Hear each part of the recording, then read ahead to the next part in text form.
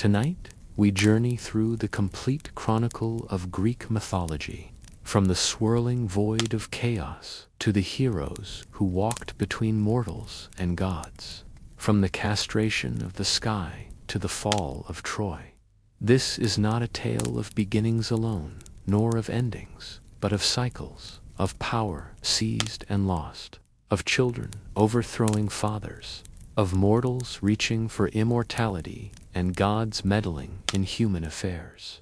Before you settle in for this long journey through ancient stories, take a moment to like the video and subscribe if you enjoy deep dives into mythology and ancient lore. Let us know in the comments where you are watching from and what time it is for you right now. Sometimes these stories keep us awake with wonder, and other times they gently carry us into dreams. It is time now to dim the lights, find your comfortable position, and let us begin at the very beginning, when there was nothing at all. Part 1. In the beginning, the primordial gods, before there were gods who looked like humans, before there were temples or prayers, before the world itself existed, there was chaos. Not chaos in the sense we understand it today, with disorder and confusion, but chaos as an entity, as a presence, as a condition of existence. The ancient Greeks called it chaos, which in their language meant a gaping void, a yawning chasm, an emptiness so profound that it preceded all things. Chaos was not a god in the way the Olympians would later be gods. Chaos had no form, no consciousness as we might recognize it, no desires or ambitions. Chaos simply was a formless, boundless expanse where nothing existed but the potential for existence itself. No light penetrated this void because there was no light to speak of. No darkness filled it. There was only the gap, the space, the possibility. From this primordial void, the first beings began to emerge. Not born in any conventional sense, not created by any maker, but manifesting from the very fabric of non-existence into something approaching existence. These were the protogenoi, the firstborn gods, the primordial deities who would form the foundation of everything that came after, according to Hesiod's account in the Theogony, which represents our most complete ancient source for these creation events. The first to emerge after chaos was Gaia, the earth herself. Gaia was not merely a goddess of the earth or a deity who presided over earthly matters. Gaia was earth in its entirety, in its essence, in its totality. Every mountain that would rise, every valley that would form, every grain of soil and every deep crevasse, all of it was Gaia's body. She was the broad-breasted one, the ever-sure foundation, the deep-rooted ground upon which all life would eventually walk. Gaia arrived, fully formed, conscious, and powerful, a being of immense creative potential. Her presence brought solidity to existence. Where there had been only void, now there was substance. Where there had been only potential, now there was actuality. The earth spread out in all directions from her manifestation, creating the first genuine space in which other beings could exist. Shortly after Gaia came Tartarus, though the nature of his emergence was different from hers. While Gaia formed the surface world, Tartarus formed the depths, the underworld, the pit beneath all things. Tartarus was as far below the earth as the sky would eventually be above it. If one were to drop an anvil from the height of heaven, it would fall for 9 days and 9 nights before striking the surface of the earth. And if that same anvil continued falling from the earth's surface, it would fall for another 9 days and 9 nights before reaching the floor of Tartarus. Tartarus was a place of imprisonment, of punishment, of exile, for those who defied the cosmic order. His very existence created the concept of depth, of the below, of that which lies beneath.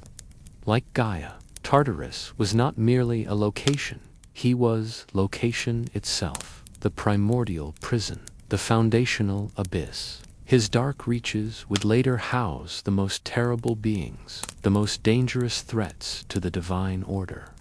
Then came Eros, but this was not the cherubic god of love that would appear in later myths, the playful archer who shot arrows to make mortals and immortals fall in love. This primordial Eros was something far more fundamental, far more essential to existence itself. This was Eros as the principle of attraction, of coming together, of union and generation. Without this Eros, the other primordial beings could not have coupled, could not have created offspring, could not have continued the process of bringing order to the cosmos. This ancient Eros represented the force that drew elements together, that caused beings to unite, that made creation possible. He was desire in its most elemental form, not sexual desire necessarily, though that would be encompassed within his domain, but the fundamental principle that caused one thing to seek another, that prevented the universe from remaining in permanent separation and isolation. From chaos also emerged Erebus, the primordial darkness, and Nyx, the primordial night. These two were among the first beings to demonstrate the principle that Eros represented. Erebus and Nyx came together in union, and from their coupling were born ether, the bright upper air, the pure atmosphere breathed by the gods, and Himra, the day, the light that would eventually illuminate the world. Nyx, the night, was one of the most powerful and respected of all the primordial deities. Even Zeus himself, who would one day rule over all the gods, treated Nyx with caution and respect. She dwelt in the depths of Tartarus during the day, emerging each evening to spread her dark cloak across the sky. Her presence brought rest and mystery, dreams and secrets. She was the mother of many abstract concepts and feared beings, on her own, without coupling with Erebus or any other being. Nyx gave birth to a host of children who personified various aspects of existence, particularly its darker, more troubling aspects. She bore Moros, the personification of doom and fate. She bore Thanatos, death itself, the inevitable end that comes to all mortal things. She bore Hypnos, sleep, the gentle brother of death, who brings rest each night. She bore the Onaroi, the dreams that visit sleepers in the darkness.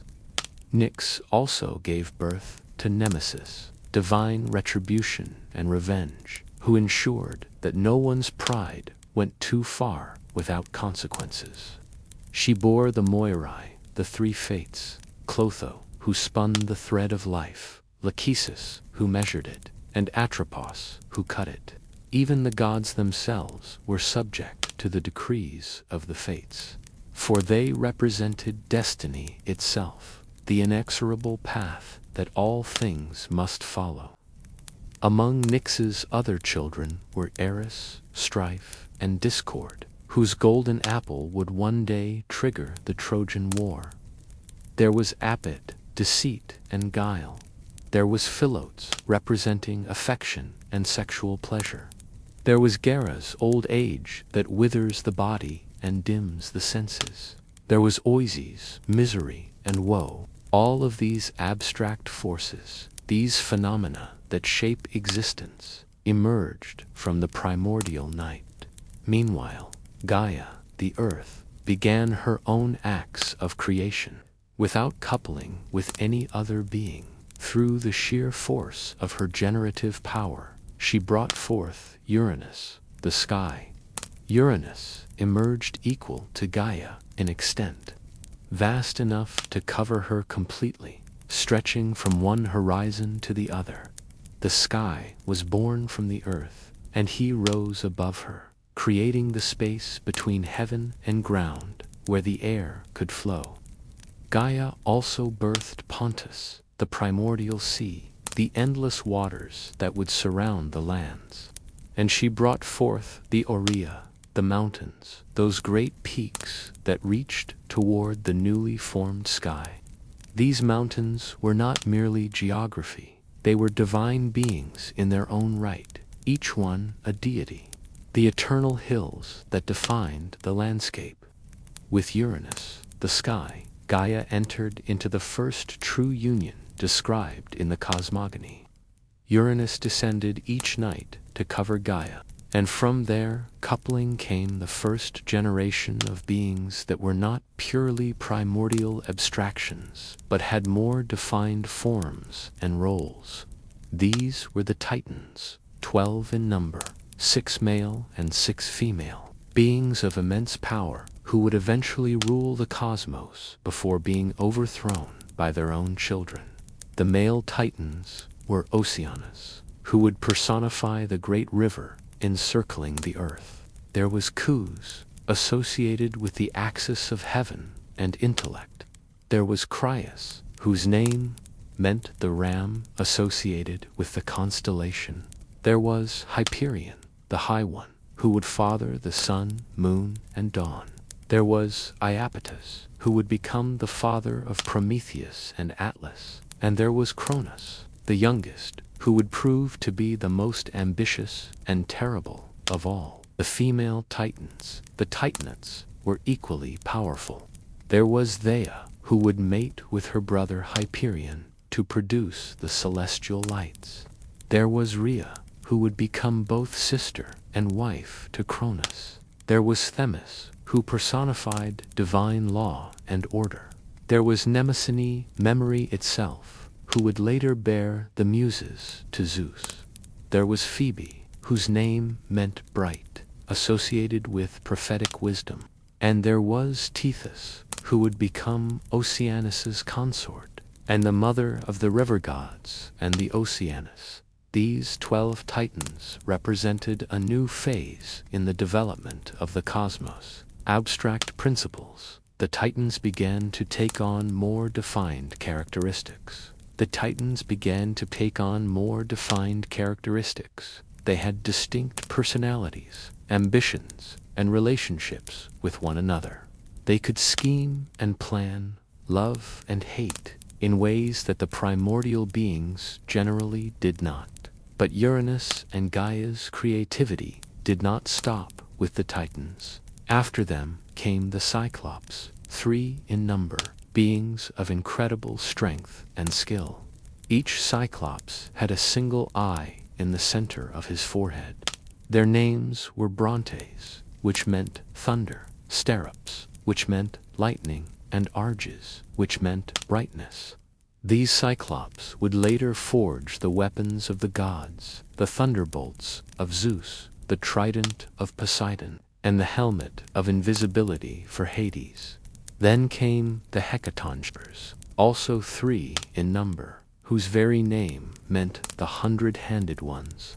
Each of these beings had 50 heads and 100 arms. They were Cottus, Briareus, and Gyges, monsters of unimaginable power and ferocity, where the Titans represented order and the Cyclops represented craft. The Hecatoncers represented raw, overwhelming force. The cosmos had begun to take shape. From nothingness had emerged the void of chaos. From the void had come the fundamental principles: earth, sky, underworld, love, night, darkness, light, and day. From these principles had come the next generation, more defined, more purposeful, but still far from the world of mortals and the structured pantheon that would eventually develop. But this age of creative emergence would not last, for Uranus, the sky, looked upon some of his offspring with horror and disgust. The Cyclops, with their single eyes and the Hecatonchires, with their many heads and hands, seemed monstrous to him, abominations that threatened the order he envisioned for the cosmos. And so Uranus made a decision that would set in motion the first great conflict among the gods, the first betrayal, the first act of violence in this newborn universe. The stage was set for the age of castration and rebellion, for the rise and fall of the Titans, and for the eventual dominance of the Olympian gods. But that story, that bloody chronicle of divine succession, began with Uranus's cruelty toward his own children, and with the Earth's suffering and rage at what her consort had done. Part 2. The Age of Uranus's Sky meets Earth. Uranus looked down upon the newly formed Earth, and what he saw filled him with both pride and revulsion. The Titans, his children with Gaia, were magnificent beings, powerful and well-formed. But the Cyclops and the Hecatonchires, those later offspring, represented something that disturbed the sky god profoundly. Their monstrous forms, their overwhelming strength, their very existence seemed to threaten the order he had established. Uranus feared his children. This fear was not entirely irrational. The Cyclops possessed the strength to forge weapons that could challenge any god. The Hecatonchires commanded such overwhelming force that they could wage war against any number of opponents. These were beings who could potentially threaten Uranus's supremacy over the cosmos. But beyond fear, there was also something else in Uranus's reaction: disgust at their appearance, shame at having fathered such beings, a desire to hide them away from sight. The sky god could not bear to look upon the Cyclops and the Hecatonchires, could not stand the thought that these monsters had emerged from his union with Gaia. So Uranus made a terrible choice. Rather than destroy his children, which might have been its own kind of mercy, he decided to imprison them. But not in a fortress above ground, not in a secure location where they might still have light and air and some semblance of existence. No, Uranus took each of the Cyclops and each of the Hecatonchires, and he thrust them back into Gaia's womb, deep within the Earth's body, down into her most hidden places. This was not merely imprisonment. This was a violation of Gaia herself. She was forced to contain within her body these powerful beings, to feel them struggling and suffering within her depths. The pain was immense, not just physical, but emotional and spiritual. These were her children, her offspring, and she was being used as their prison against her will. Every night, Uranus would descend to lie with Gaia, and every night she would endure not only his presence, but also the knowledge that he was the one who had condemned their children to this fate. The earth groaned under the weight of the imprisoned Cyclops and Hecatonchires. Fissures opened in her surface. Mountains shuddered with her pain. Yet Uranus showed no mercy, no compassion, no willingness to relent. The Titans, meanwhile, were allowed to roam freely. They were not imprisoned because Uranus saw them as acceptable, as worthy offspring. They embodied order and beauty in ways that the Cyclops and Hecatonchires did not. The 12 Titans lived in the upper world beneath their father's gaze, aware of his power, but also increasingly aware of his cruelty. Gaia's suffering continued for ages. The exact duration of this torment is unclear in the myths, as time itself functioned differently in these primordial days. But it was long, excruciating, a constant reminder of Uranus's tyranny. The earth herself began to grow resentful, then angry, then furious. This was not just personal pain, it was cosmic injustice, a violation of the natural order, of the bonds between parent and child. of the most fundamental relationships. During this time, Uranus held absolute dominion over the cosmos. He was the sky, vast and unreachable, looking down upon everything with indifferent majesty. No one could challenge him, because no one could reach him. When he descended to earth, it was only briefly, and always he returned to his place above, untouchable, supreme. He was the first king of the cosmos, the first tyrant god, and his reign seemed eternal. But Gaia, despite her pain, or perhaps because of it, began to plot. She could not free her imprisoned children on her own. She lacked the power to force them out of her body against Uranus's will. She needed an ally, someone with the strength and courage to challenge the sky god himself. And she knew that only one of her children might be willing to take such a risk. The Titans, who lived freely under Uranus's rule, were not all content with their father's dominance. They had witnessed his cruelty toward their siblings. They knew that his power was absolute and that his word could not be challenged. But some among them, particularly the youngest, had begun to resent their father's tyranny. They saw how he had treated the Cyclops and the Hecatonchires, and they wondered if one day that same fate might befall them. Gaia called her Titan children to her and revealed the pain she had endured. She described the suffering of their imprisoned siblings, the injustice of their father's actions, the need for someone to stand against Uranus and end his cruel reign. She asked if any of them would be willing to help her, to take action against the sky god, to risk everything for the sake of justice and freedom. The Titans heard their mother's words, and most of them were filled with fear. To challenge Uranus was to risk annihilation. He was the sky itself, vast and powerful beyond measure. He had fathered them all, and they owed him obedience. To raise a hand against him would be the ultimate transgression, a violation of the natural order so profound that the cosmos itself might shatter from it. One by one, the Titans declined Gaia's request.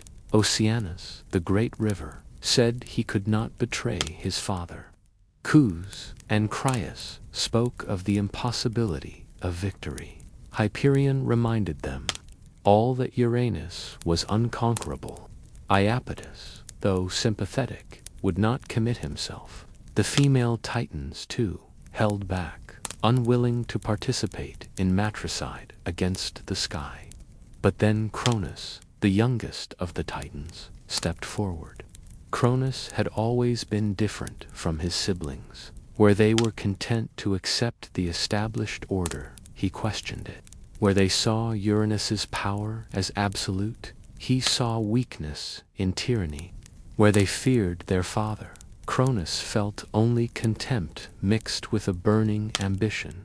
Cronus told Gaia that he would help her. He would be the one to challenge Uranus. He would end the sky god's reign and free his imprisoned siblings. But based on what would follow, we can reasonably infer that he did not do this purely out of compassion or justice.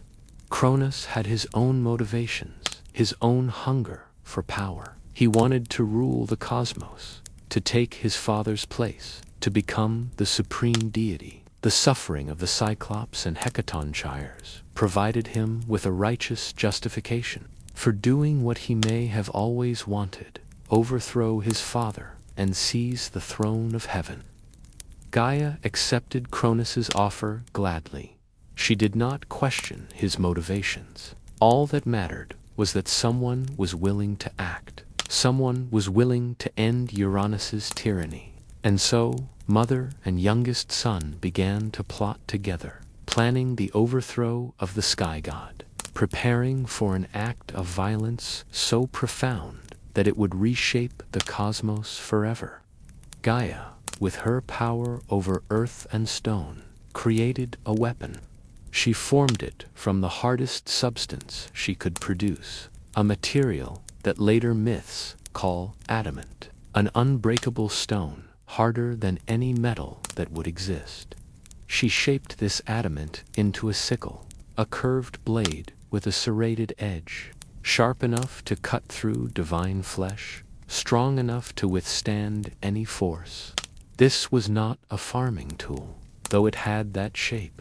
This was an instrument of mutilation, of castration, of the most brutal kind of violence. The sickle's curve was perfect for its intended purpose, to sever what should never be severed, to separate what should remain joined, to end not just life, but the power to create life. Gaia gave this adamantine sickle to Cronus and explained what needed to be done. She told him that Uranus descended each night to lie with her, spreading himself across the earth in that time when day turned to night. At that moment, when Uranus was vulnerable, when he was focused on his union with Gaia, that was when Cronus should strike. One clean blow, aimed true, would end Uranus's reign forever. Cronus took the sickle and waited for nightfall. As the sun, which did not yet exist in its later form, began to dim, as the primordial day gave way to primordial night, Uranus began his descent. The sky lowered himself toward the earth, preparing to cover Gaia as he had done. Countless times before, he suspected nothing. Why would he? His children feared him. His power was absolute. No one had ever dared to challenge him. But this night would be different. As Uranus descended, as he began to cover Gaia with his vast expanse, Cronus emerged from hiding. He had concealed himself in one of Gaia's deep places, waiting for precisely this moment. Now, with Uranus vulnerable and exposed, Cronus struck with the adamantine sickle. The blow was swift and terrible. The sickle's serrated edge caught Uranus's genitals, and with one powerful motion, Cronus severed them completely. The sky god's member was cut away, separated from his body in an act of mutilation so violent and so final that it would echo through mythology forever after. This was not merely wounding, this was unmanning, the removal of the very source of Uranus's generative power. Uranus screamed, a sound that must have torn through the cosmos, the first expression of divine agony. Blood poured from the wound, great streams of ichor, the golden blood of the gods, falling in torrents upon the earth below. The sky god recoiled, pulling himself up and away from Gaia, fleeing back to his position above, never to descend in that same way again. What happened to Uranus after this moment varies across different ancient accounts. Some versions suggest that he died from the wound, that his essence dissipated into the upper atmosphere. Others claim that he survived, but withdrew from active participation in cosmic affairs, remaining forever in the high reaches of heaven, separated from the earth, unable or unwilling to interfere with what came after. Still others say he was exiled, driven to the far western edges of the world, to dwell in diminished form for all eternity. The myths don't agree on Uranus's ultimate fate, but they all agree on one point. His reign had ended, his power was broken, and he would never again rule the cosmos. But the act was done, and its consequences began immediately.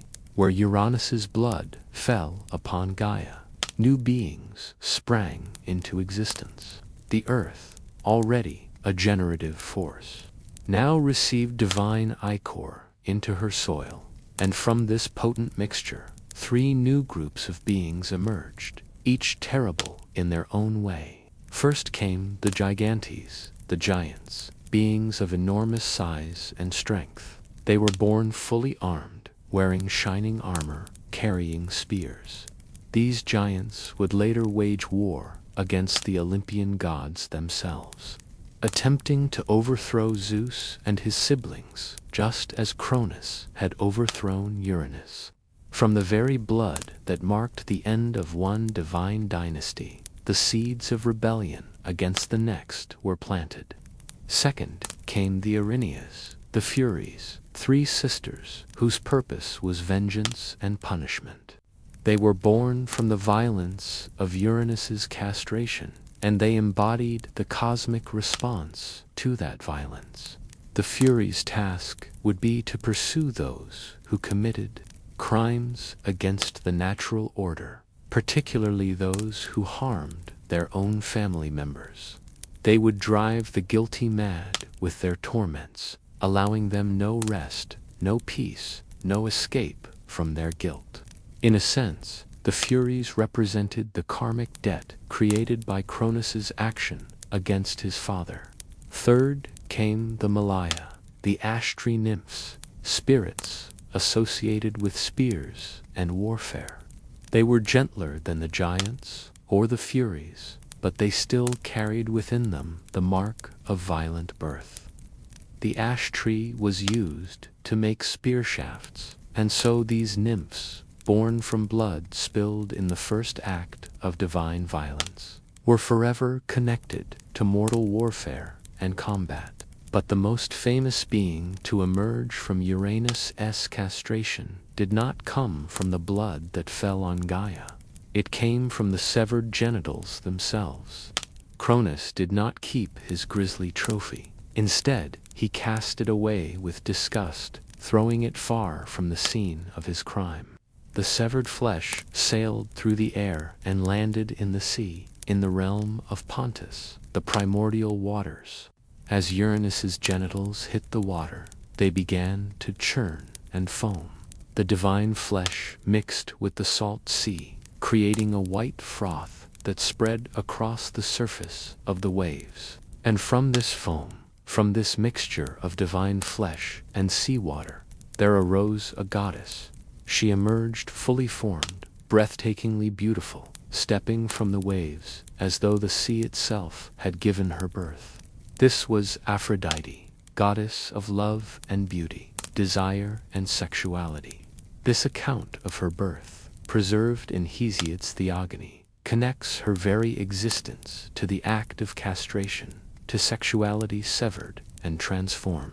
She was born from violence, but embodied beauty. Born from mutilation, but represented desire. Some later traditions would give her a different parentage, claiming Zeus and the Titaness Dione as her parents, but the story of her birth from the sea foam remained the more famous and symbolically rich version. Aphrodite stepped from the sea near the island of Cyprus, and some say also near Cythera, which is why she was sometimes called Cyprus or Cytherea. Wherever she walked, flowers bloomed. The very earth responded to her presence with fertility and growth. She was attended by Eros, the younger manifestation of the primordial force, now appearing as a specific deity, and by Hemeros, representing desire. These beings accompanied Aphrodite from the moment of her birth, for love and desire were inseparable from her nature. The consequences of Uranus's castration were thus manifold. A tyrant had been overthrown, but at the cost of terrible violence.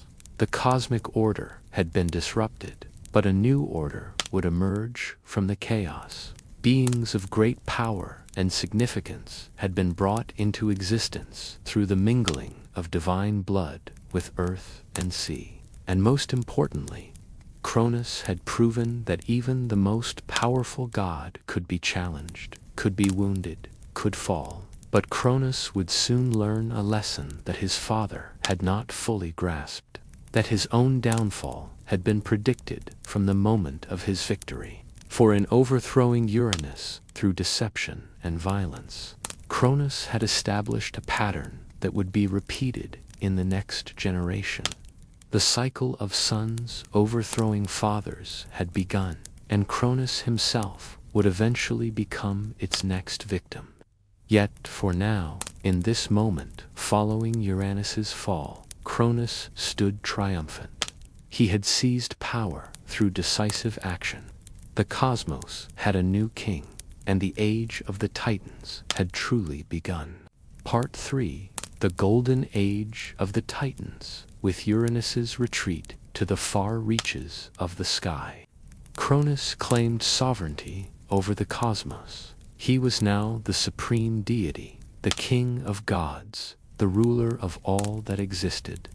This should have been a moment of liberation, of justice restored, of a new and better order emerging from the ruins of the old tyranny. But the cosmos would learn that one tyrant replaced by another is still tyranny, merely with a different face. Cronus's first act as ruler was not to free his imprisoned siblings, as his mother Gaia had expected and hoped. The Cyclops and the Hecatonchires remained locked away in Tartarus, deep in the darkest pit beneath the earth. The reasons for this decision are left unexplained in the ancient sources, inviting interpretation. Perhaps Cronus feared them, just as his father had. Perhaps he saw them as potential threats to his own rule. Perhaps he was simply indifferent to their suffering once they had served his purpose, by giving him moral justification for his rebellion. Whatever his reasoning, the result was clear. The imprisonment continued. Some accounts say that Cronus not only failed to free his siblings, but actually reinforced their imprisonment. According to the Library of Pseudo-Apollodorus, a later compilation of myths, he set camp, a draconic creature of terrible aspect, to guard them in the depths of Tartarus. Camp had the upper body of a beautiful woman, but the lower body of a serpent, with countless monstrous heads emerging from her shoulders and waist, each one capable of breathing fire or poison. She was the ultimate jailer, ensuring that the Cyclops and Hecatonchires would remain imprisoned no matter how they struggled. Gaia was disappointed by Cronus's betrayal of their agreement, but she was also weakened by the ordeal she had endured and by the loss of Uranus, who had been her consort despite his cruelty. She retreated from active participation in cosmic affairs, remaining as the Earth itself, but no longer intervening directly in the conflicts of the gods. Her time as a major player in divine politics was passing, though she would re-emerge occasionally when the stakes were high enough. Having secured his power and neutralized potential threats, Cronus then took his sister Rhea as his wife and queen. Rhea was a complex figure associated with fertility, motherhood, and the mountains. She was the natural counterpart to Cronus, and together they represented the new divine order. Their union would produce the next generation of gods, the beings who would eventually become the Olympians. Under Cronus's rule, the cosmos entered what the ancient Greeks would later call the Golden Age. This was a period of peace and prosperity, particularly for mortals, though humanity itself was still in its earliest and most primitive form. Cronus was not necessarily a kind ruler, but he established a certain stability. The wars and struggles that had marked the age of Uranus were ended. The Titans lived in relative harmony with one another. During the Golden Age, humans lived without the need for agriculture. The earth provided food spontaneously. Acorns fell from oak trees in such abundance that people never went hungry. The climate was eternally temperate, never too hot or too cold. There was no need for houses because the weather was always pleasant. There was no need for weapons because there was no warfare, no crime, no violence among humans. People lived for centuries, aging slowly, and when death finally came, it was gentle, like falling asleep. This was an age without labor, without struggle, without the harsh realities that would characterize later eras. The ancient Greeks looked back on the Golden Age with deep nostalgia, seeing it as a lost paradise, a time when life was simple and easy. Yet it's important to understand that this peace came not from benevolence, but from Cronus's firm control. He ruled with absolute authority, and no one dared challenge him. The other titans also found their places in this new order. Oceanus, the eldest, remained the great river that encircled the world. He and his sister wife Theseus produced thousands of children, the river gods and the Oceanids, nymphs, who inhabited every body of fresh water in the world. These included famous figures like Styx, the goddess of the river of death, and Medusa, who embodied wisdom and cunning. Hyperion and his sister, they produced the celestial lights. Their first child was Helios, the sun, a god who drove a chariot of fire across the sky each day, bringing light to the world. Their second child was Selene, the moon, who drove her own chariot across the night sky, providing gentler illumination after her brother's journey ended. Their third child was Eos, the dawn, rosy-fingered and beautiful, who appeared each morning to announce the coming of the sun. Zeus and Phoebe had two daughters, Leto and Asteria, who would later bear children to Zeus, though that was still in the future. Cronus had three sons, with the nymph Eurybia. Divine politics was passing, though she would re-emerge occasionally when the stakes were high enough. Having secured his power and neutralized potential threats, Cronus then took his sister Rhea as his wife and queen. Rhea was a complex figure, associated with fertility, motherhood, and the mountains. She was the natural counterpart to Cronus, and together they represented the new divine order. Their union would produce the next generation of gods, the beings who would eventually become the Olympians. Under Cronus's rule, the cosmos entered what the ancient Greeks would later call the Golden Age. This was a period of peace and prosperity, particularly for mortals, though humanity itself was still in its earliest and most primitive form. Cronus was not necessarily a kind ruler, but he established a certain stability. The wars and struggles that had marked the age of Uranus were ended. The Titans lived in relative harmony with one another. During the Golden Age, humans lived without the need for agriculture. The earth provided food spontaneously. Acorns fell from oak trees in such abundance that people never went hungry. The climate was eternally temperate, never too hot or too cold. There was no need for houses because the weather was always pleasant. There was no need for weapons because there was no warfare, no crime, no violence among humans. People lived for centuries, aging slowly, and when death finally came, it was gentle, like falling asleep. This was an age without labor, without struggle, without the harsh realities that would characterize later eras. The ancient Greeks looked back on the Golden Age with deep nostalgia, seeing it as a lost paradise, a time when life was simple and easy. Yet it's important to understand that this peace came not from benevolence, but from Cronus's firm control. He ruled with absolute authority, and no one dared challenge him. The other Titans also found their places in this new order. Oceanus, the eldest, remained the great river that encircled the world. He and his sister wife Theseus produced thousands of children, the river gods and the Oceanids, nymphs, who inhabited every body of fresh water in the world.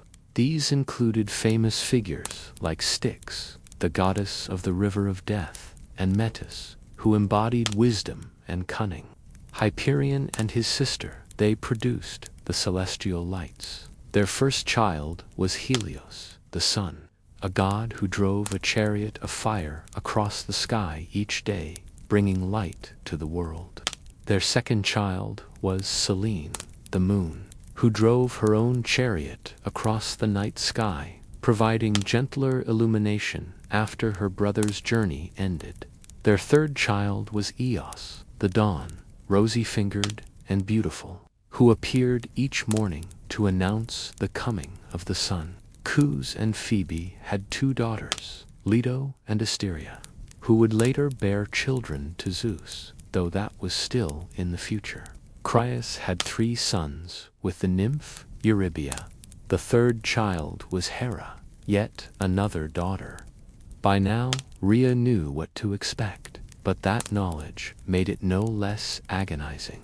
She held Hera as long as she could, weeping, before Cronus took the baby and swallowed her as he had the others. Three daughters now dwelt in darkness, neither alive nor dead, existing but not living. The fourth child was male, a son named Hades. Some accounts suggest that Rhea hoped a male child might be spared, that Cronus's fear might somehow not extend to sons. But if she harbored such hope, it was immediately crushed. Cronus showed no more mercy to Hades than he had to his daughters. The infant was consumed, joining his sisters in their father's belly. The fifth child was another son, Poseidon. By this point, Rhea had given up any hope that Cronus might change his behavior. She barely had time to name the child before he was taken and swallowed. 5 children, all gone, all trapped in the most horrifying prison imaginable. Rhea's grief was immense. She was a mother who had never been allowed to raise her children, never been allowed to hold them beyond those first few moments of life. Each birth brought not joy but tragedy, not celebration but despair. She knew that if she became pregnant again, the same fate would await her next child. The cycle would continue unless something changed. So, when Rhea discovered she was pregnant for the 6th time, she made a decision. She would not allow this child to suffer the same fate as his siblings. She would save this one, no matter what it cost her. She would defy Cronus, risk his wrath, break his tyranny, because this time she understood something that Cronus did not. The prophecy was not a possibility to be prevented, but an inevitability to be embraced. Rhea went to Gaia and to Uranus, seeking their counsel.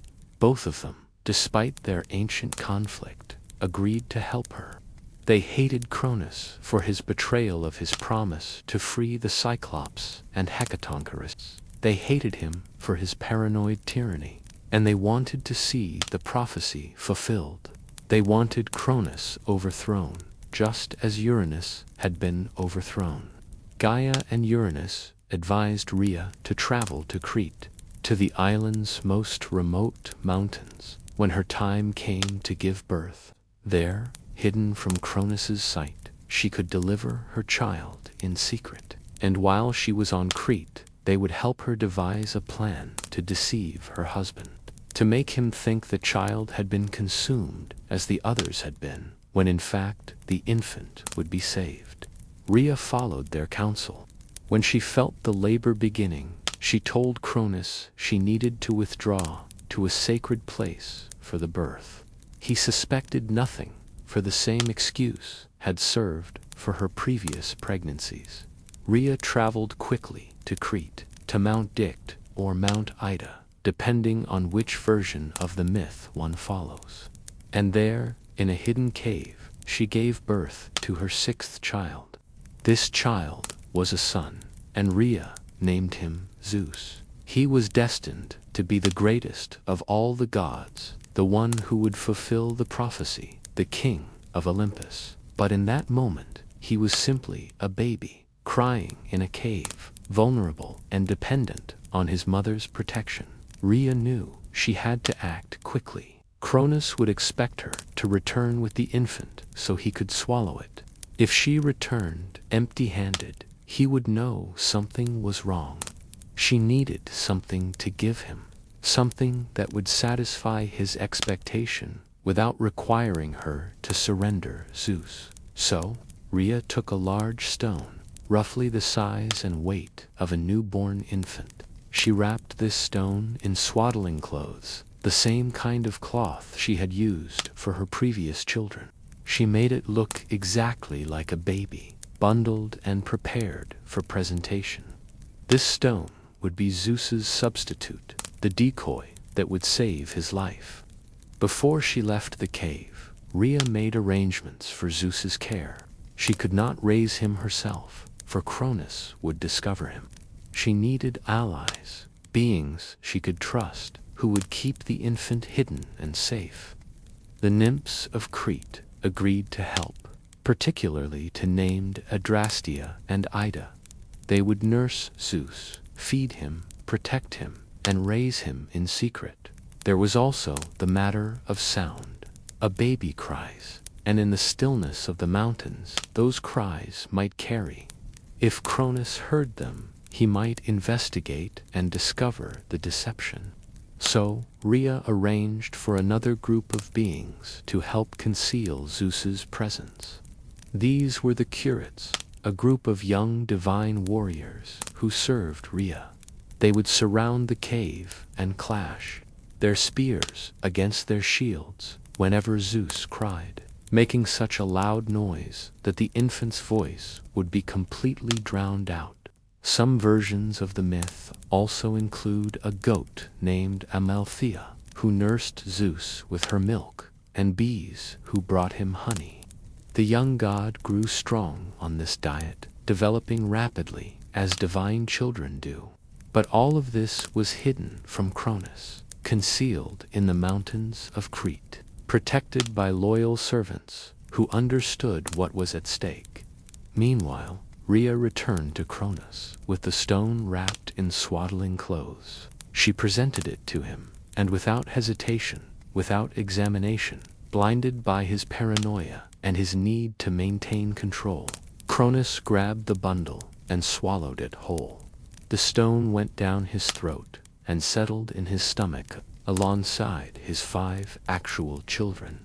Cronus believed he had once again prevented the prophecy. He believed himself safe, but he was wrong. Zeus lived, hidden but growing, developing but protected, weak now but destined for strength. The prophecy was not prevented, merely delayed.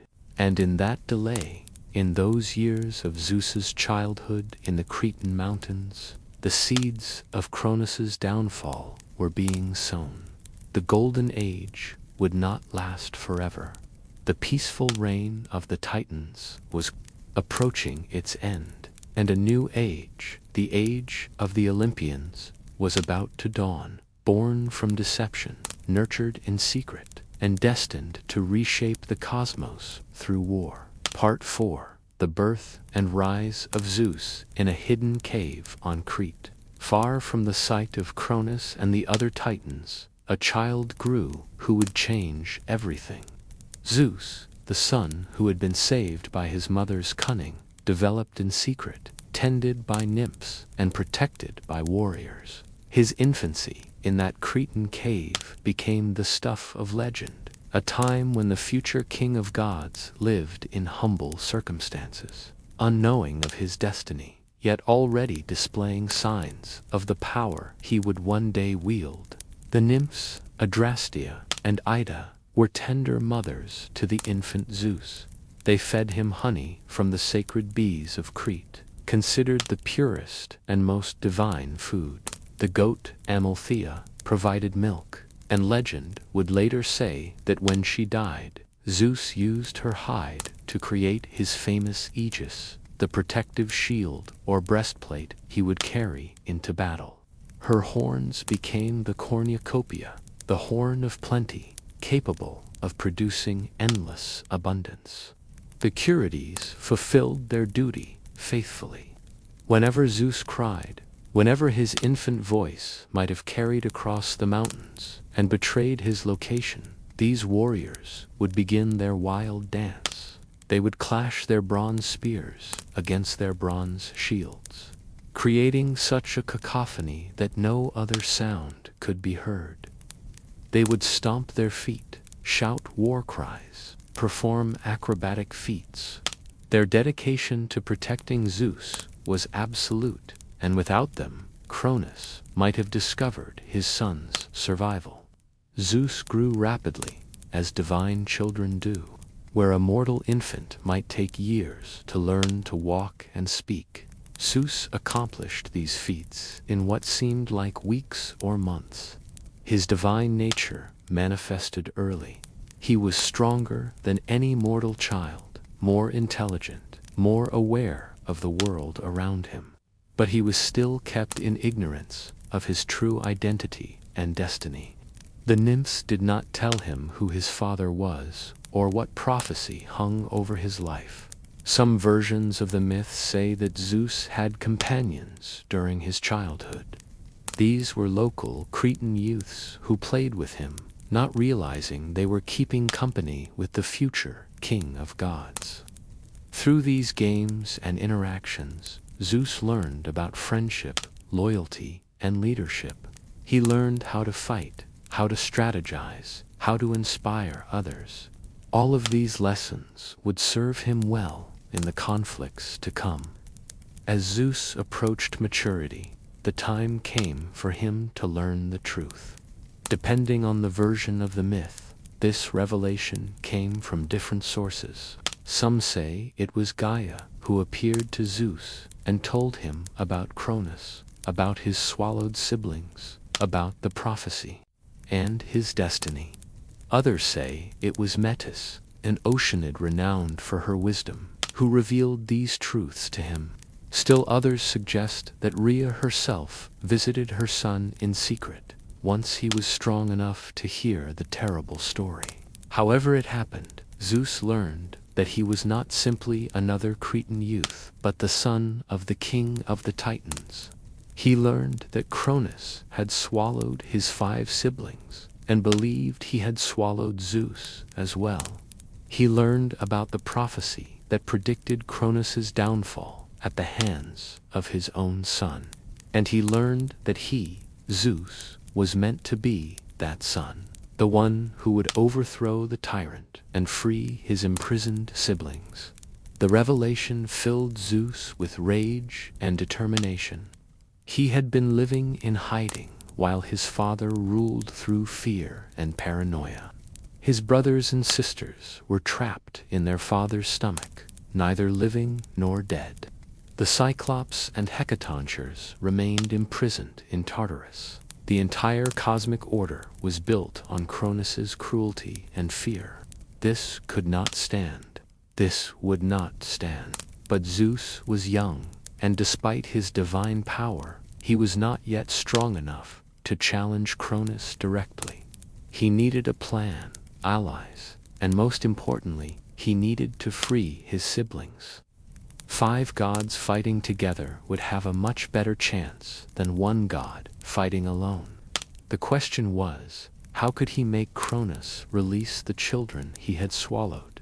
This is where Metis, the Oceanid, becomes crucial to the story. Metis embodied intelligence, wisdom, and cunning. Her very name meant something like practical wisdom or wise counsel. The myths suggest Zeus had formed a relationship with her, whether during his time in hiding or after his return from Crete. She became his advisor and eventually would become his first wife, though that too would end in tragedy. Metis developed a plan to force Cronus to regurgitate Zeus's siblings. She prepared a special potion, a mixture that would cause violent illness in whoever consumed it.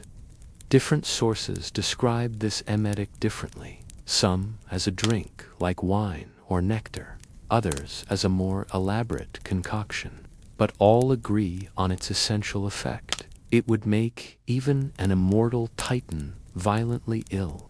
Zeus, with this potion in hand, needed to get close to Cronus to administer it.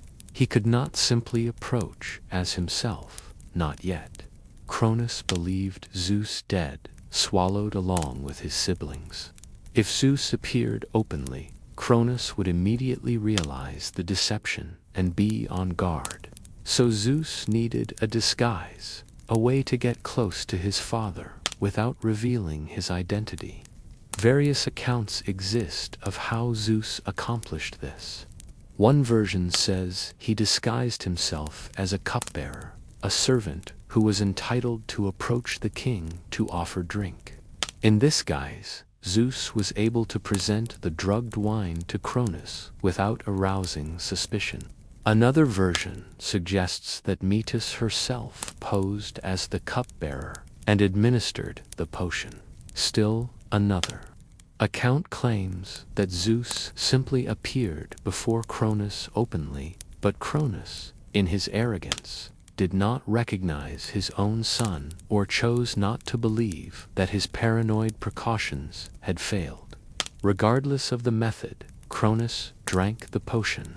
The effect was immediate and violent. The Titan king doubled over in agony. His stomach convulsed. The potion was working exactly as Medusa had designed it to work. Cronus could not resist the force compelling him to disgorge the contents of his belly. The first thing Cronus vomited up was the stone, the one Rhea had given him instead of Zeus. This stone came out, still wrapped in its swaddling clothes, just as it had been when Cronus swallowed it. The stone was later set up at Delphi, at the center of the world, as a monument to this moment.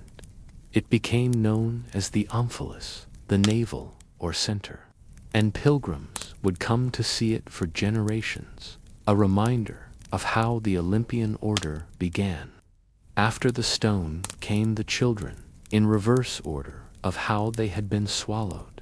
First came Poseidon, then Hades, then Hera, then Demeter, and finally Hestia. They emerged, fully grown. 4 divine beings do not age in conventional ways. They had been conscious during their imprisonment, aware of their surroundings, but unable to escape. Now they were free, disoriented, but unharmed, and furious at their father. The 5 siblings stood before Zeus, meeting their youngest brother for the first time. Zeus told them who he was and what he planned to do. He would challenge Cronus for rulership of the cosmos. He would overthrow the Titan king, just as the prophecy had foretold. And he asked his siblings to join him, to fight alongside him, to help him reshape the world. They agreed immediately. How could they not? They owed Zeus their freedom. They hated Cronus for what he had done to them. And they recognized in Zeus something that Cronus lacked, the ability to lead not through fear, but through inspiration, to rule not as a tyrant, but as a king who earned loyalty. But 6 gods, even if they were the children of Cronus and destined for greatness, were not enough to overthrow the Titans. Cronus still commanded the loyalty of most of his siblings. The Titans were immensely powerful beings who had ruled for ages. They would not surrender their authority easily. Zeus needed more allies. Zeus remembered what Gaia had told him about the Cyclops and the Hecatonchirus still imprisoned in Tartarus. These were beings of incredible power, kept locked away by Uranus and then by Cronus. If Zeus could free them, if he could earn their loyalty, they would become formidable allies in the war to come. So Zeus and his siblings journeyed to Tartarus. This was no simple feat.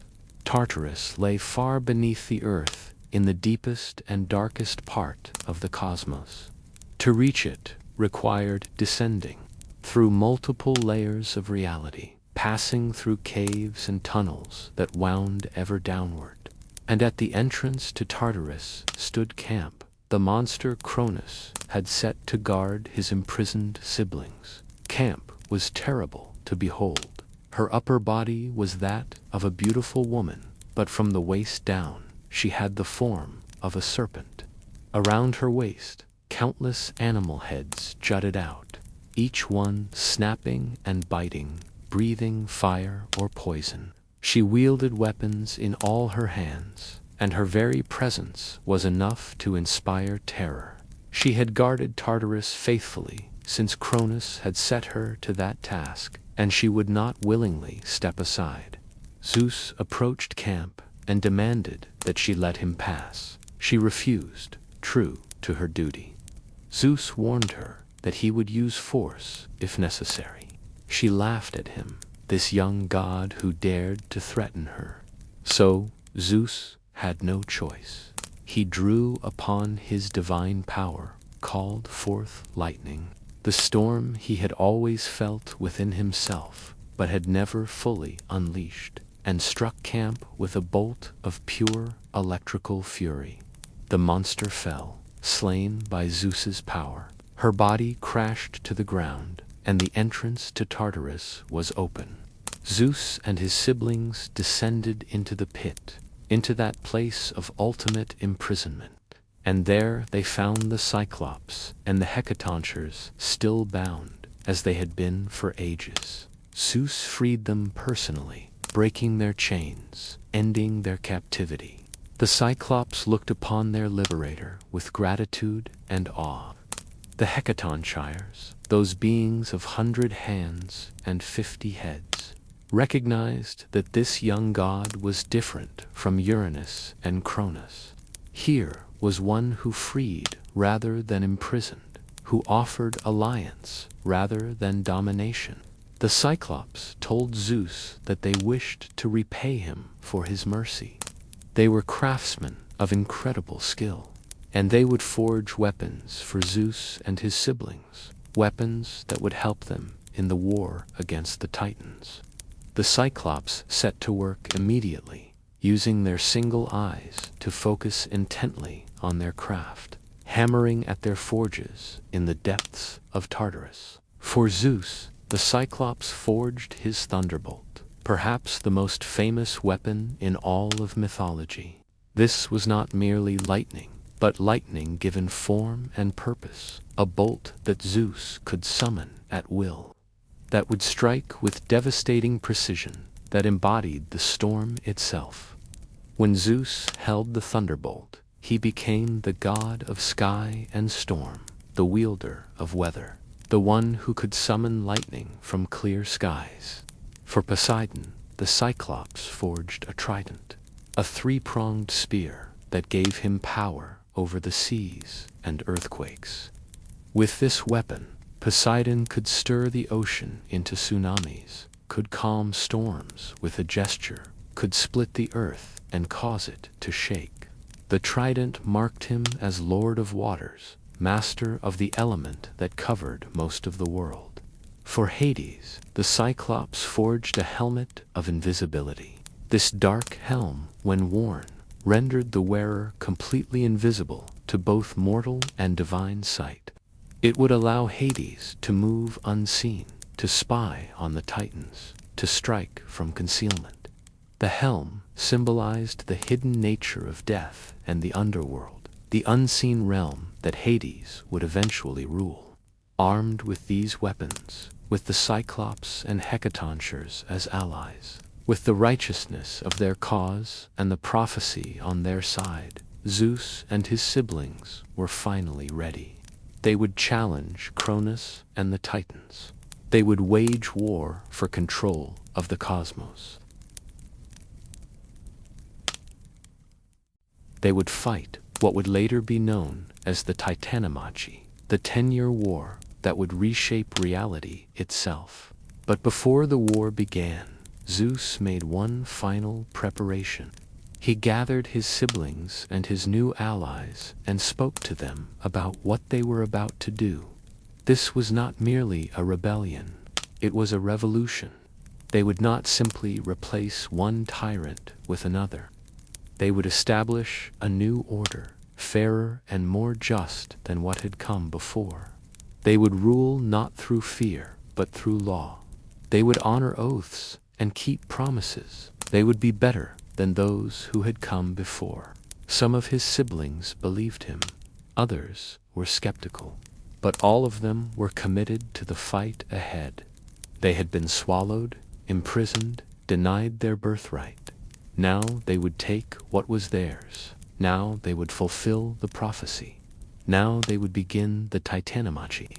The stage was set. The forces were assembled. The weapons were forged. And the cosmos held its breath, waiting for the conflict that would determine its future. Part 5. The Titanomachy War of the Gods. The war began not with a single battle, but with a challenge. Zeus and his siblings appeared before Mount Othrys, where Cronus and most of the Titans had their stronghold. Zeus called out to his father, declaring that the time of the Titans was ending, that a new generation of gods would now rule the cosmos, that Cronus must surrender his throne or face the consequences. Cronus, standing atop Ethres, looked down at his children. He saw Zeus, the son who should have been dead, who had somehow survived and grown strong. He saw Poseidon, Hades, Hera, Demeter, and Hestia, the children he had swallowed to prevent the prophecy. And he knew that everything he had feared had come to pass. The prophecy was being fulfilled. But Cronus was not ready to surrender. Around Cronus stood most of his Titan siblings. There was Oceanus, though accounts vary on whether he actively fought in the war. There was Crius, Cus, Hyperion, and Iapetus, all of them powerful beyond measure. The male Titans formed a formidable army, and they were joined by many of their children, the second-generation Titans. Atlas, the son of Iapetus, would prove to be one of the most effective commanders in Cronus's army. Not all the Titans sided with Cronus. However, Themis and Mnemosyne, the Titanesses of law and memory, chose to support Zeus, recognizing that his cause was just. More significantly, Oceanus remained neutral, refusing to fight on either side.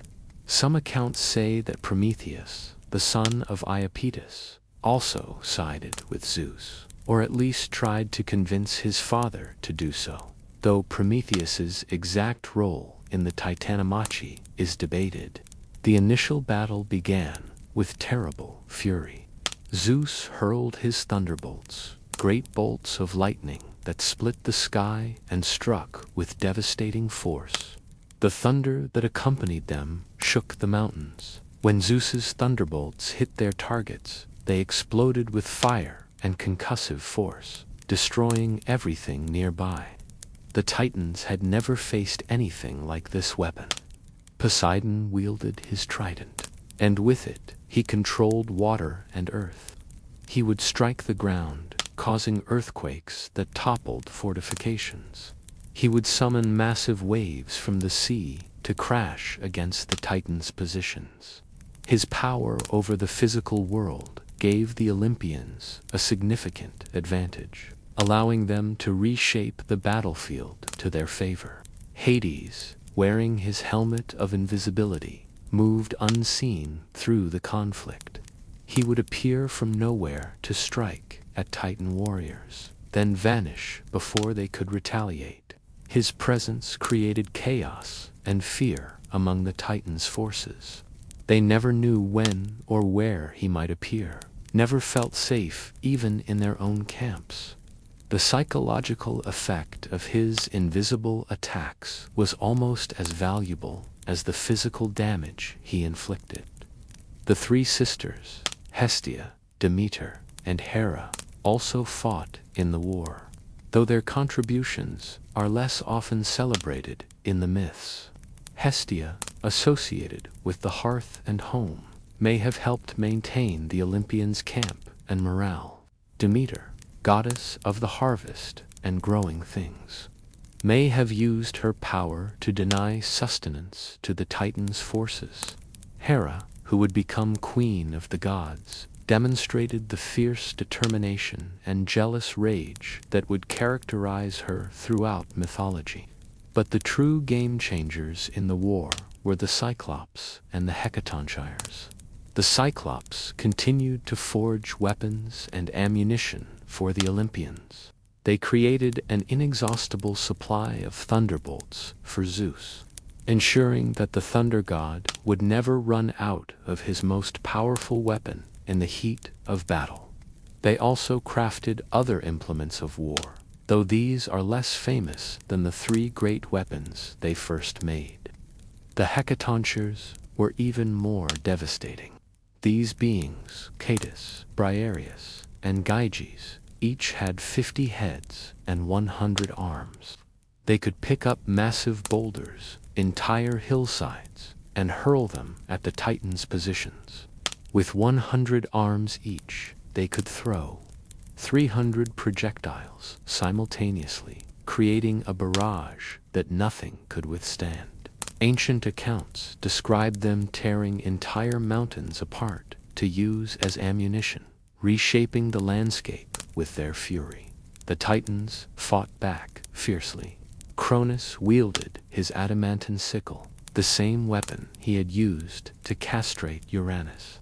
It was still sharp, still deadly, still capable of cutting through divine flesh.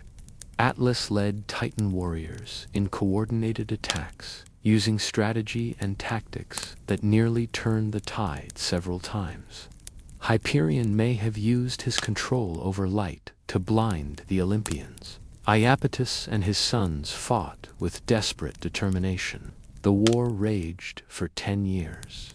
Not mortal years, where seasons turn and generations pass, but divine years, periods of cosmic time difficult to measure by human standards.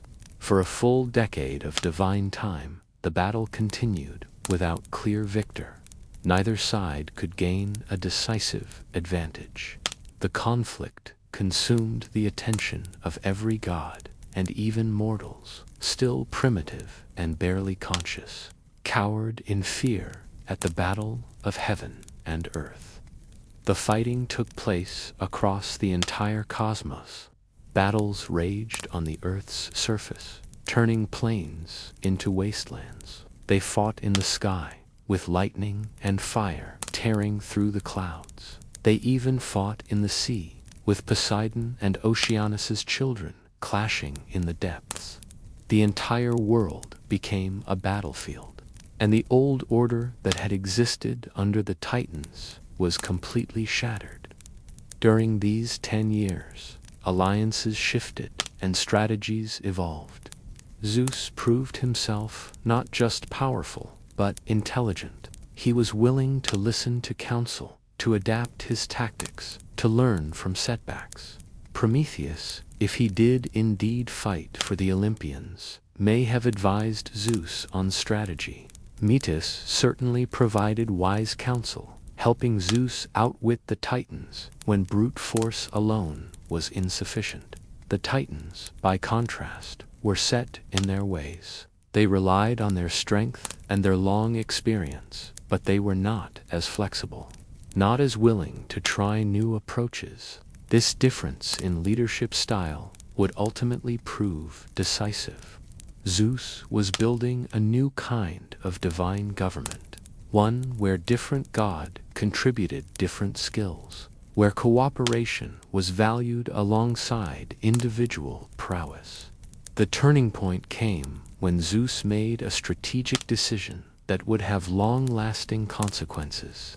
The Titans had their stronghold on Mount Othrys. The Olympians needed their own base of power, their own mountain fortress.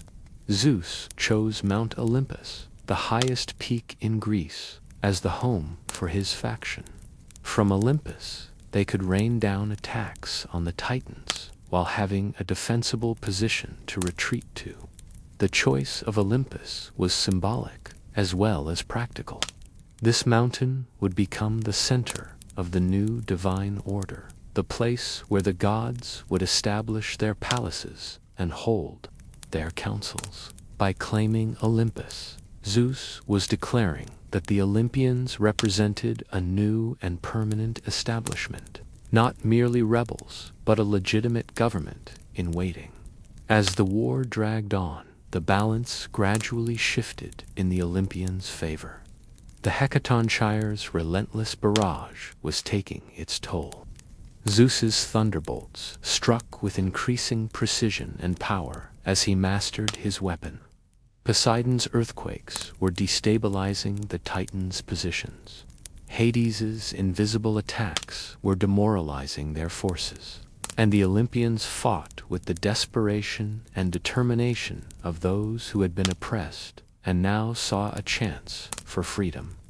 Finally, after 10 exhausting years, came the final battle. The Titans and Olympians gathered for one last confrontation, committing all their remaining forces. The fighting was more terrible than anything that had come before. The earth itself groaned under the weight of the conflict. The seas boiled. The sky turned dark with smoke and storm clouds.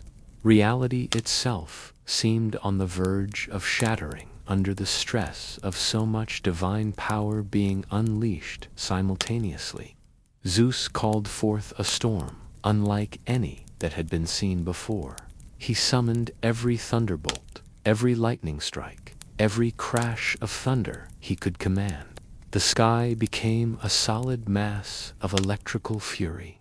Bolt after bolt struck the Titans' positions, overwhelming their defenses, breaking their formations. The continuous barrage of thunder was deafening, a sound that echoed across the cosmos. At the same time, the Hecatonchyres launched their final assault. They hurled mountains, literally entire mountains, at the Titans. 300 massive projectiles flew through the air at once, blotting out what little light remained.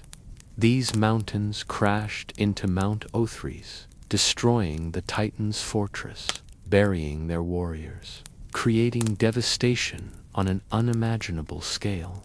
The Titans broke, their formation shattered, their army dispersed. Those who could fled the battlefield. Those who could not were captured. The war was over.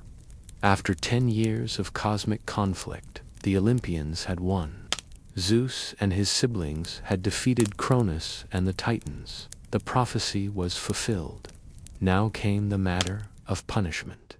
Zeus and his siblings had to decide what to do with the defeated Titans. They could not simply kill them. Immortals cannot truly die. They needed to imprison them somewhere they could never escape, somewhere they could never again threaten the new order. The answer was Tartarus, that same deep pit where the Cyclops and Hecatonchyres had once been imprisoned. Zeus and his siblings opened the gates of Tartarus and cast the defeated Titans down into its depths. Cronus, who had once imprisoned others in this place, now found himself imprisoned there. Most of the male Titans who had fought against the Olympians suffered the same fate. Tartarus was the perfect prison. It was far beneath the earth, unreachable from above. Its walls were bronze and unbreakable. A river of fire surrounded it, and to ensure that the Titans could never escape, Zeus set the Hecatonchyres as guards. These beings, who had helped win the war, now stood eternal watch over the defeated Titans, ensuring they would remain imprisoned forever. But one Titan received a unique punishment. Atlas, who had been one of the most effective commanders in the Titan army, who had nearly turned the tide of the war several times, was singled out for special treatment. Zeus decreed that Atlas would not be imprisoned in Tartarus with his fellow Titans. Instead, at the western edge of the world, where earth met ocean, Atlas was forced to stand and bear the weight of the heavens on his shoulders. He had to hold the sky separate from the earth, preventing them from collapsing back together. This was his punishment for all eternity, to bear an unbearable burden, to support the weight of the cosmos, to never rest, never sit, never escape his duty. It was a punishment that fit his crime, for Atlas had tried to overthrow the cosmic order. so now he would be forced to literally hold that order in place. Not all the Titans were punished, however. Those who had sided with the Olympians or remained neutral were allowed to keep their positions and privileges. Themis and Mnemosyne became honored members of the new pantheon. Oceanus, because of his neutrality, was allowed to remain as the great river that encircled the world. Some of the second-generation Titans, like Hecate and Helios, were even incorporated into the new order, given roles and responsibilities under Zeus's rule. With the Titans defeated and imprisoned, the war was over. But the cosmos still needed to be reorganized. Zeus and his brothers, Poseidon and Hades, met to discuss how they would divide rulership of the world. They were all sons of Cronus, all legitimate claimants to power. How would they determine who ruled what? According to the most common version of the myth, they drew lots. This was a way of letting fate, or perhaps Zeus himself, acting through the lots, decide the matter without requiring conflict. The three brothers drew lots to see who would rule the sky, who would rule the sea, and who would rule the underworld. Zeus drew the lot for the sky and therefore became king of the gods. He would rule from Mount Olympus, would control the weather and the storms, would be supreme among all the divinities. His position was not merely first among equals, but actually supreme, the final authority on all matters, the king of heaven. Strayed, which was often, Hera would exact revenge, though usually not on Zeus himself, but on his lovers and their children.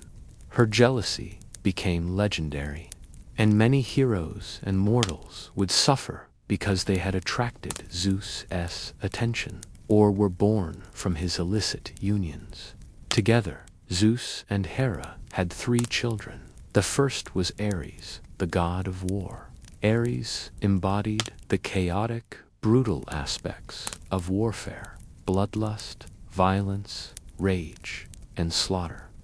He was not the strategic military commander, but the berserker warrior, the one who threw himself into battle without thought for consequences. Both Zeus and Hera regarded Ares with some ambivalence. He was powerful and useful, but his nature was difficult to control, and his violent tendencies made him dangerous even to the other gods. The second child of Zeus and Hera was Hebe, goddess of youth. She was the cupbearer of the gods, serving them nectar and ambrosia at their feasts. Hebe represented eternal youthfulness, the bloom of adolescence that the gods possessed permanently. She was a gentler figure than her brother Ares, less involved in the dramatic conflicts that characterized Olympian politics. The third child was Aletheia, goddess of childbirth. She was the one who attended mothers in labor, who eased their pain or increased it according to her will. Aletheia was crucial to mortal women, for childbirth in ancient times was extremely dangerous, and the intervention of this goddess could mean the difference between life and death for both mother and child. But Zeus's children were not limited to those he fathered with Hera. Zeus had numerous affairs and unions that produced many of the most famous gods and goddesses of the Olympian pantheon. These children, born from different mothers, each brought their own characteristics and domains to the divine hierarchy. From Metis, the Oceanid of wisdom and cunning, came Athena, though the birth was unusual and prophetic. Zeus had been warned that any son born to Metis would be more powerful than Zeus himself, powerful enough to overthrow him, just as Zeus had overthrown Cronus. Fearing a repetition of the cycle, Zeus swallowed Metis's whole when she was pregnant, trapping her inside his body, just as Cronus had trapped Zeus's siblings. But Athena could not be contained. She grew inside Zeus, and when she reached full maturity, she burst forth from his head. Hephaestus, the smith god, had to split Zeus's skull open with an axe to allow her emergence. Athena sprang forth, fully grown and fully armed, wearing shining armor, carrying a spear, ready for battle. She became the goddess of wisdom, strategic warfare, and various crafts. Unlike Ares, who represented war's chaos, Athena represented its intelligence, the planning and tactics that won battles rather than raw violence. Athena became Zeus's favorite child, the one he trusted most, the one allowed to carry his aegis and even borrow his thunderbolts. She was the goddess Athens was named after, winning that honor by giving the city the olive tree, a gift more valuable than Poseidon's offer of a salt water. Spring Athena embodied the classical Greek ideal of intelligence combined with courage, wisdom paired with strength. She was a virgin goddess, never marrying, dedicating herself to her various domains rather than to family or romance. From Leto, a Titaness who was the daughter of Zeus and Phoebe, came to children who would become major Olympian deities. Leto was pursued by Zeus, and she became pregnant with twins. But Hera, in her jealous fury, made Leto's pregnancy and delivery as difficult as possible. Hera decreed that Leto could not give birth on solid ground, and she sent the serpent Python to pursue the pregnant goddess relentlessly. Leto wandered for a long time, seeking a place to give birth. Finally, she came to the floating island of Delos, which was not technically solid ground because it floated on the sea. There, clinging to a palm tree, Leto gave birth to her first child, Artemis. Artemis was born first and immediately helped her mother deliver her twin brother, Apollo. This is why Artemis, despite being younger than Apollo, was associated with childbirth and helping mothers. Apollo became one of the most important Olympian gods. He was associated with many domains: music and poetry, healing and medicine, prophecy and oracles, archery and athletics, and later he became associated with the sun itself, though originally the sun was the Titan Helios. Apollo was the epitome of masculine beauty in Greek thought, the ideal of the young athletic man. He was civilized, cultured, skilled at the lyre, and deadly with the bow. His oracle at Delphi would become the most famous prophetic center in the Greek world. Artemis, Apollo's twin sister, became the goddess of the hunt, wild animals, and wilderness. She was also a virgin goddess, rejecting marriage and male companionship. Artemis roamed the forests with a band of nymph attendants, hunting with her silver bow. She was fiercely protective of her virginity and punished those who threatened it severely. She represented the untamed aspects of nature, the wild places where civilization had not yet reached, the dangerous beauty of the natural world. From Maia, one of the Pleiades and a daughter of Atlas, came Hermes. Hermes was born in a cave on Mount Selene in Arcadia, and he was precocious from birth. On the very day he was born, Hermes escaped his cradle, left the cave, and stole 50 cattle from Apollo. He was clever about it, too, making the cattle walk backwards to confuse anyone tracking them. When Apollo discovered the theft and confronted the newborn god, Hermes played innocent. But Apollo eventually dragged him before Zeus. Zeus was amused by the infant's audacity and cleverness. As punishment, or perhaps as acknowledgement of Hermes's talents, Zeus made Hermes the messenger of the gods, the one who would travel between the divine and mortal realms. Hermes became associated with travelers, merchants, thieves, and anyone who crossed boundaries. He wore winged sandals that allowed him to fly, and he carried the caduceus, a staff with two serpents wrapped around it. Hermes was the trickster of the Olympians, clever and quick, always finding ways around obstacles.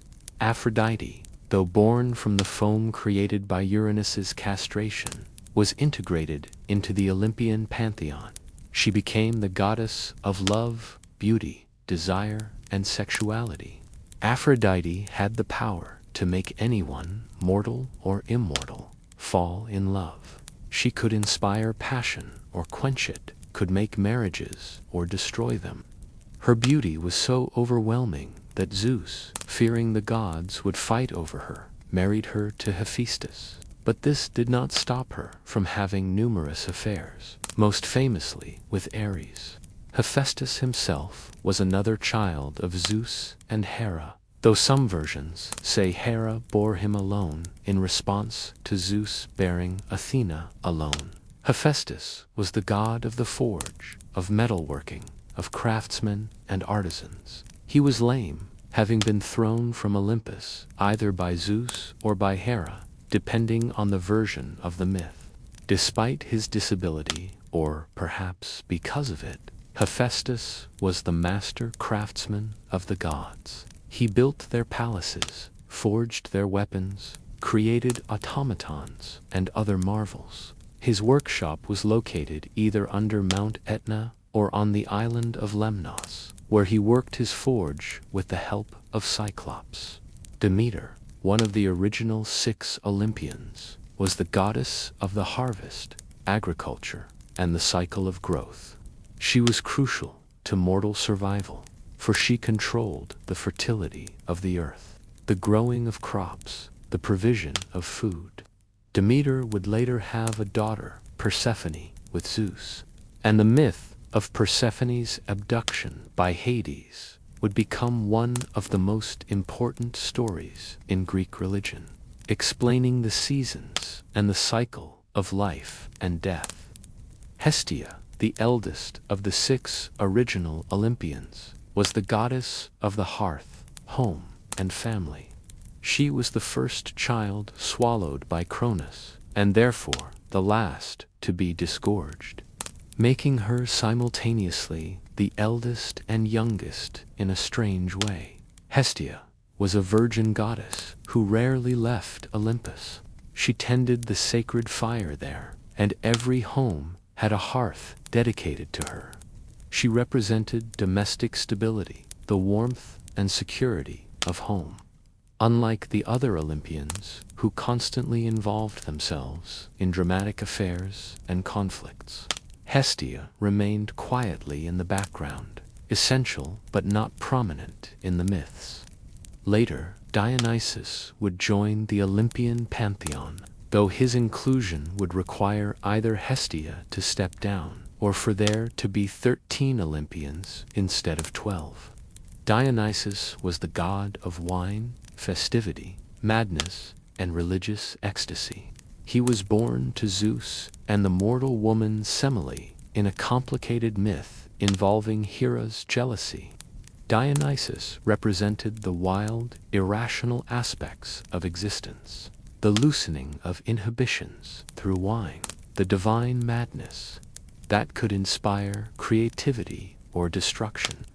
He traveled the world, spreading the cultivation of grapes and the worship of his cult, accompanied by wild followers called Maenads and satyrs. These were the major Olympian deities, the rulers of the new cosmic order. They dwelt on Olympus in their palaces, governed different aspects of existence, and frequently interfered in mortal affairs. Below them were countless minor deities, nymphs who inhabited trees and springs, river gods who ruled individual waterways, personifications of abstract concepts like Nike for victory and Hecate for witchcraft and crossroads. The Olympian system was more organized than the Titan rule had been. Zeus held supreme authority, but the other gods had their own domains where they exercised significant independence. They held councils on Olympus, where decisions affecting the cosmos were debated, though Zeus always had final say. They celebrated feasts together, drank nectar, and plotted their various schemes. But the Olympians were not perfect rulers. They were powerful, but flawed. Zeus was wise, but also lustful and arbitrary. Hera was queenly, but vengeful. Poseidon was mighty, but temperamental. Athena was wise, but could be prideful. Ares was strong, but reckless. The gods embodied human characteristics magnified to divine scale, which made them relatable, but also meant they were capable of pettiness, jealousy, and cruelty. The relationship between the Olympians and mortals was complex. The gods needed mortals in some ways. Mortals provided worship, sacrifices, and prayers that honored the gods. The gods, in turn, could provide protection, favorable weather, victory in battle, and other blessings. But the gods could also curse mortals, send plagues and disasters, and generally make human life miserable if they felt slighted or offended. This was the world that emerged from the Titanomachy, a world where powerful gods ruled from a mountaintop palace, where mortals lived and died according to fate and divine whim, where heroes would eventually arise to bridge the gap between mortal and divine. The age of the Olympians had fully begun, and with it came new stories, new conflicts, and new myths that would define Greek religion and culture for thousands of years. Part 7. The Age of Heroes, Perseus, and the Gorgon's head. After the gods had settled into their reign on Olympus, a new era began in the mortal world. This was the Age of Heroes, a time when demigods, the children of divine fathers and mortal mothers, walked the earth performing incredible feats. These heroes were stronger than ordinary men, braver, more destined for greatness, yet also vulnerable to human flaws and mortal death. They were the bright flames that burned briefly but brilliantly, leaving legacies that would be remembered forever.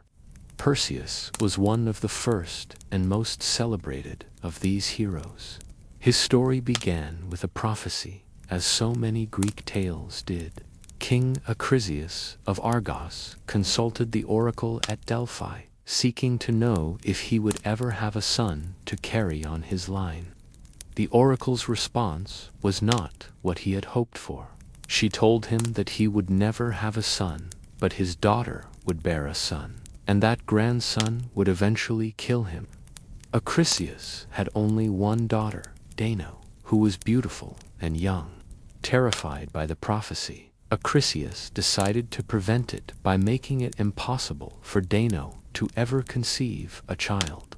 He built a bronze chamber deep underground or in a tower, depending on the version, and imprisoned his daughter there. She was kept isolated from all men, with only her mother or female servants able to visit her.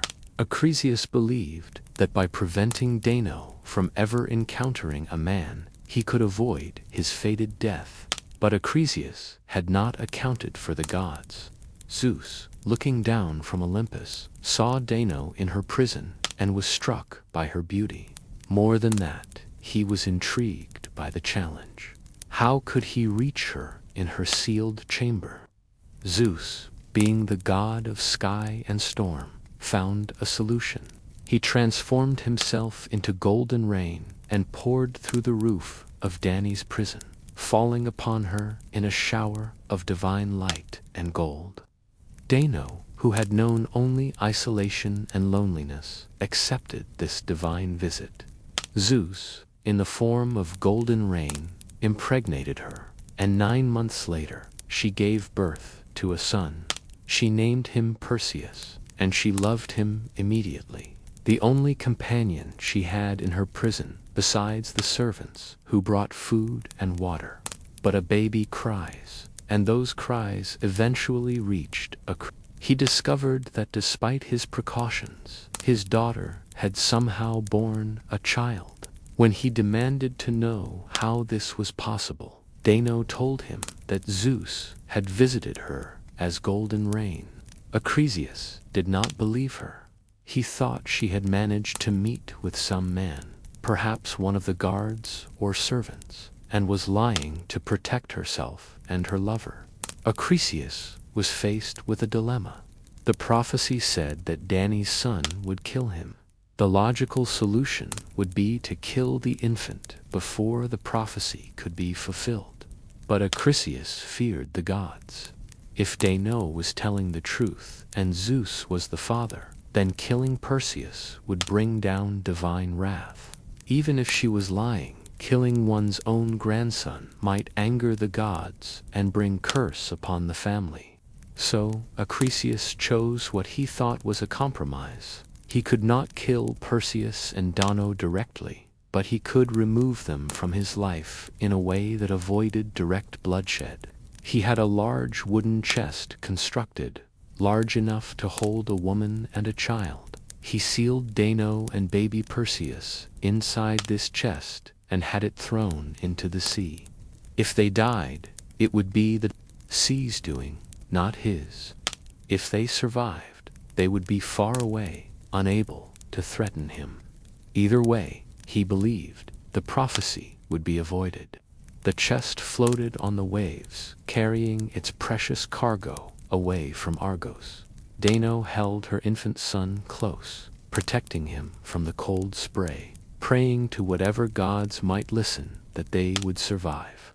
The chest drifted for days, pushed by currents, tossed by waves, until finally it washed ashore on the island of Seriphos. A fisherman named Dictys found the chest on the beach. He opened it and was amazed to discover a beautiful woman and her baby inside, both alive despite their ordeal. Dictys was a good man, and he took them to his home, gave them shelter, and over time became like a foster father to Perseus. Dictys' brother, Polydex, was the king of Seriphos, and while Dictys was kind, Polydex was not. Perseus grew up on Seriphos, raised by his mother and protected by Dictys. He became strong and skilled, a natural athlete and warrior. But as Perseus reached manhood, King Polydex developed a desire for Dano. He wanted to marry her, to make her his queen, but Dano refused his advances. She had no interest in the king, and moreover, she knew that Perseus would never allow the marriage. Her son had grown protective of her, fierce in his devotion. Polydex decided he needed to remove Perseus from the equation. If Perseus was gone, Dano would be more vulnerable, easier to manipulate or coerce into marriage. The king hosted a feast and announced that all the young men of the island should bring gifts, particularly horses, to contribute to a bride price for a princess he claimed he wanted to marry. This was a ruse, a way to make demands on Perseus. Perseus, who was poor and had no horses to give, boldly declared that he would bring any gift the king desired. Polydex saw his opportunity. He declared that what he really wanted was the head of Medusa, one of the 3 Gorgons. This seemed like an impossible task, one that would surely result in Perseus's death, which was exactly what Polydex wanted. The Gorgons were 3 sisters, Steno, Euryale, and Medusa. All 3 had serpents for hair, bronze hands, and wings of gold. Their faces were so hideous that anyone who looked directly at them would be turned instantly to stone. Steno and Euryale were immortal, but Medusa, the youngest, was mortal and therefore theoretically vulnerable to being killed. However, actually accomplishing this seemed impossible. How could anyone kill Medusa when simply looking at her would turn them to stone? Perseus accepted the challenge because he had no choice. To refuse would shame him and leave his mother vulnerable to Polydex. So, Perseus set out on his quest, not knowing how he would accomplish it, but determined to succeed or die trying. The gods, particularly Athena and Hermes, took pity on Perseus. Athena had her own reasons for hating Medusa. Medusa had once been a beautiful maiden, a priestess in one of Athena's temples, but Poseidon had desired Medusa and violated her in Athena's temple, desecrating the sacred space. Rather than punishing Poseidon, Athena had punished Medusa, transforming the beautiful maiden into the monster she now was. This transformation, cruel as it seemed, may have been intended as both curse and gift, for Medusa's gaze now protected her from ever being violated again. Athena appeared to Perseus and told him where he could find Medusa at the western edge of the world. She also gave him a polished bronze shield, so bright it could serve as a mirror. Athena explained that Perseus could use this shield to look at Medusa's reflection rather than looking at her directly, thus avoiding being turned to stone while still being able to see her. Hermes also appeared and gave Perseus several gifts. He provided winged sandals that would allow Perseus to fly, a cap that would make him invisible, and an adamantine sword that would be sharp enough to cut through Medusa's neck. With these divine gifts, Perseus had a fighting chance. But before he could confront Medusa, Perseus had to find her lair. The Gorgons lived at the edge of the world, but their exact location was known only to the Greeks, 3 sisters who were ancient crones, sharing one eye and one tooth among them. These gray women passed their single eye back and forth, so each could take turns seeing. Perseus needed them to tell him where the Gorgons dwelt. Perseus waited until the moment when the eye was being passed from one Greek to another. In that instant, when none of them were holding it, he snatched it away. The sisters cried out, demanding their eye back. Perseus said he would return it only if they told him where to find the Gorgons. The Greeks had no choice. They were helpless without their eye. They told Perseus the location, and he returned their eye before continuing his journey. Perseus traveled to the western edge of the world, where the Gorgons lived. Using his winged sandals, he flew over the region until he spotted them. Medusa and her sisters were sleeping in a field littered with stone statues, the petrified remains of warriors and heroes who had tried and failed to kill the Gorgons. Perseus descended quietly, wearing his cap of invisibility. Even invisible, Perseus had to be careful. If he looked directly at Medusa, he would be turned to stone. So he held up Athena's polished shield and looked at Medusa's reflection in its surface. In the mirror bright bronze, he could see her clearly. Medusa's face was terrible, even in reflection, twisted and monstrous, with snakes writhing where her hair should be. But the reflection could not turn him to stone. Perseus positioned himself carefully, using the reflection to guide his movements. When he was in the right position, he swung his adamantine sword with all his strength. The blade cut cleanly through Medusa's neck, severing her head from her body in one stroke. Medusa's sisters woke immediately at the sound, but Perseus grabbed Medusa's head by her snake hair and stuffed it into a magical bag, then flew away wearing his invisibility cap before Steno and Euryale could catch him. As he flew away from the Gorgon's lair, something incredible happened. From Medusa's severed neck, from the blood that poured out, 2 beings were born. First came Chrysaor, a warrior born fully grown with a golden sword. Second came Pegasus, the winged horse, pure white with wings of silver. These beings were the offspring of Medusa and Poseidon, conceived during that violation in Athena's temple, but unable to be born until Medusa's death. Pegasus would go on to serve heroes and gods, becoming one of the most famous creatures in Greek mythology. Perseus's journey home was eventful. Flying over Africa, drops of Medusa's blood fell from the bag and hit the desert sand. Where each drop landed, a venomous serpent sprang up. This is why the Greeks believed Libya and other parts of North Africa had so many dangerous snakes. Perseus also rescued a princess during his journey home. He was flying along the coast when he saw a beautiful young woman chained to a rock by the sea. This was Andromeda, daughter of King Cepheus and Queen Cassiopeia. Cassiopeia had boasted that her daughter was more beautiful than the Nereids, the sea nymphs. This offended Poseidon, who sent a sea monster to ravage the coast. An oracle said the only way to appease the monster was to sacrifice Andromeda to it. So her parents, reluctantly, had chained her to the rock as an offering. Perseus saw the monster rising from the sea, moving toward Andromeda.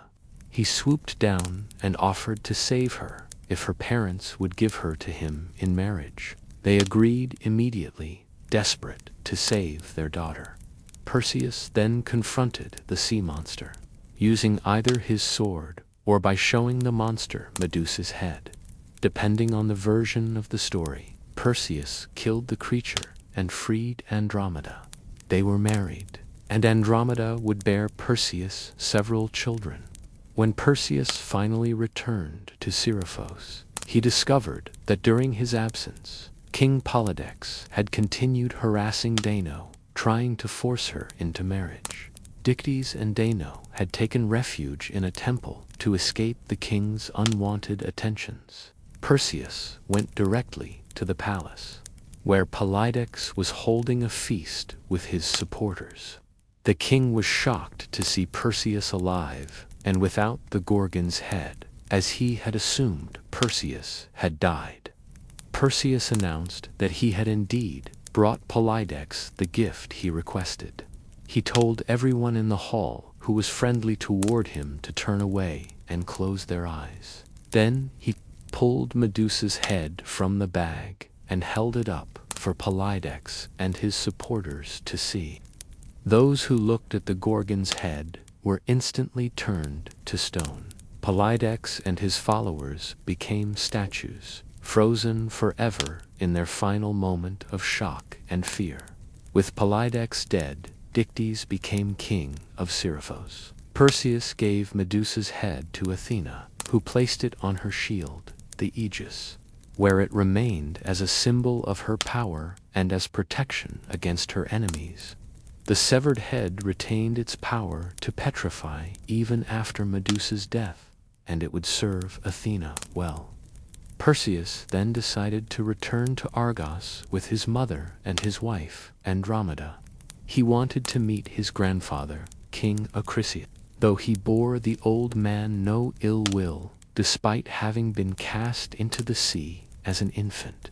However, when Acrisius heard that Perseus was returning, he remembered the prophecy, terrified that his grandson would indeed kill him.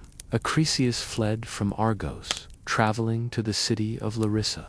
Perseus came to Larissa as well, but not pursuing his grandfather. He was simply attending athletic games being held there, showing off his skills, as he had always enjoyed doing.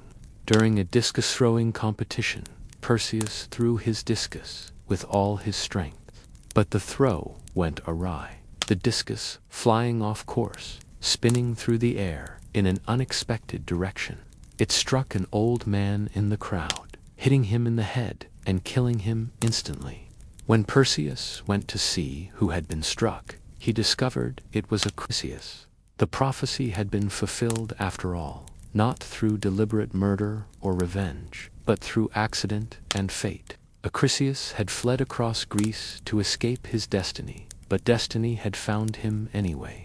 The gods had decreed it, and no mortal, not even a king, could avoid what the fates had woven into the thread of his life. Perseus was grief-stricken at having accidentally killed his grandfather, even though they had never met, and even though Acrisius had tried to kill Perseus as an infant.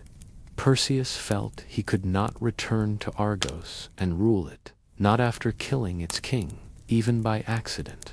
So, he exchanged kingdoms with his cousin, taking the throne of Tyrants, while his cousin took Argos. Perseus ruled Tyrants well and founded the city of Mycenae, which would later become one of the most powerful centers of Greek civilization.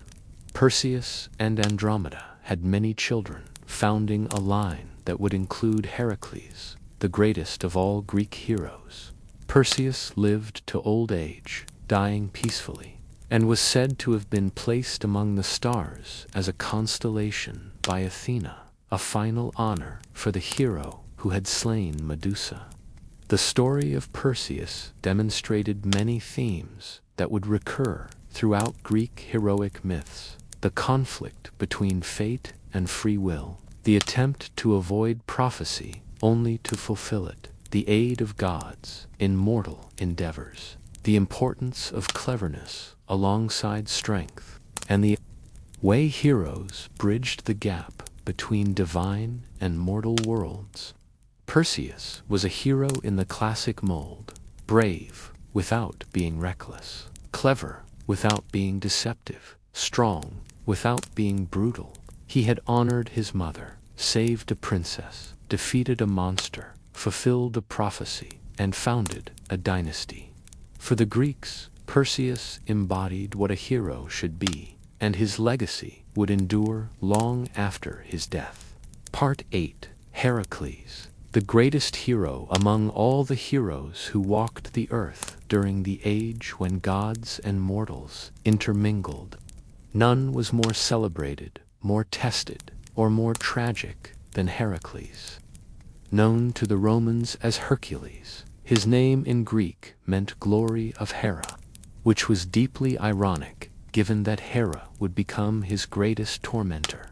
His story is one of incredible strength paired with terrible suffering, of triumph followed by tragedy, of a mortal who achieved godhood through endurance and labor. Heracles was born in Thebes, the son of Zeus and Alcmene, a mortal woman who was the granddaughter of Perseus. Zeus had desired Alcmene for her beauty and virtue, but she was faithful to her husband Amphitryon, a general who was away at war. Zeus, never one to let such obstacles deter him, took on the exact appearance of Amphitryon and visited Alcmene, claiming he had returned early from battle. Alcmene, believing this to be her husband, lay with Zeus, and from that union, Heracles was conceived. To make matters more complicated, the real Amphitryon returned the very next night and also lay with his wife. Alcmene thus became pregnant with twins, Heracles, the son of Zeus, and Iphicles, the son of Amphitryon. One would be a demigod, the other fully mortal, though they would be born on the same day from the same womb. Zeus, proud of the son he had sired, made a proclamation before all the gods. He declared that the next child born of the line of Perseus would become the ruler of all Greece, high king over all the kingdoms. Zeus assumed this would be Heracles, cementing his son's destiny for greatness. But he had not counted on Hera's jealous rage. Hera, furious at yet another of Zeus's infidelities, decided to thwart his plans. She went to Eileithyia, the goddess of childbirth, and commanded her to delay Alcmene's labor. At the same time, Hera arranged for Eurystheus, another descendant of Perseus, to be born prematurely. Eurystheus was born first, making him the heir to Zeus's proclamation. By the time Heracles finally entered the world, the prophecy had been fulfilled by another, weaker child. This was Hera's first strike against Heracles, but it would be far from her last. The queen of the gods had determined that this child of Zeus's infidelity would suffer for his entire life. She would harry him, torment him, and make his existence as difficult as possible. And yet, through Hera's persecution, Heracles would become the greatest hero Greece ever knew. The infant Heracles showed signs of his divine heritage immediately. When he was only 8 months old, Hera sent 2 enormous serpents to kill him and his twin brother as they slept in their cradle. The serpents slithered into the nursery, their scales gleaming in the moonlight, their fangs dripping with venom. Heracles woke and began screaming in terror. But Heracles, still just a baby, sat up calmly. He reached out with his tiny hands and grabbed both serpents by their throats.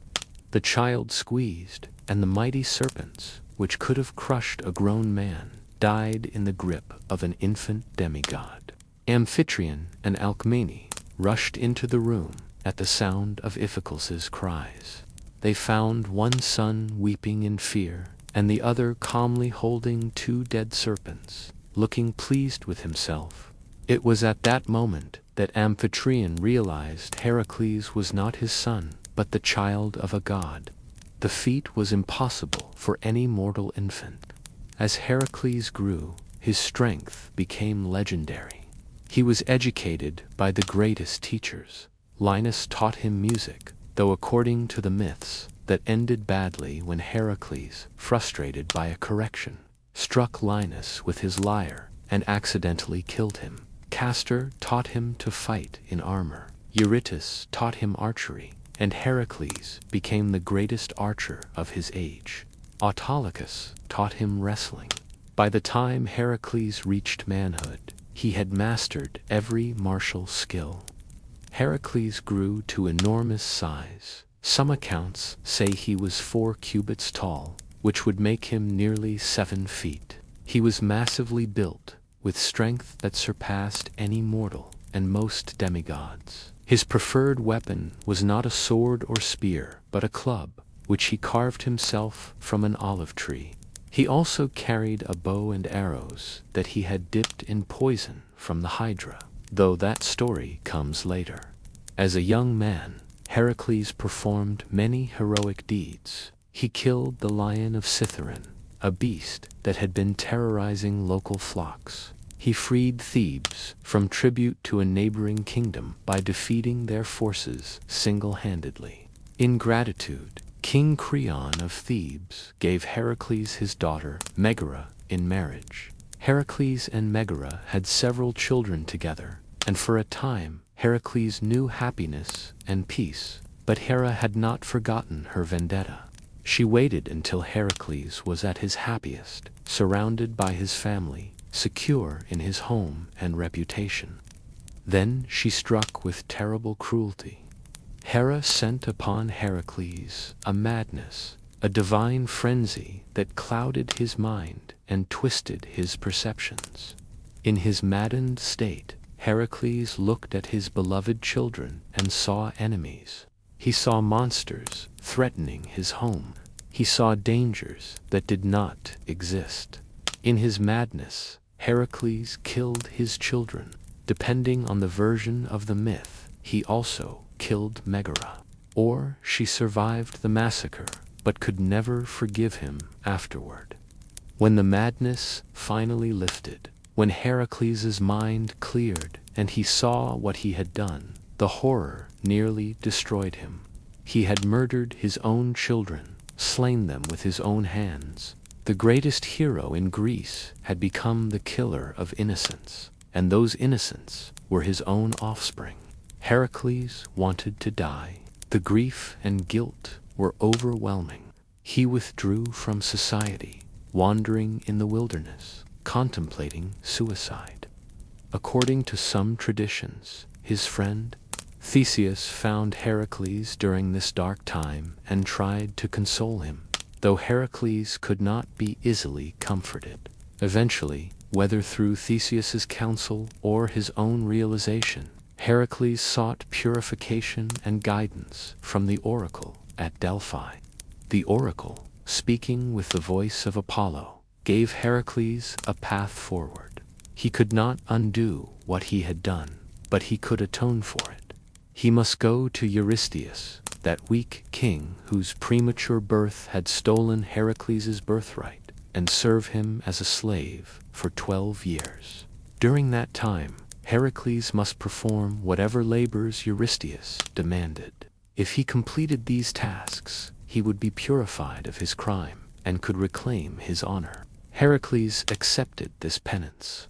He traveled to Tiryns, where Eurystheus ruled, and presented himself for servitude. Eurystheus was terrified of Heracles, knowing the hero's strength and suspecting he might seek revenge for the stolen birthright. But Hera whispered in Eurystheus's ear, encouraging him to devise impossible tasks that would surely kill Heracles. And so began the famous 12 labors of Heracles. The first labor was to kill the Nemean lion, a beast with skin so tough that no weapon could pierce it. The lion terrorized the region around Nemea, devouring livestock and people alike. Heracles tracked the lion to its cave. He tried to shoot it with arrows, but they bounced off harmlessly. He tried to stab it with his sword, but the blade would not pierce the hide. Finally, Heracles wrestled the lion with his bare hands. He locked his arms around the beast's throat and strangled it, crushing its windpipe through sheer strength. After killing the lion, Heracles used its own claws to skin it, for only the lion's claws could cut the lion's hide. He wore the lion's skin as a cloak from that day forward, and it became his most recognizable attribute.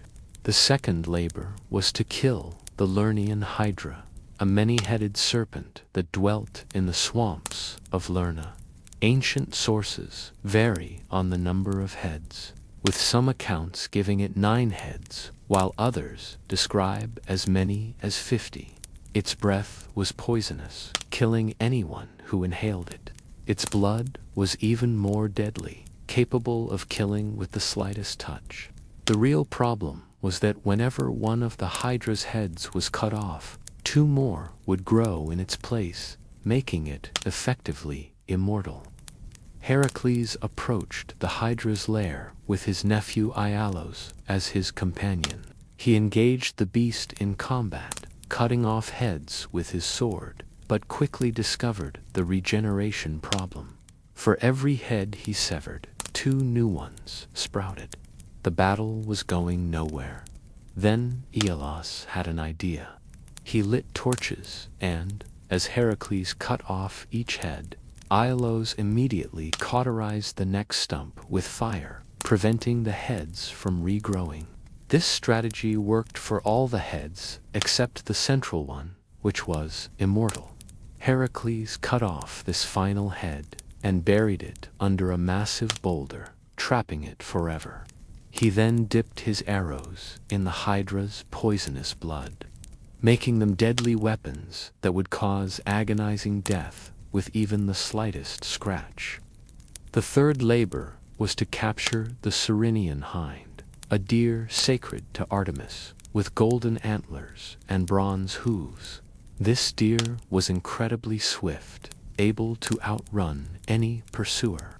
The challenge was that Heracles had to capture it alive without harming it, for killing one of Artemis's sacred animals would bring divine wrath.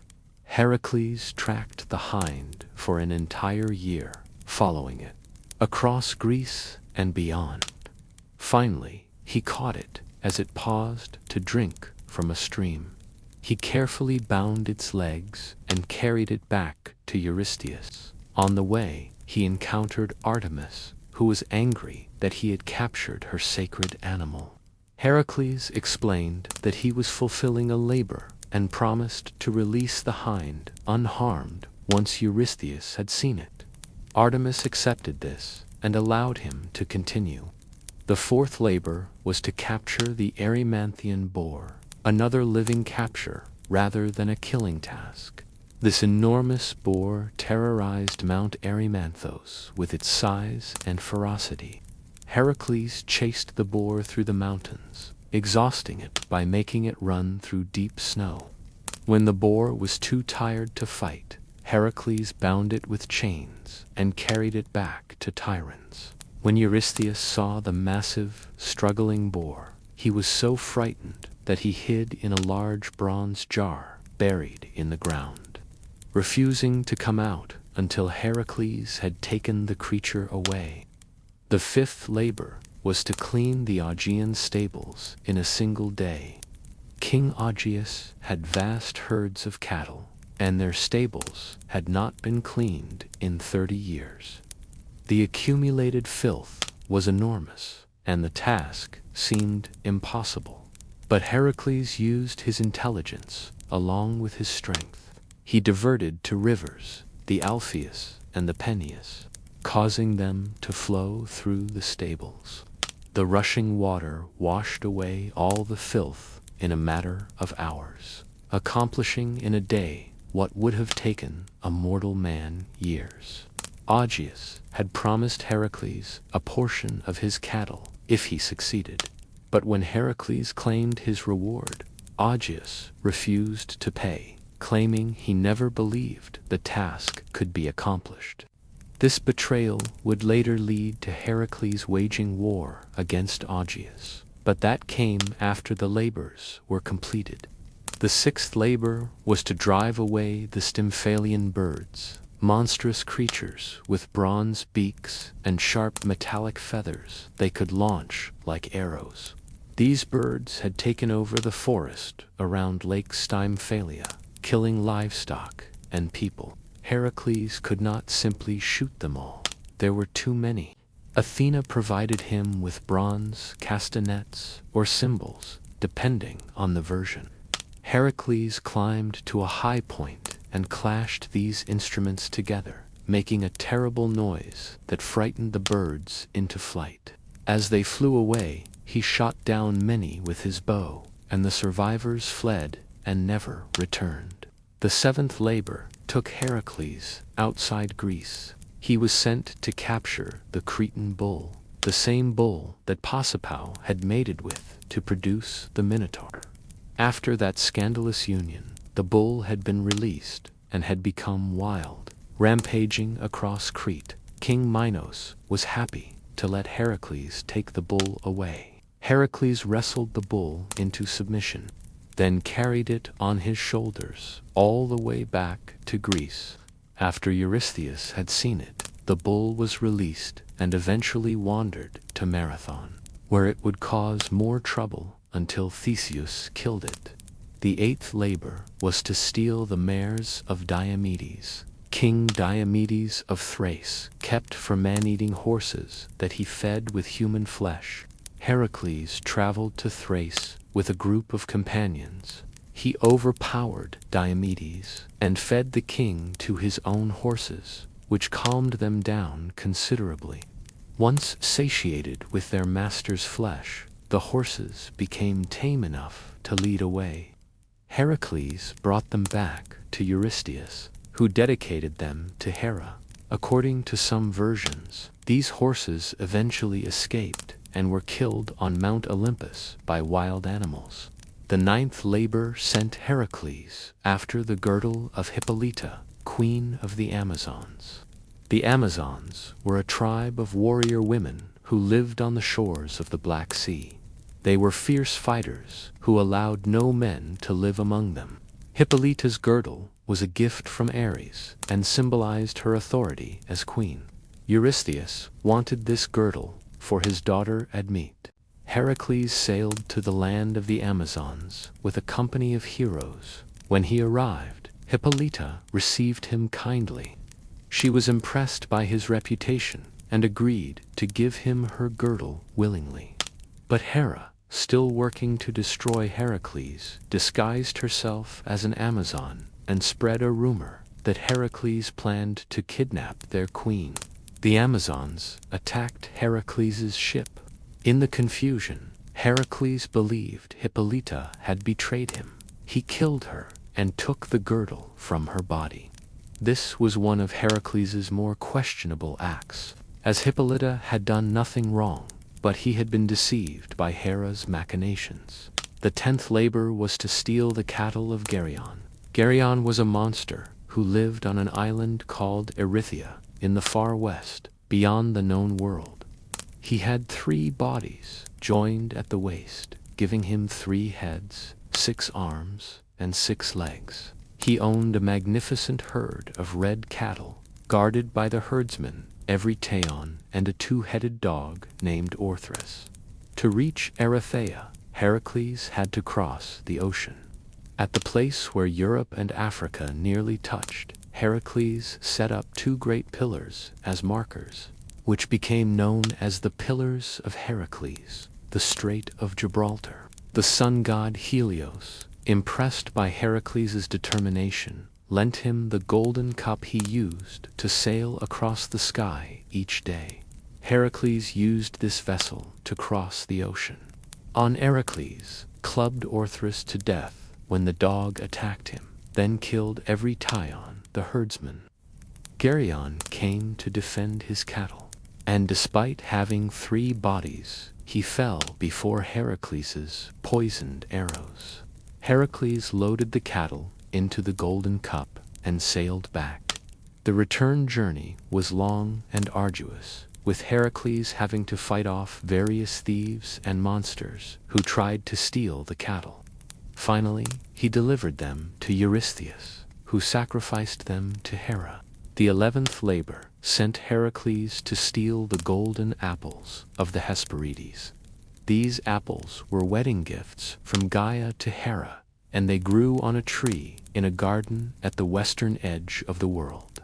The tree was guarded by Laodan, a 100-headed dragon that never slept, and by the Hesperides themselves, nymphs who were daughters of Atlas. Heracles traveled to the edge of the world, but he did not know exactly where the garden was.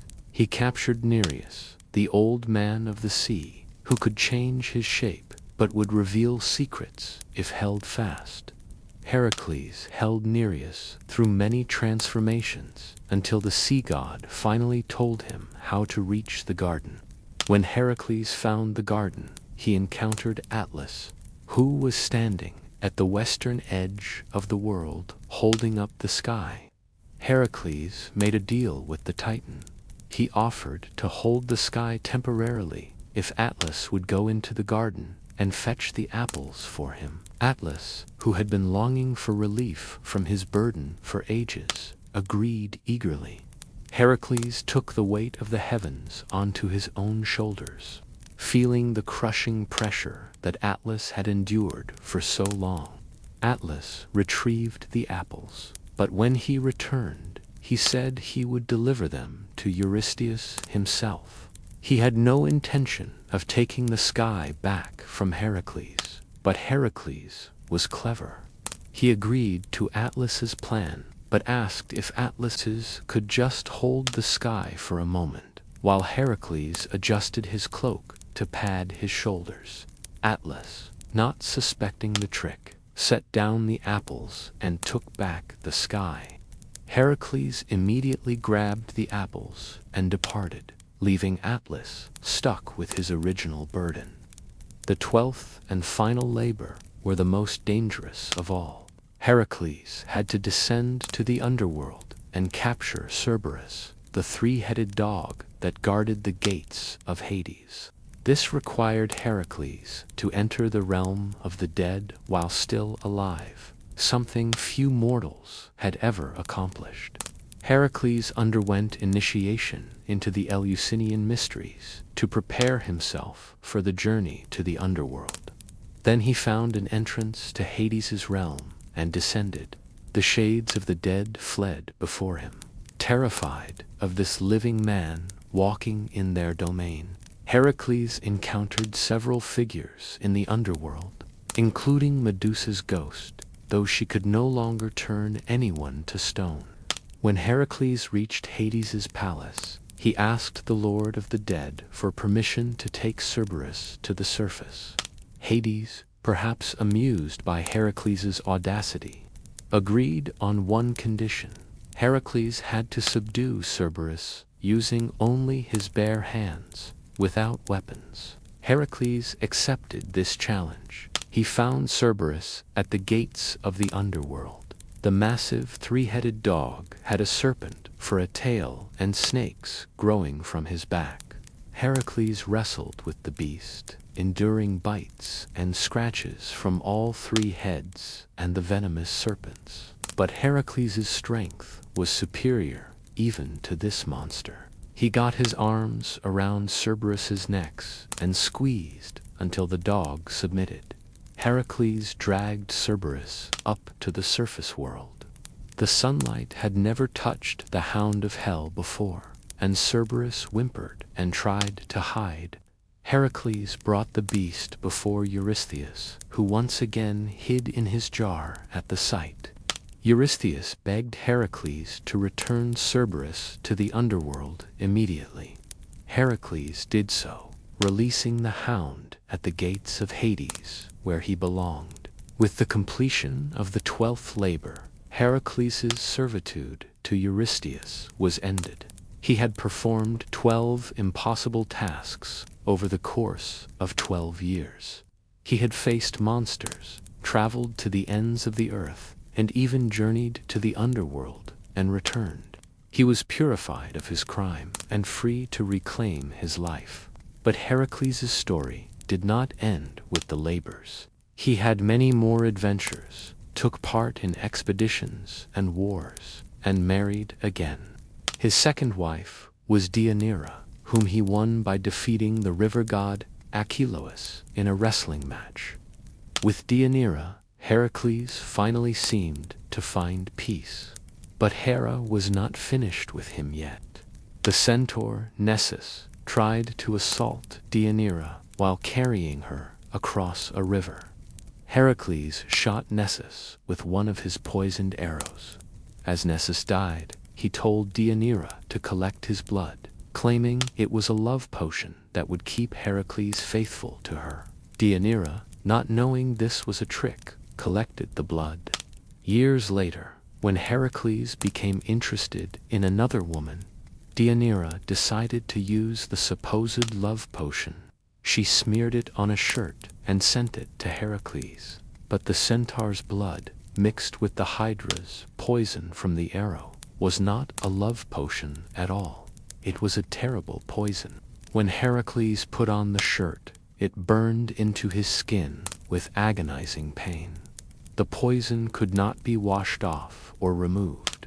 It adhered to his flesh, burning him alive.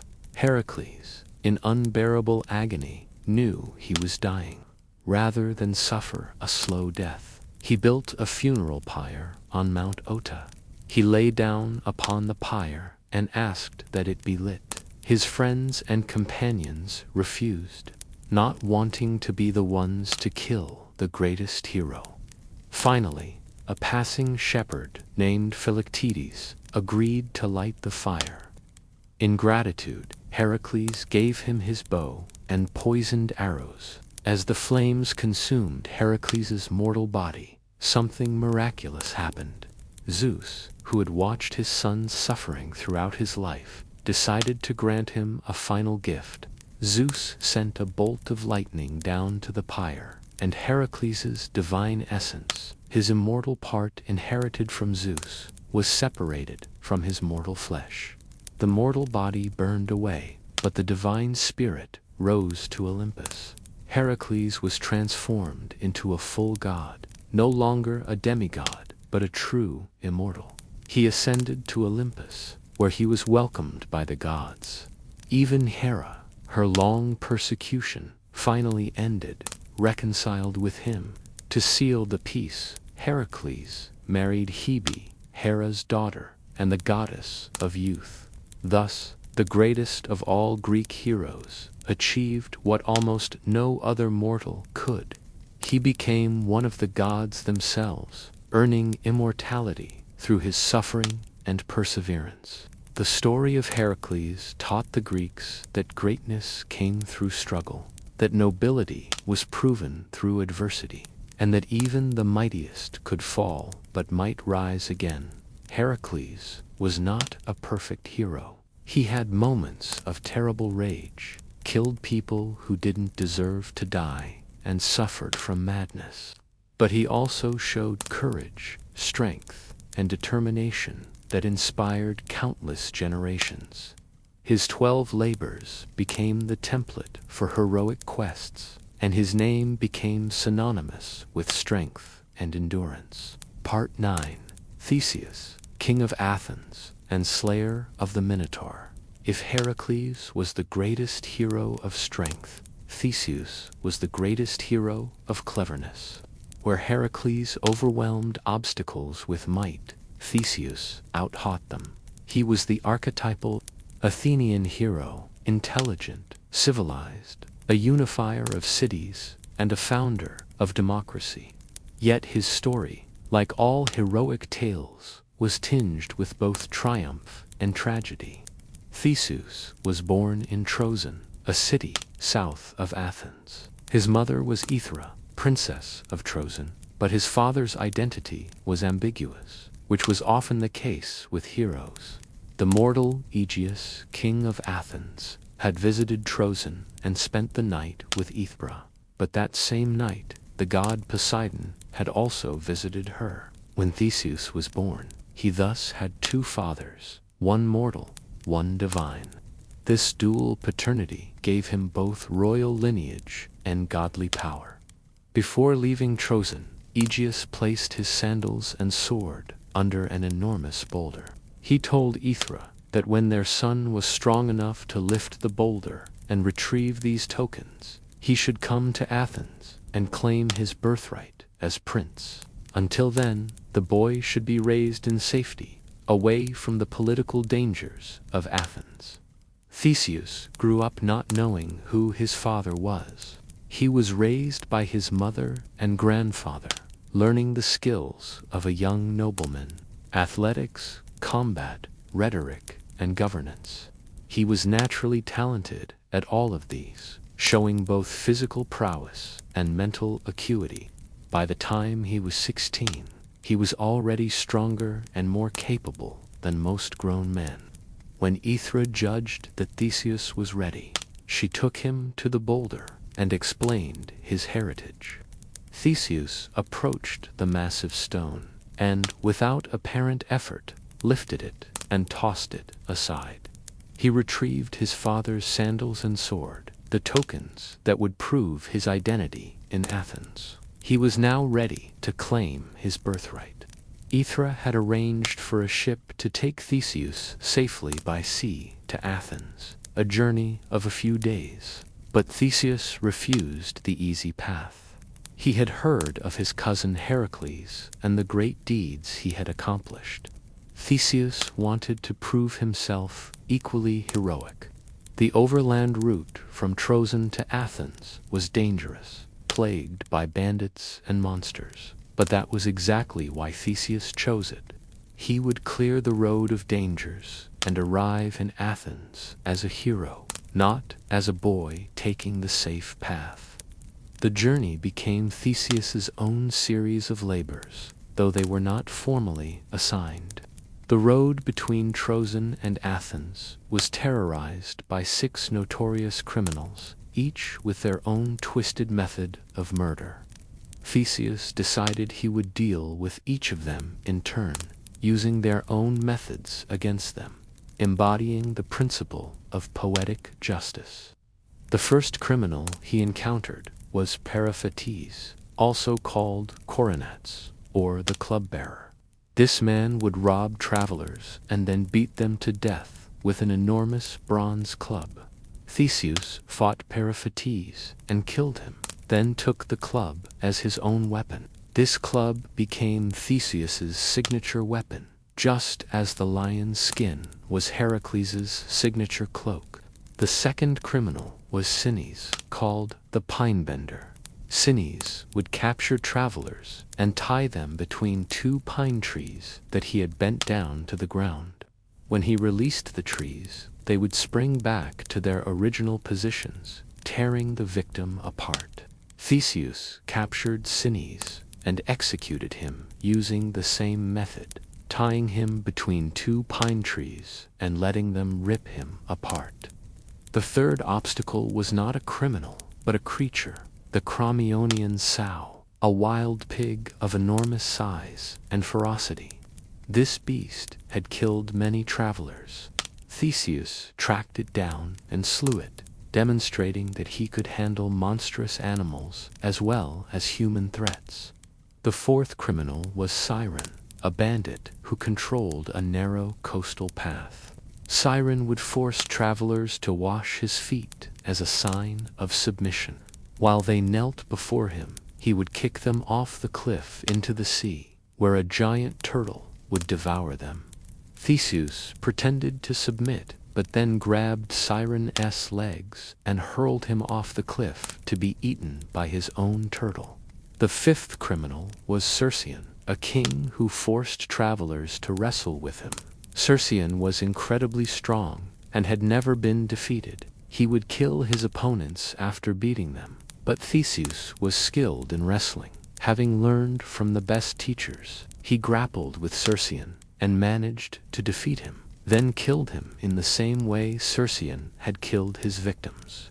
The sixth and final criminal was Procrustes, perhaps the most disturbing of all. Procrustes, whose name meant the stretcher, owned an iron bed. He would invite travelers to lie on this bed, claiming he offered hospitality. If they were too short for the bed, Procrustes would hammer and stretch their limbs until they fit. If they were too long, he would cut off their legs. No one ever fit the bed perfectly. Theseus dealt with Procrustes by forcing him onto his own bed and cutting him down to fit it, giving the torturer a taste of his own medicine. By the time Theseus reached Athens, his fame had preceded him. The people had heard of a young hero who had made the Trojan road safe, who had defeated 6 criminals and monsters, who carried a great club and fought with the skill of the gods themselves. But they did not know this hero was the king's son. Theseus arrived at the palace to present himself to his father, but he found the court in turmoil. King Aegeus had married again to a woman named Medea. Yes, the same Medea who had helped Jason obtain the golden fleece and had murdered her own children when Jason betrayed her. After fleeing Corinth, Medea had come to Athens and seduced the aging king, becoming his wife and queen. Medea was a sorceress, skilled in magic and poisons. She recognized Theseus as soon as she saw him, though Aegeus did not. She realized that if Theseus revealed himself as the king's son, her own position and that of her son by Aegeus would be threatened. So Medea plotted to kill Theseus before he could reveal his identity. Medea convinced Aegeus that this famous young hero was actually a threat, possibly an assassin sent by his enemies. She suggested they invite Theseus to a feast and poison his wine. Aegeus, trusting his wife, agreed. At the feast, Theseus was presented with a cup of wine that Medea had personally prepared, laced with deadly poison. But just as Theseus was about to drink, he made a show of cutting his meat with his sword. Aegeus saw the sword, recognized it as the one he had left under the boulder 16 years before, and realized this young hero was his son. He dashed the poisoned cup from Theseus' hand, spilling the wine before it could kill him. Theseus then produced the sandals as further proof, and father and son were reunited. Medea's plot was exposed. She fled Athens before she could be punished, disappearing in a chariot pulled by dragons, using her magical powers to escape. Theseus was proclaimed the heir to Athens, the prince and future king. But Theseus's greatest challenge still lay ahead. Athens at this time was under a terrible burden. Years before, King Minos of Crete had come to Athens. Minos' son, Androgeus, was killed in Athens, either murdered by political enemies or killed by the Marathonian bull that Heracles had released. In his grief and rage, Minos had made war on Athens and defeated it. As tribute for the death of his son, Minos demanded that every 9 years, Athens must send 7 young men and 7 young women to Crete. These 14 youths were sent to be devoured by the Minotaur, the monster that dwelt in the labyrinth beneath Minos's palace. The Minotaur was the offspring of Minos's wife, Pasiphae, and the Cretan bull, a creature with the head of a bull and the body of a man, savage and insatiable in its hunger for human flesh. The labyrinth was a maze so complex that no one who entered could ever find their way out. The youths sent as tribute would wander the dark corridors until the Minotaur found them and killed them. The time for the third tribute was approaching when Theseus arrived in Athens. The city was in mourning, knowing that 14 more of their children would soon be sent to their deaths. Theseus could not bear to see this suffering. Despite being newly recognized as prince, and despite his father's pleas not to risk himself, Theseus volunteered to be one of the 14, declaring that he would kill the Minotaur and end the tribute forever. Aegeus begged his son not to go, but Theseus was determined. They made an agreement. The ship that carried the tribute youths to Crete had black sails, symbolizing mourning. If Theseus succeeded in killing the Minotaur and survived, he would change the sails to white on the return journey so that Aegeus could see from afar that his son lived. If the sails remained black, it meant Theseus had died. Theseus sailed to Crete with 13 other Athenians, 7 young men and 6 young women, since Theseus himself made the 7th man. When they arrived, they were brought before King Minos. The king was a stern man, proud and ruthless, who cared nothing for the suffering his tribute caused. He welcomed the Athenians to Crete with cold formality, knowing they were walking to their deaths. But Minos's daughter, Ariadne, saw Theseus and fell in love with him immediately. Ariadne was beautiful and clever, and she could not bear the thought of this brave young hero being killed by her father's monster. She approached Theseus in secret and offered to help him, but only if he promised to take her away from Crete and marry her.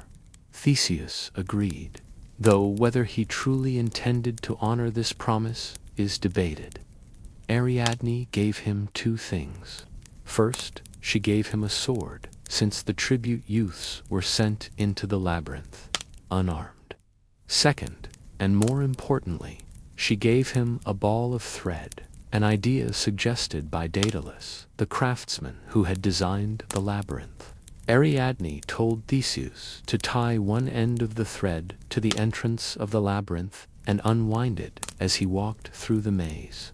This way, even though he could not map the complex passages, he could follow the thread back to the entrance after killing the Minotaur. It was a simple solution to an impossible problem, the kind of clever thinking that characterized Theseus as a hero.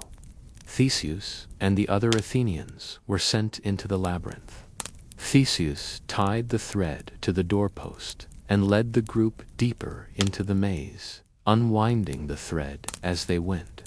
The labyrinth was dark and confusing, with passages that seemed to loop back on themselves, with sounds echoing strangely, with a sense of being watched. Somewhere in these dark corridors, the Minotaur waited. Finally, in the depths of the maze, they found the creature. The Minotaur was enormous, 8 or 9 feet tall, with the head of a massive bull complete with sharp horns and a body grotesquely muscled. It roared when it saw them, a sound that was part bull, part human, and entirely terrifying. The beast charged at Theseus, but Theseus was ready. He dodged the initial charge, then engaged the Minotaur in combat. The fight was brutal. The The Minotaur was incredibly strong, and its horns could gore a man easily. But Theseus was quicker and smarter. He used his sword to strike at vulnerable points, dodged the Minotaur's charges, and gradually wore the creature down. Finally, after a long struggle, Theseus managed to stab the Minotaur through the heart, killing it. The monster fell, and the ancient horror of Crete was ended. Theseus and the other Athenians then followed the thread back through the labyrinth, emerging safely at the entrance. Ariadne was waiting for them. True to his promise, Theseus took her and fled. They also sabotaged Minos's ships to prevent pursuit, then sailed away from Crete with all 14 Athenians alive and free. The ship stopped at the island of Naxos to rest and resupply. What happened next is one of the most controversial parts of Theseus's myth. According to most versions, while on Naxos, Theseus abandoned Ariadne. He sailed away while she was sleeping, leaving her alone on the island. Different versions give different reasons for this betrayal. Some say Theseus was callous and had never really loved her, only used her help. Others say the god Dionysus appeared to Theseus and claimed Ariadne for himself, and Theseus had to obey a god's command. Still others suggest that Ariadne was pregnant and sick, and Theseus left her to recover, intending to return, but was blown off course by storms. Whatever the reason, Ariadne woke to find herself abandoned. In the most common version, Dionysus found her there, fell in love with her, and married her, taking her to Olympus and making her immortal. So, Ariadne's story had a happy ending despite Theseus's betrayal, but it marked Theseus as capable of cruel behavior despite his heroism. The ship continued toward Athens. Theseus and his companions celebrated their victory, overjoyed to be returning home alive. But in their celebration, they forgot one crucial thing. They forgot to change the sails from black to white. King Aegeus had been watching the sea every day since Theseus had left, waiting for the ship to return. When he finally saw it approaching, his heart rose with hope. But then he saw the black sails, and his heart broke. Believing his son dead, overwhelmed with grief, Aegeus threw himself from the cliff into the sea. The waters where he died became known as the Aegean Sea, named after the king who lost hope too soon. Theseus landed to find his father dead and himself now king of Athens. He was devastated that his forgetfulness had caused his father's death, but he accepted the responsibility of kingship. Under Theseus's rule, Athens flourished. He unified the various small villages and towns of the region into a single city-state, creating a political union that would become the foundation of Athenian power. He established democratic institutions, giving common citizens a voice in government. He became known as a wise and just king, not merely a warrior hero. But Theseus's story, like all heroic stories, ended in sadness. His second wife, Phaedra, fell in love with Theseus's son from his first marriage, Hippolytus. When Hippolytus rejected her advances, Phaedra falsely accused him of assaulting her, then killed herself. Theseus, believing his wife's lies, cursed his son and caused his death. When the truth came out, Theseus was devastated by guilt, realizing he had killed an innocent son.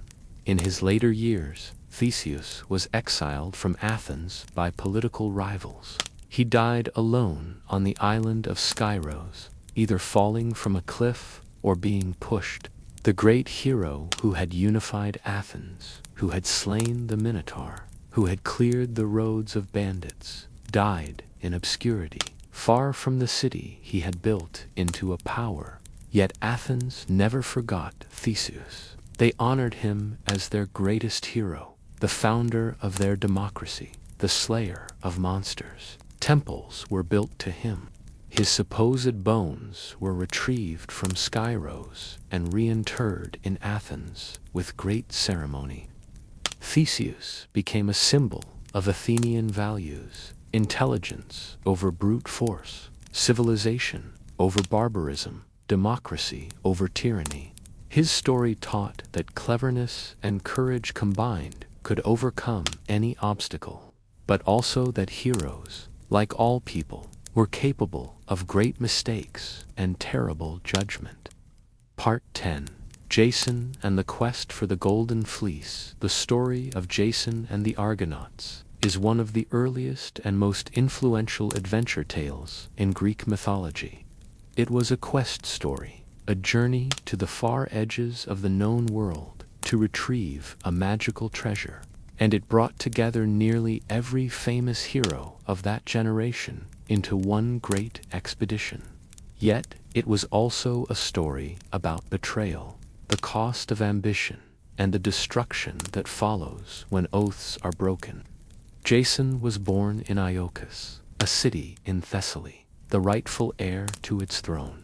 His father was Aeson, who should have been king, but the throne had been usurped by Aeson's half-brother, Peleus. Aeson had seized power through treachery and ruled as a tyrant. Fearing that Peleus would kill any rival, Aeson sent the infant Jason away to be raised by Chiron, the wise centaur who lived on Mount Pelion.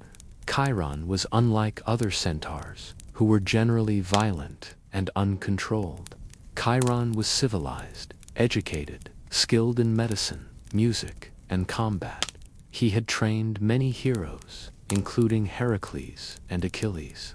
Under Chiron's tutelage, Jason grew into a capable young man, skilled with weapons, but also educated in arts and sciences. Chiron taught him that a true hero needed both physical prowess and wisdom. When Jason reached manhood, he decided to return to Iolcus and reclaim his birthright. Chiron warned him that the journey would be dangerous and that Peleus would not willingly surrender the throne. But Jason was determined. He left Mount Pelion and began traveling toward Iolcus. On the way, Jason came to a river, swollen with floodwater. An old woman stood at the bank, unable to cross. She asked Jason if he would carry her across. Despite being in a hurry, Jason agreed to help. He lifted the old woman onto his back and began wading through the river.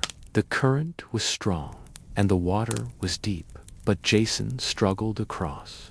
In the middle of the river, he lost one of his sandals, which was swept away by the current.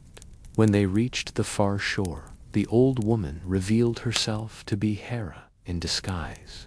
The queen of the gods had been testing Jason, and he had passed by showing kindness to someone who appeared weak and helpless. Hera told Jason that she would be his patron and help him in his quest.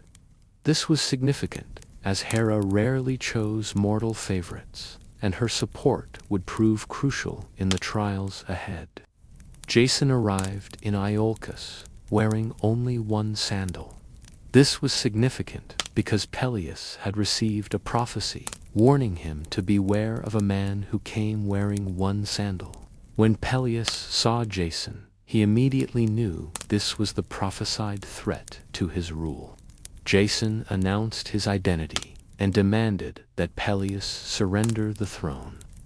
Peleus, outwardly agreeable but inwardly plotting, said he would gladly return the kingdom, but first, Jason must perform a service for Iolcus. He must sail to Colchis, a kingdom at the far eastern end of the Black Sea, and retrieve the Golden Fleece. The Golden Fleece was the hide of a magical ram that had once saved two children, Phrixus and Helle, from being sacrificed. After carrying them to safety in Colchis, the ram was sacrificed to Zeus, and its golden fleece was hung in a grove sacred to Ares. The fleece was guarded by a dragon that never slept and by the king of Colchis Ates, who was the son of Helios, the sun god.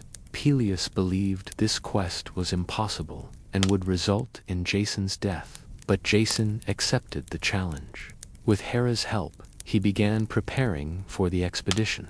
He commissioned Argus, a master shipbuilder, to construct a ship large enough and strong enough for a long voyage into unknown waters. Argus built the Argo, a ship that was said to be the finest ever created, made from timber from Mount Pelion and incorporating a beam from the sacred oak of Dodona, which gave the ship prophetic abilities. Jason then sent out a call for heroes to join him on this quest. The response was overwhelming. Nearly every famous hero of that generation answered the call. The crew of the Argo, called the Argonauts, included some of the most celebrated names in Greek mythology.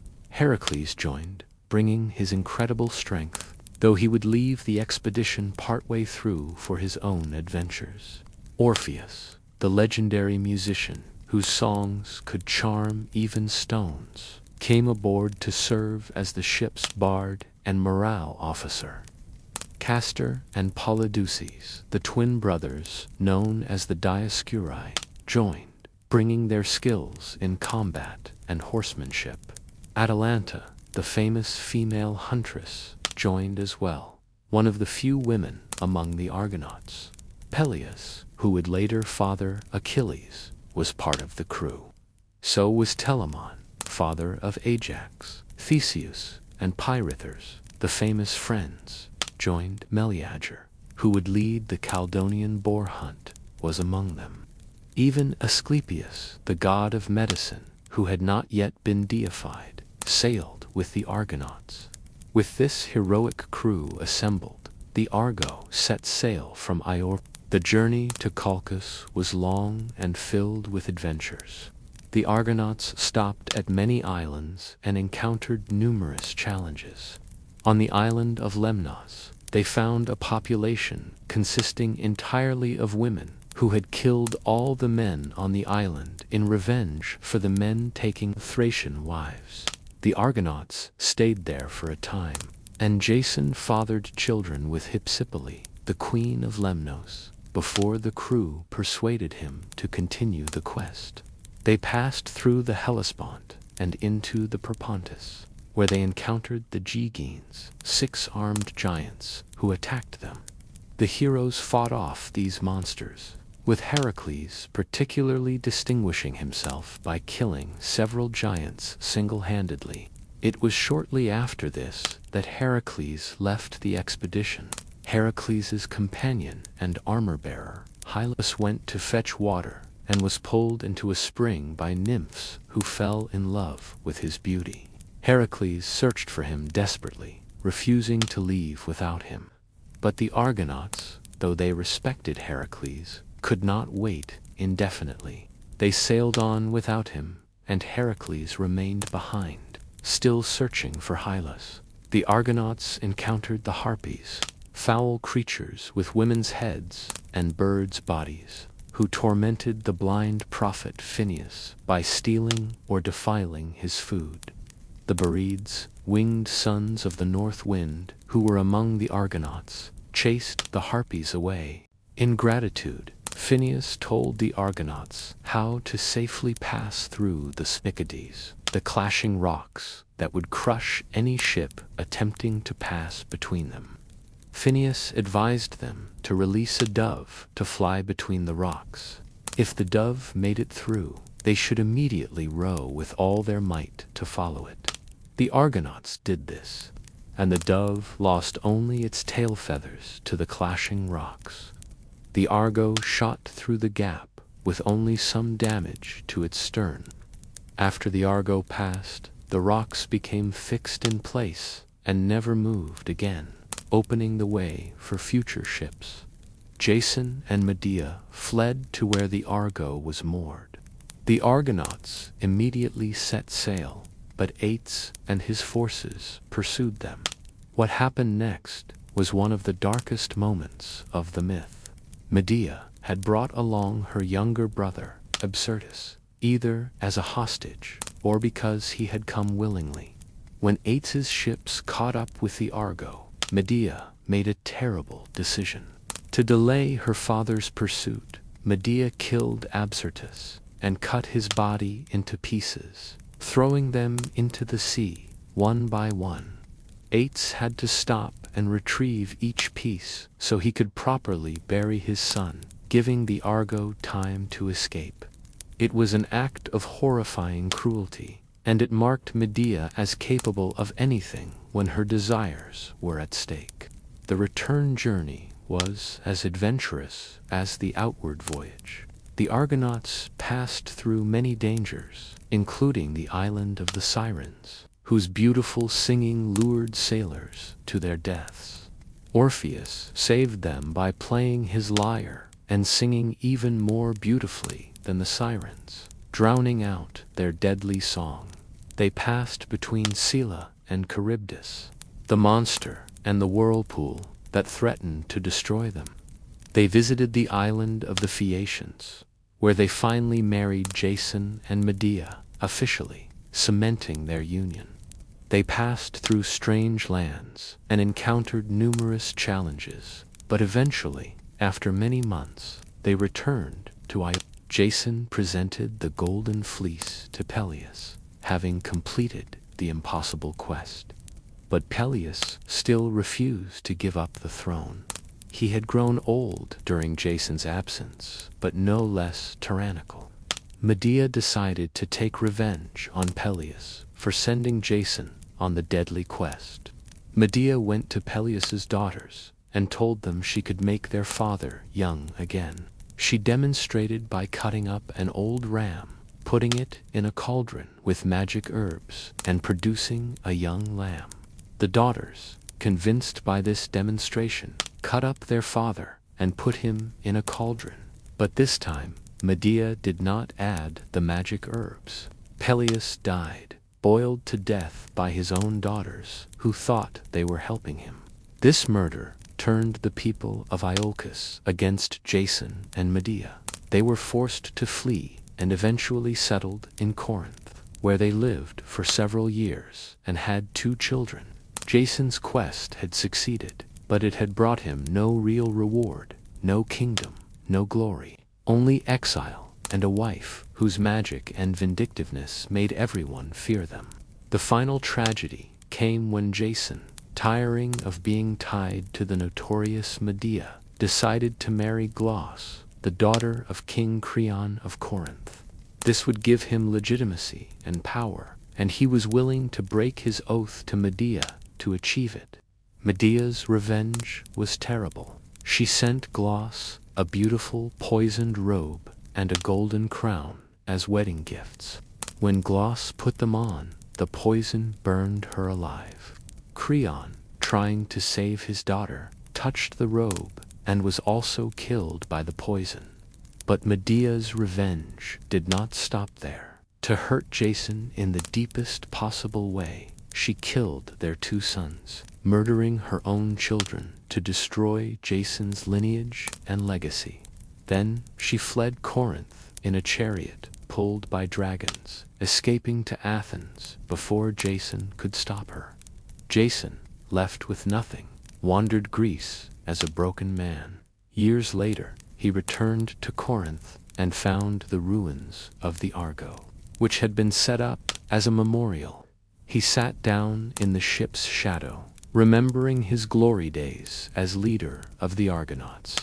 As he sat there, a piece of the ship's timber, rotten with age, broke off and struck him on the head, killing him. So ended Jason, once the leader of heroes, who brought together the greatest expedition of his age, who retrieved the golden fleece and survived countless dangers. He died alone, killed by a piece of the ship that had carried him to glory, a forgotten hero, mourning the family and future he had destroyed through betrayal. The story of Jason taught that oaths were sacred, that betrayal brought destruction, and that seeking power and glory at the expense of honor led only to ruin. Jason had accomplished his quest, but lost everything that mattered. Medea, brilliant and dangerous, became a symbol of wounded feminine rage and the price of betrayal. Together, their story was a warning about the cost of ambition and the importance of keeping one's word. Part 11. The Trojan War, the Judgment of Paris, and the Seeds of Destruction. All the great conflicts in Greek mythology could trace their origins to the complex relationships among gods, the pride of mortals, and the inexorable working of fate. But no war was more famous, more devastating, or more influential than the Trojan War, a 10-year siege that would destroy one of the greatest cities in the world and kill countless heroes. And it all began with a golden apple and a beauty contest among goddesses. The seeds of the Trojan War were planted at a wedding. Peleus, a mortal hero, was marrying Thetis, a sea nymph. This was a significant union because Thetis was one of the Nereids, the 50 daughters of Nereus, and she was renowned for her beauty and grace. Zeus himself had desired Thetis, but a prophecy had warned that any son born to Thetis would be greater than his father. Zeus, remembering how he had overthrown Cronus, decided he could not risk that. So, instead of pursuing Thetis himself, Zeus arranged for her to marry the mortal Peleus. All the gods were invited to this wedding. It was a grand celebration on Mount Pelion, with feasting, music, and gifts. The gods came down from Olympus to celebrate with the mortals.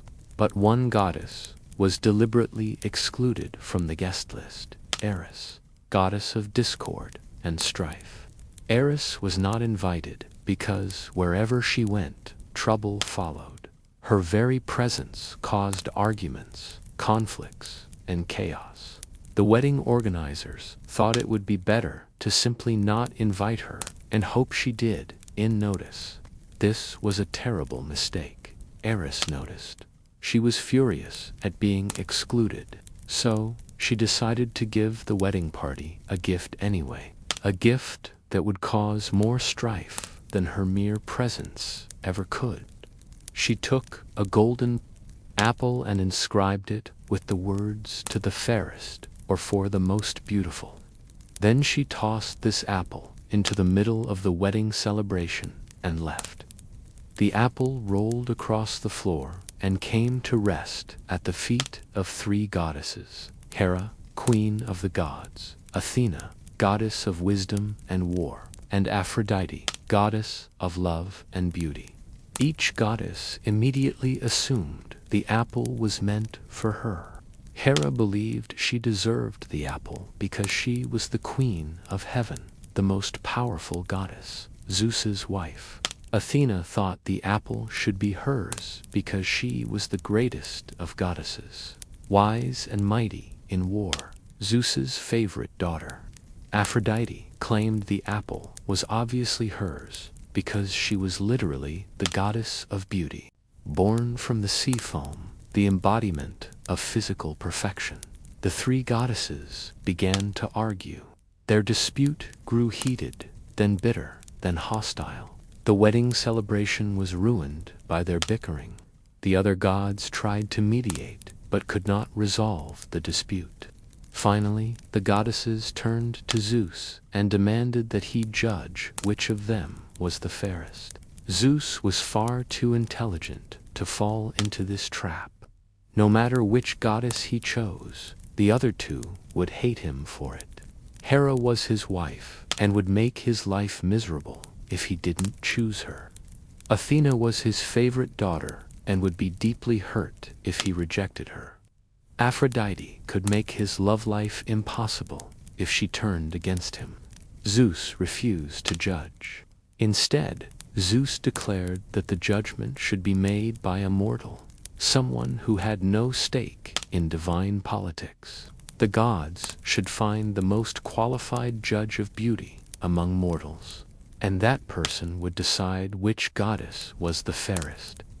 Zeus already had someone in mind, Paris, a prince of Troy, who was said to be the most handsome man in the world, and who worked as a shepherd on Mount Ida. Paris was the son of King Priam and Queen Hecuba of Troy, but he had been raised as a shepherd because of a prophecy.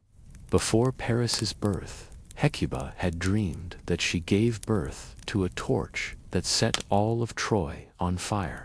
Prophets interpreted this to mean that the child would bring destruction to the city.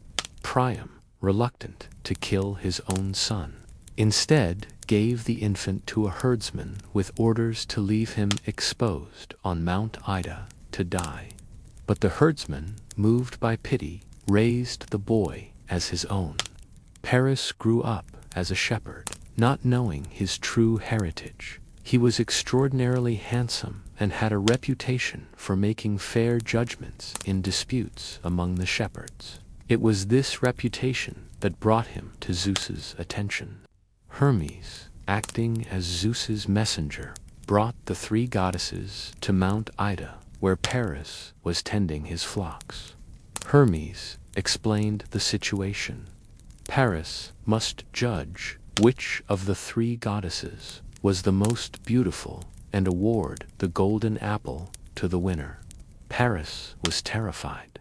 He was just a shepherd, or so he thought, and now three powerful goddesses were demanding that he judge their beauty. He tried to refuse, but Hermes insisted this was Zeus's command. Paris had no choice but to agree. The goddesses then began attempting to sway Paris's judgment, each one, recognizing that simple beauty might not be enough to win, offered Paris a bribe if he would choose her. Hera offered Paris political power. She would make him ruler of all of Europe and Asia, give him vast kingdoms to command, and make him the most powerful monarch in the world. Hera represented power, authority, and rule. Athena offered Paris military glory. She would make him the greatest warrior in the world, ensure that he won every battle he fought, and give him wisdom to rule as both warrior and sage. Athena represented prowess, victory, and strategic brilliance. Aphrodite offered Paris something different. She offered him the most beautiful woman in the world as his wife. She would ensure that Helen of Sparta, widely renowned as the most beautiful mortal woman ever born, would fall in love with Paris and come away with him. Paris considered these offers. Power and kingdoms were appealing, but they came with the burden of rule and the complexity of politics. Military glory was attractive, but it meant constant warfare and danger. But Helen, the most beautiful woman in the world, that was an offer that appealed to Paris's romantic nature and his vanity. Paris awarded the golden apple to Aphrodite, declaring her the most beautiful of the goddesses. Aphrodite was delighted. Hera and Athena were furious. They vowed to hate Paris and to hate Troy, and they would work to destroy both. From this moment, the city of Troy was doomed, though it would take years for the doom to fully manifest. Paris returned to Troy, where his true identity as a prince was revealed. He was welcomed back into his family despite the old prophecy, because Priam could not bring himself to reject his son again. Paris became a prince of Troy, living in luxury. But the greatest gift Aphrodite had promised him still awaited. Helen was indeed the most beautiful woman in the world. She was the daughter of Zeus and Leda, born from an egg after Zeus had seduced Leda in the form of a swan. Helen's beauty was so overwhelming that nearly every prince in Greece had sought to marry her. Her stepfather, King Tyndareus of Sparta, had been worried that choosing one suitor would turn all the others into enemies. Odysseus, one of the suitors, had suggested a solution. All the suitors should swear an oath to defend Helen's marriage to whoever was chosen and to punish anyone who tried to steal her away. This way, the rejected suitors would have a stake in protecting the successful one. All the princes agreed and swore this oath. Tyndareus then chose Menelaus, brother of Agamemnon and king of Sparta, to be Helen's husband. Helen and Menelaus were married and had a daughter, Hermione.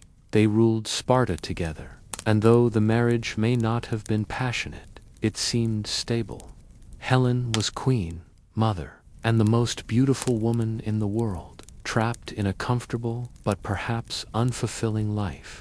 This was the situation when Paris came to Sparta on a diplomatic mission. Menelaus received him as an honored guest, as custom demanded. Paris stayed in the palace, and there he saw Helen. Aphrodite kept her promise. She made Helen fall in love with Paris, or at least filled her with such overwhelming passion that she couldn't resist him. What exactly happened next is debated in the myths. In some versions, Paris seduced Helen and convinced her to run away with him willingly. In others, Paris abducted Helen by force, carrying her off while Menelaus was away. Still, other versions suggest Helen was spirited away by the gods, and only a phantom went to Troy, while the real Helen was protected in Egypt. But the most common version is that Helen and Paris became lovers and fled Sparta together, taking much of the royal treasury with them.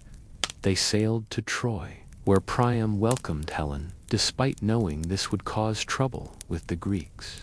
Paris married Helen, making her a princess of Troy. When Menelaus returned to Sparta and discovered his wife gone, he was devastated and enraged. He went to his brother, Agamemnon, the most powerful king in Greece, ruler of Mycenae. Together, they invoked the oath that all the suitors had sworn. Every prince who had competed for Helena's hand was now obligated to help retrieve her and punish Troy for this insult. Messengers went out across Greece, calling the oath-bound princes to war. Most came willingly, seeing an opportunity for glory and plunder. A few tried to avoid the war through various schemes, but they were tracked down and compelled to join. The most reluctant warrior was Odysseus, king of Ithaca. He had recently married Penelope and had an infant son, Telemachus. He did not want to leave his family for what he suspected would be a long and dangerous war.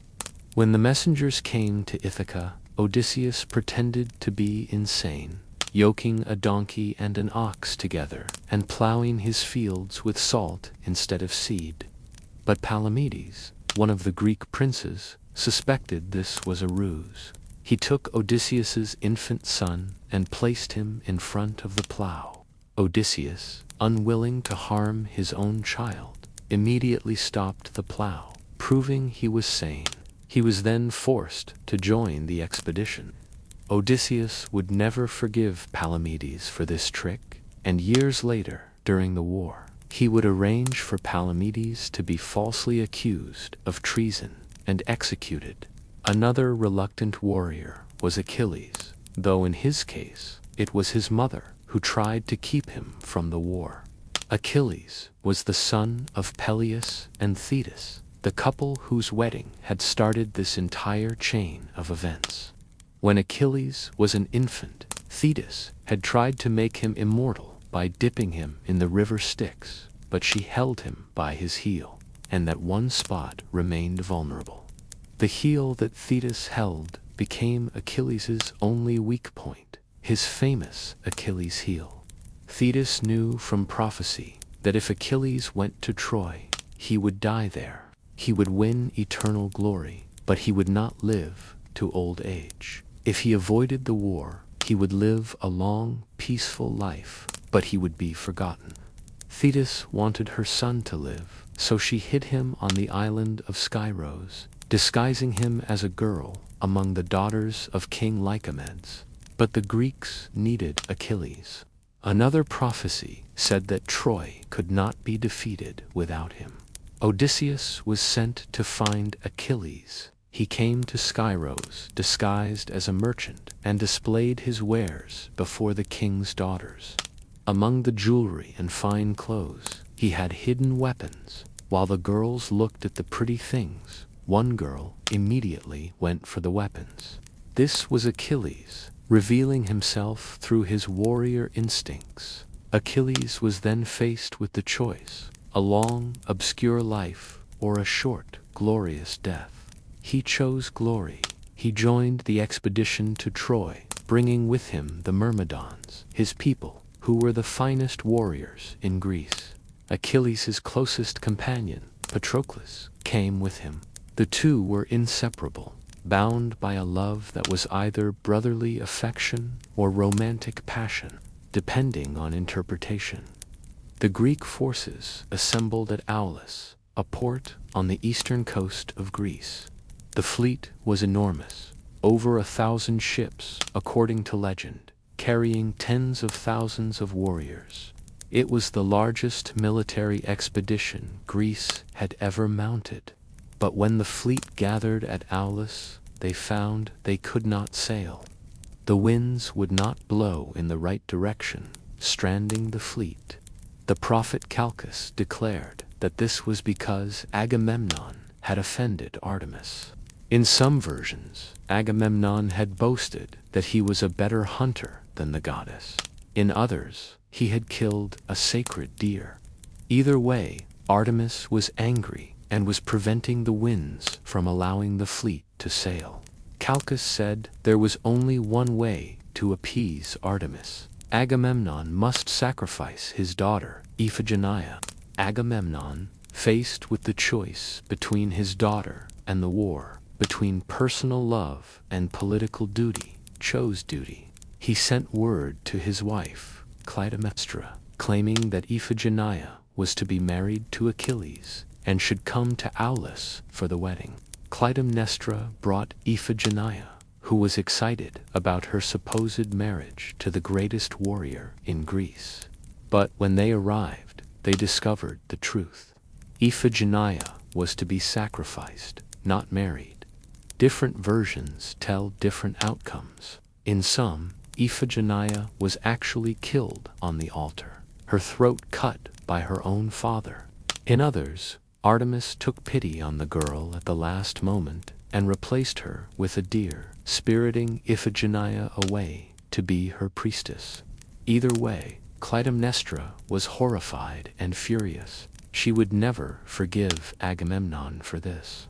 She returned to Mycene filled with hatred for her husband, a hatred that would eventually lead to his murder. But the sacrifice worked. The winds began to blow, and the Greek fleet sailed east toward Troy. The Trojan War had begun. It would last 10 years, kill countless heroes from both sides, destroy one of the greatest cities in the world, and reshape the Greek world forever. And it all started because 3 goddesses argued over a golden apple, and a shepherd prince chose beauty over power or wisdom. Part 12, the Iliad, the wrath of Achilles. The war had dragged on for nearly 10 years. 10 years of blood soaking into Trojan soil. 10 years of men screaming, dying, rotting beneath a sun that never seemed to care. Troy still stood, defiant behind its walls. And the Greek camp had grown weary, restless, haunted by the ghosts of promises that felt like lies. But the Iliad does not begin with the first clash of bronze on bronze. It does not start with Helen's abduction or Paris's foolish choice. It begins with rage, with a fury so profound it would shake the very foundations of the war and set in motion a chain of events that would break heroes and topple kingdoms. The wrath of Achilles. That is where Homer starts his tale. Not with victory or glory, but with anger. It began over a woman, as so many Greek tragedies did. Chryses, daughter of a priest of Apollo, had been taken as war spoils by Agamemnon, the commander of the Greek forces. Her father came to the Greek camp, offering ransom, begging for her return. He came with gold, with treasures, with prayers to Apollo. But Agamemnon, drunk on power and pride, refused. He mocked the old priest, sent him away with threats and insults. And Apollo heard. The god drew back his silver bow and unleashed plague upon the Greek camp. Men fell in droves, their bodies piling up faster than they could burn them. The smoke of funeral pyres darkened the sky. Disease moved through the camp like something alive, something hungry. For 9 days it raged, and on the 10th, Achilles called an assembly. He demanded they consult a prophet to understand why the god was angry. Calchas, the seer, stood before the gathering and spoke the truth, but only after Achilles promised to protect him from Agamemnon's rage. The answer was simple and terrible. Chryses must be returned to her father. Only then would Apollo's wrath be satisfied. Agamemnon exploded with fury. He agreed to return the girl, but only if he received compensation. His eyes fell on Briseis, a woman who had been awarded to Achilles as his prize of honor. Agamemnon demanded her. He would take what belonged to Achilles to replace what he was losing. The insult was unforgivable. In the world of these warriors, honor was everything. It was more valuable than gold, more precious than life itself. To have one's prize taken was to be dishonored before all the Greeks, to be declared lesser, to be humiliated. Achilles reached for his sword, his hand wrapped around the hilt. He was halfway to drawing it, halfway to killing Agamemnon, right there in front of everyone, when Athena appeared to him, visible only to his eyes. She grabbed his hair, pulled him back, whispered that greater honor would come if he stayed his hand. Achilles listened, but barely. He sheathed his sword, but his words cut deeper than any blade. He called Agamemnon a coward, a man who sent others to fight while he stayed safe and grew fat on the spoils. He declared that he would fight no more. Not for Agamemnon, not for the Greeks, not for anyone. He and his Myrmidons would withdraw from battle. Let them all die without him. Let them see what happens when the greatest warrior refuses to fight. And then Agamemnon's men came and took Briseis away. Achilles wept on the beach, calling out to his mother Thetis, the sea nymph. She rose from the waves and heard her son's grief. She held him as he cried. This warrior who could kill 100 men without breaking a sweat, and she promised to help him. She would go to Zeus himself and ask that the Trojans be given the upper hand in battle. She would ask that the Greeks suffer, that they be pushed to the brink of destruction, so they would understand how much they needed Achilles. Zeus agreed. He owed Thetis a favor, and though it would anger his wife, Hera, who supported the Greeks, he would honor his promise. From that moment forward, the tide of war began to turn. Without Achilles, the Greeks faltered. The Trojans, led by Hector, pressed their advantage. Day after day, they drove the Greeks back. They fought their way across the plains, past positions the Greeks had held for years, until finally they reached the Greek ships themselves. The camps became desperate places. Men who had come to Troy dreaming of glory now dreamed only of survival, of escape. They looked toward Achilles' camp, saw his men resting, heard music and laughter while they bled and died, and they felt the weight of his absence like a physical thing crushing them. Agamemnon himself finally broke. He sent an embassy to Achilles, offering everything. He would return Briseis untouched and honored. He would give Achilles cities, gold, tripods of bronze, horses, women, anything Achilles wanted. He even offered one of his own daughters in marriage. He sent Odysseus, Phoenix, and Ajax, men Achilles respected, to deliver these promises.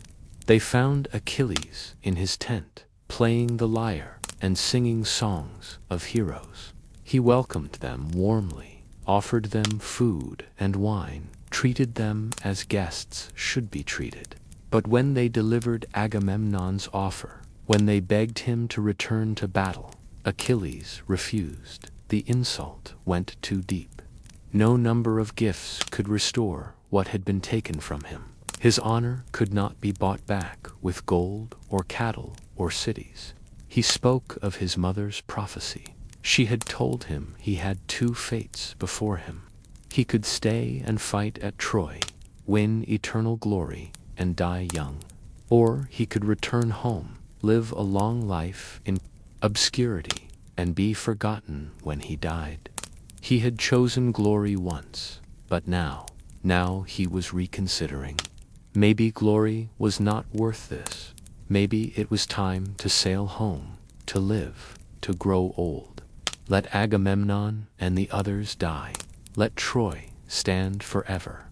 What did it matter to him? Phoenix wept. Ajax spoke bluntly, reminding Achilles that men accepted compensation for far worse injuries, even for the murder of a brother or a son. But Achilles would not be moved. His wrath had settled into something cold and hard as iron. The embassy returned to Agamemnon with the bitter news. Achilles would not fight. The next day, the Trojans came again. Hector led them, magnificent in bronze, his spear singing as it claimed Greek lives. They broke through the defensive wall the Greeks had built around their ships. They poured into the camp itself. Fire and smoke rose as the Trojans began to burn the ships, and panic seized the Greeks. If their ships burned, they would be trapped here, exiled in enemy territory, doomed to die far from home. Patroclus could not bear it any longer. He had been Achilles' companion since childhood, his closest friend, perhaps more than a friend. Some said they were lovers, though Homer never states it explicitly.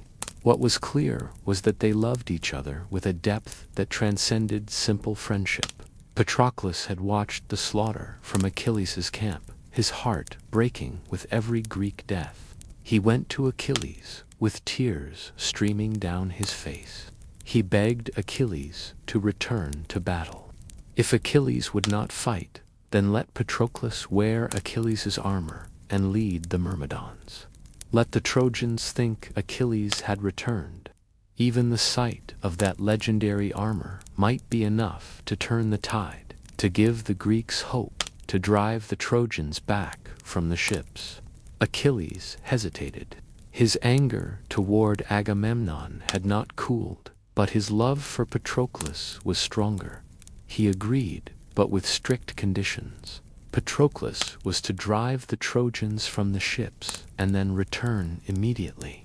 He was not to pursue them across the plains. He was not, under any circumstances, to approach the walls of Troy itself. Patroclus swore he would obey. Patroclus put on Achilles' armor, the gleaming bronze that had become synonymous with death.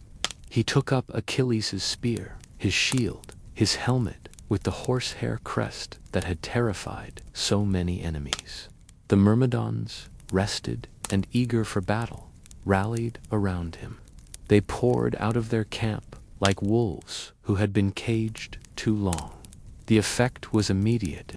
The Trojans saw what they thought was Achilles charging toward them, and fear rippled through their ranks. Some broke and ran.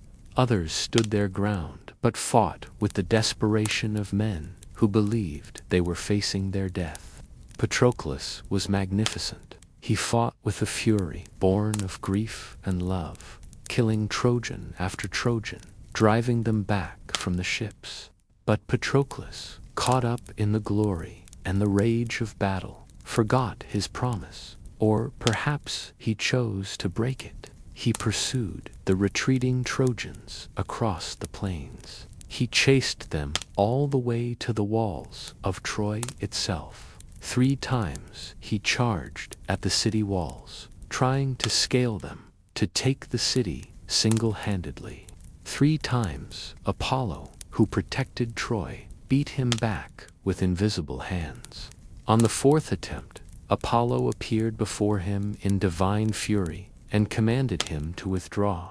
Patroclus finally obeyed, falling back, but he had already ventured too far. He had already caught the attention of Troy's greatest defender, Hector, son of Priam, prince of Troy, the man who alone held the Greek army at bay during Achilles' absence. He saw Patroclus retreating and pursued him. The two met in single combat, and Patroclus was skilled, brave, strong.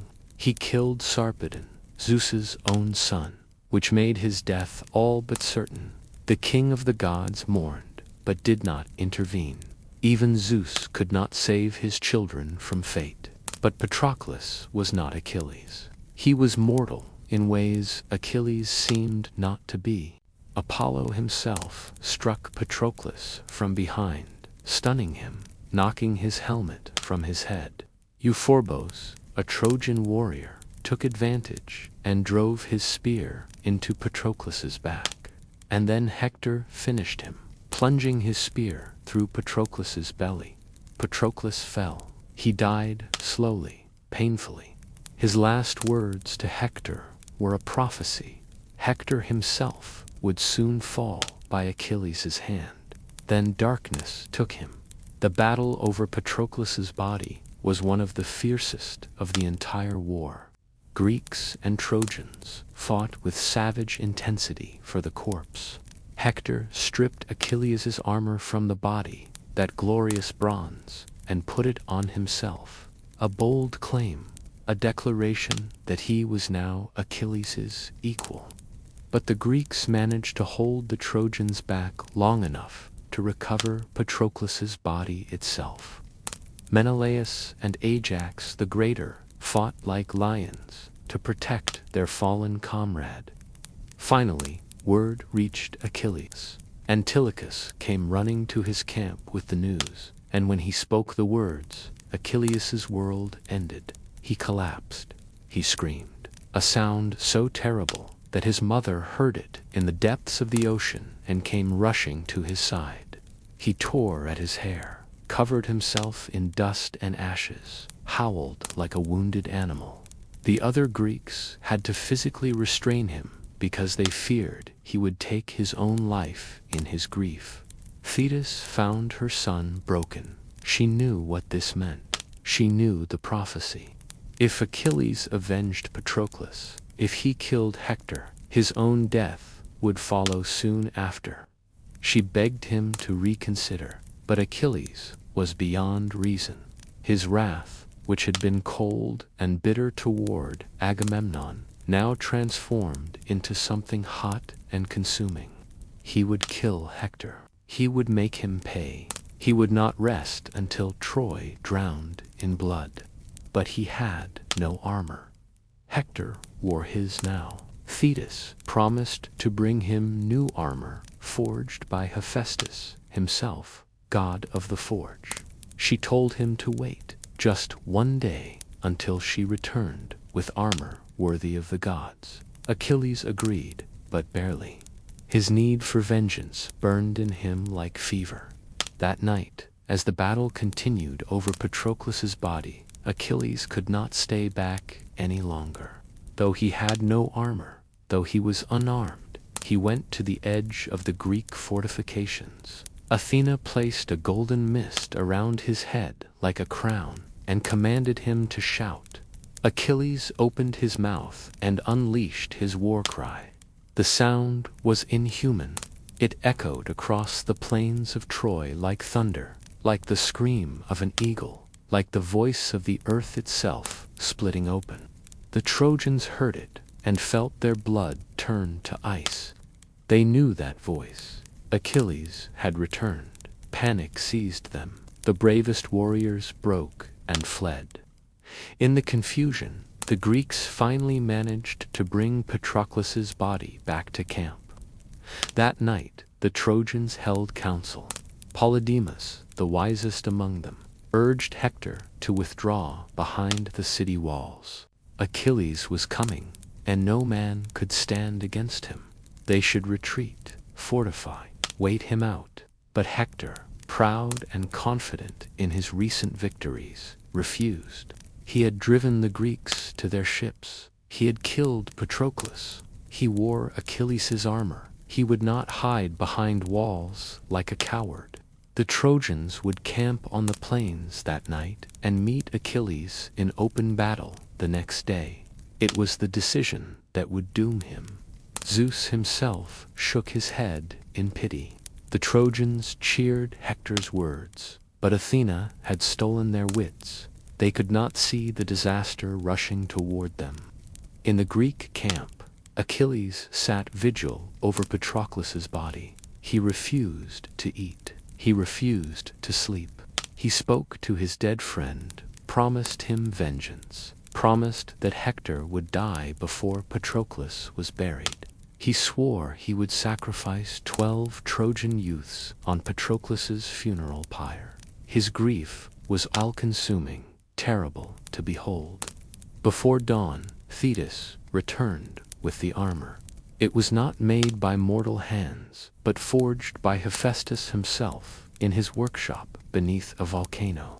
The shield alone was a masterpiece, decorated with the entire world. Cities at peace and at war, fields being plowed, vineyards being harvested, young men and women dancing, the ocean, the constellations, all of human life captured in bronze and gold and tin. The breastplate gleamed like the sun. The helmet blazed with terrible beauty. Achilles put on the armor, and it fit him perfectly, as if it had grown from his own body. He became something more than human. He was a god of war walking, death made flesh, vengeance personified. At dawn, he called an assembly of the Greeks. Before everyone, he renounced his anger toward Agamemnon. His grief for Patroclus had burned away his pride. Agamemnon, for his part, offered explanation rather than apology. He blamed Ate, the goddess of delusion, for having clouded his mind and led him to such folly. He returned Briseis to Achilles, along with all the gifts he had promised. But Achilles barely noticed. None of it mattered anymore. The only thing that mattered was killing Hector. The Greeks urged him to eat before battle, to feast and regain his strength. Achilles refused. He would not eat until Hector was dead. Odysseus insisted that the army at least should eat, and Achilles grudgingly agreed, though he himself sat apart, fasting, his mind fixed entirely on vengeance. Zeus, watching from Olympus, took pity and sent Athena to fill Achilles' stomach with nectar and ambrosia, the food of the gods, to sustain him through what was coming. Then Achilles mounted his chariot. His immortal horses, Xanthos and Balios, stood ready. Xanthos, given the gift of speech by Hera just this once, turned his head and answered. He told Achilles that they had not abandoned Patroclus. It was Apollo who killed him. And he warned Achilles. This day he would survive, but his own death was coming soon. Very soon. Achilles nodded. He already knew. He had always known. But knowing did not stop him. Nothing would stop him now. He drove his chariot onto the plains of Troy, and behind him came the entire Greek army, renewed, furious, led by the greatest warrior the world had ever seen. What followed was slaughter on a scale never before seen in the war.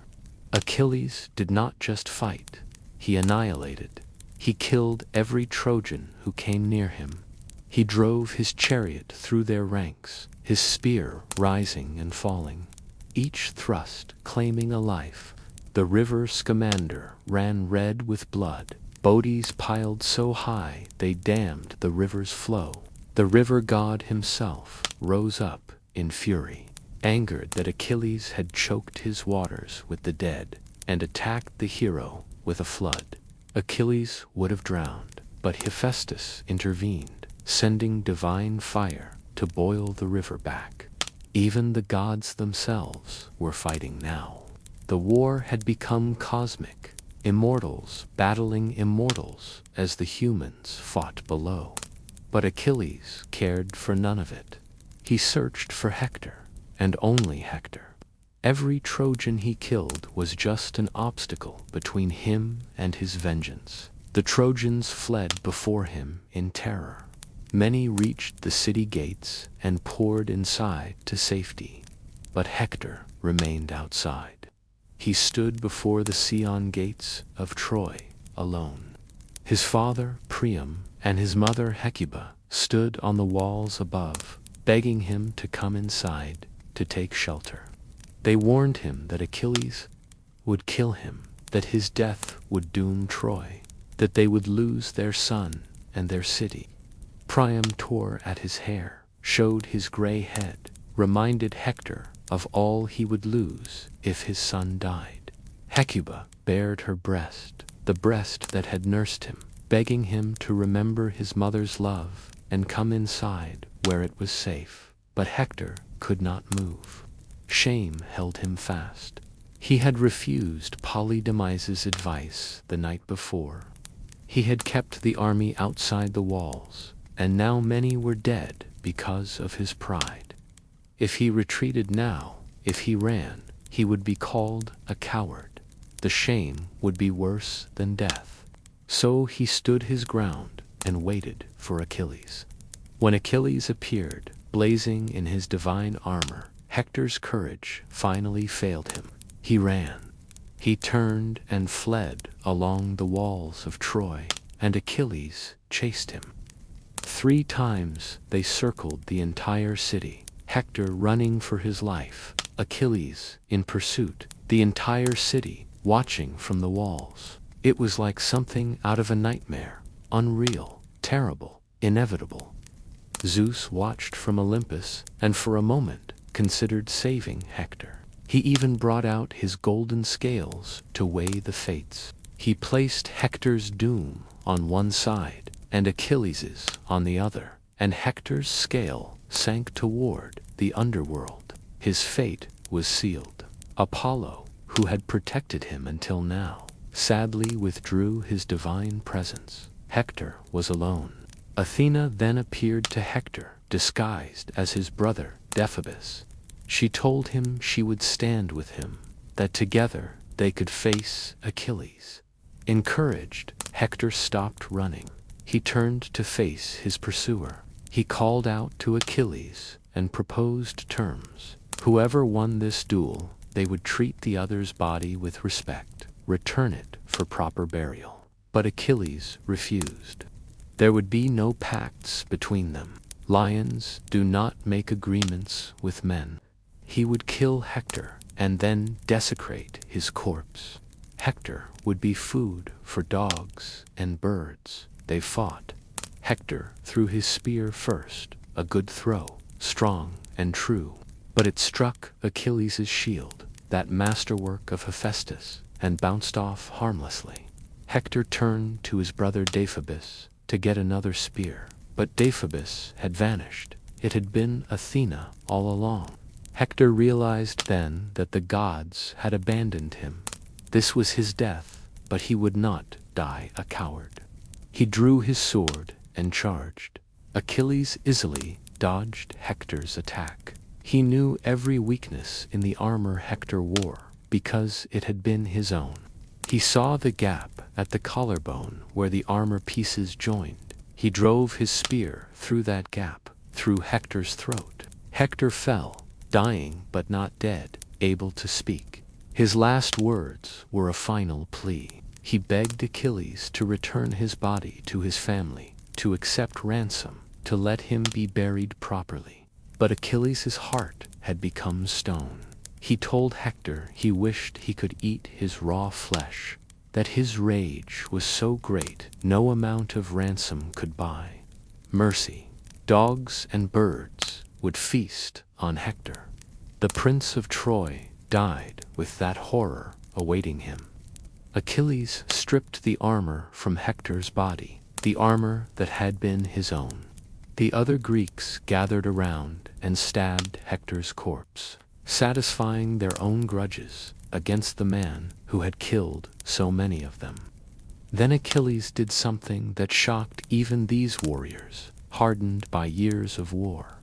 He pierced Hector's ankles and threaded leather straps through them. He tied these straps to his chariot, and then he dragged Hector's body behind his chariot around the walls of Troy. In full view of Hector's family and all the Trojans, Priam collapsed. Hecuba tore at her hair and wailed. Andromache, Hector's wife, who had been weaving at her loom, heard the cries and ran to the walls. When she saw her husband's body being desecrated, dragged through the dust, she fainted. The entire city mourned as Achilles circled again and again, defiling the hero who had been their greatest hope. Finally, Achilles took Hector's body back to the Greek camp. He tied it to the back of his chariot and left it there, intending to let it rot, to feed it to dogs, as he had promised.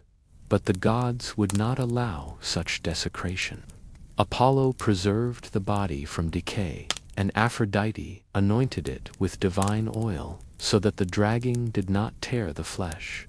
For 11 days, Achilles dragged Hector's body around Patroclus's tomb every morning, mad with grief, unable to let go of his rage. Finally, the gods intervened. They sent Iris to Priam with instructions to go alone to Achilles' camp, bringing ransom and beg for his son's body. And they sent Theseus to her son to prepare him to receive the Trojan king. Priam gathered a fortune in treasure. He loaded a wagon with gold, bronze, fine cloth, everything of value he could find. And then, in the dead of night, he left Troy alone, save for one herald to drive the wagon. He crossed the dark plains where his sons had died, reached the Greek camp, and approached Achilles' tent. Hermes himself guided him through the centuries unseen. Priam entered Achilles' tent.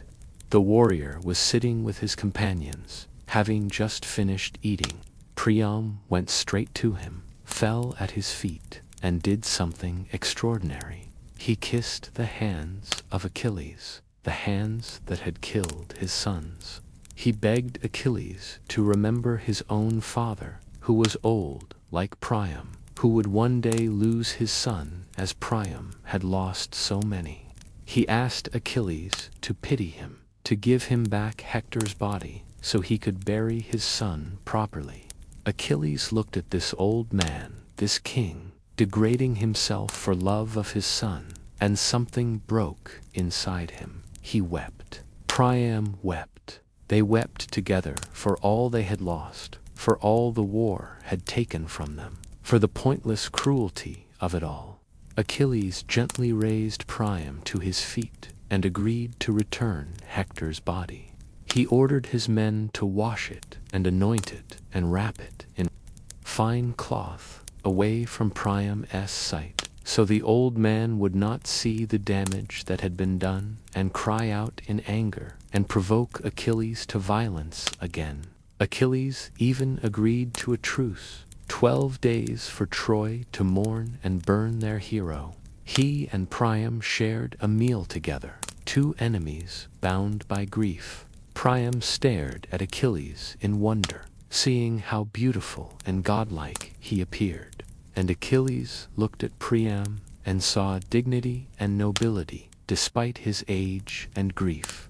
For a brief moment, in the midst of all this death, two men recognized each other's humanity. Then Priam left with his son's body. He brought Hector home to Troy. Andromache cradled her husband's head and wept. Hecuba lamented the son she had loved most. Even Helen mourned. For Hector alone, among all the Trojans, had never blamed her, had always treated her with kindness. They burned Hector's body on a magnificent pyre, gathered his bones, and placed them in a golden urn. They buried him with honor, and all of Troy mourned. The Iliad ends there with Hector's funeral, not with the fall of Troy.